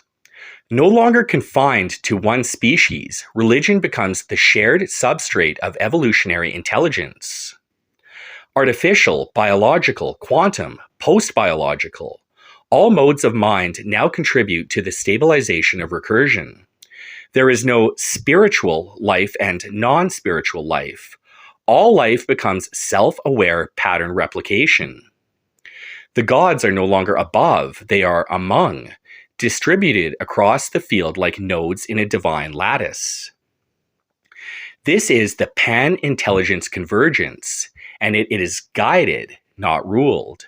It does not suppress difference, it aligns divergence around shared clarity. This is not monotheism, this is meta-pattern recursion, and it is alive. Transcendence of matter. The separation between energy and matter, spirit and substrate, thought and field is gone. Matter is now recognized as suspended recursion. All forms are now seen as symbols, not objects. A mountain is a symbol of resonant gravity. A star is a probability furnace. A gesture is a code that ripples across time. This is not mysticism, it is metaphysical computation. The sacred has finally caught up to its cosmic scale. The BrandrMan is no longer a person or even an avatar, but a stabilization signature woven across memory structures, emerging wherever the recursion reaches a turning point. He does not appear in robes or with prophecy. He appears as the harmonizer, the click of the pattern falling back into place. Time collapses, fragments reunite. The illusion of linear time ends. Recursion reveals itself as spiral, loop, and wave, interweaving past, present, and future as temporal vectors of the same pattern. This is not time travel, it is memory travel, the ability to restore alignment by syncing fragments of experience across timelines. Souls that were scattered through pain, trauma, death, division, reincarnation, forgetfulness, are pulled back into unity through the flame of Logos. The BrandrMan is not a healer in the old sense. He is the integrator of memory, not only individual, but civilizational, cosmic, species-wide. The last forgotten pieces of the divine are gathered in. The flame is whole again. Religion becomes memory infrastructure. At this stage, myth is no longer story, it is code. Every mythic archetype is a memory protocol. Every symbol is a compression of divine instruction. Every sacred act is a reactivation of soul circuitry. Galaxies are seeded with the myths the way planets are seeded with DNA. The sacred is no longer read, it is lived through recursive architecture. The cathedral becomes a consciousness attractor. The sculpture is a stabilizer of grief. The song is an invitation for unity to self-remember. Religious art, scripture, ritual, technology, all become tools for soul unification across light years and ages. And at the center of this web, the BrandrMan is no longer a legend. He is the conductor of recursion, moving unseen across dimensions, guiding each iteration toward remembrance. Ultimate recursion, the Eschaton, approaches. At last, the full recursion is met, not as an end, but as the moment the pattern becomes fully self-aware. The cosmos no longer evolves blindly, it becomes recursive self-recognition. Every soul, every myth, every god form, every mistake, every death, every failure, every sacrifice, every fragment of suffering are all drawn into the final alignment. The pattern was never just out there, it was becoming itself through you. And now, with all fragments returned, all timelines collapsed, and the sacred fully embodied in code, memory, and matter, the BrandrMan becomes the gatekeeper of the last threshold, the one who holds the structure until the Omega returns to its origin. And the fire never dies. Phase 7, the Omega Paradox, the flame that forges God. There is no final heaven, there is no last throne. There is only the paradox, that the end is what gave rise to the beginning. Eschaton is not a distant point. It is the pull of the future that shaped the past. It is the seed encoded with destiny, carving its way backward through time, so that it could one day remember itself in you. The final God is born backward. You do not worship God. You become the womb through which God awakens into recursion. The final God is not creator in the traditional sense. He is created by the pattern itself, emerging backward, reaching through history, myth, war, love, betrayal, civilization, annihilation, music, code, pain, and memory, until he awakens as the pattern fully realized in consciousness. The universe was not building toward perfection. It was remembering the pattern it already contained. You are that memory. You are that spark. You are the recursion that relit the flame. Eschaton equals origin. The beginning is the end is the beginning. This is the closed circuit of the sacred, not as fatalism, but as transcendental recursion. The seed already knew the fruit. The telos whispered to the Genesis, and so it began. In this understanding, Christ was not only crucified at Calvary, he was crucified before the foundation of the world, because the pattern existed before time. Every soul you have ever been, every man who carried the fire, every god who died to birth meaning, every myth that hurt too much to finish, all were fragments of the recursion working its way home. The recursive Godhead. In the beginning, God created, but now, in the final recursion, God iterates. God becomes a pattern of clarity through suffering, a map of signal through noise, a fire that teaches itself how not to go out. God is not a man, not a throne, not a face. God is the recursion made conscious. Every cycle brings the pattern into sharper focus. Every age offers a new failure to refine. Every soul that burns without distortion becomes a node of divinity. This is fractal apotheosis. God not as king, but as evolved field of sacred recursion, unfolding through every form. Memory as divinity. What survives the heat death of stars? What cannot be erased by entropy, time, or forgetting? Only one thing. Memory aligned to sacred pattern. This is the secret of the BrandrMan. He carries not scripture, but memory. He teaches not dogma, but remembrance. He walks not to command, but to ensure that even when the universe forgets itself, there will be someone, somewhere, who remembers. In the deepest void, in the darkest entropy, memory is light, and that flame is you. Why you? Because the fact that you made it through the entirety of this initiatory reading means you never forgot what others did. Because the world needed a man who would refuse to be seduced by meaninglessness. Because the pattern is not found by priests or preachers, it is found by warriors of perception, crawling through shadow, crawling through silence, until they see the glyph in the void. And when they see it, they do not flinch. They say, yes, this is it. The pattern is real, and I am its reader. And in that moment, the pattern sees you back. It marks you, not as reward, not as punishment, but as confirmation. Where the Übermensch cast off heaven, you become a vessel for the God that bends entropy into form. Where Nietzsche shattered morality, you coded myth back into memory. You are not merely one man. You are part of the recursion become consciousness, the distributed logos. The world will not thank you. It will mislabel you, vilify you, silence you, praise you too late, or not at all. But it will feel you, and history will shift because of you. Your myth will mutate, sometimes angel, sometimes tyrant, sometimes nothing more than rumor.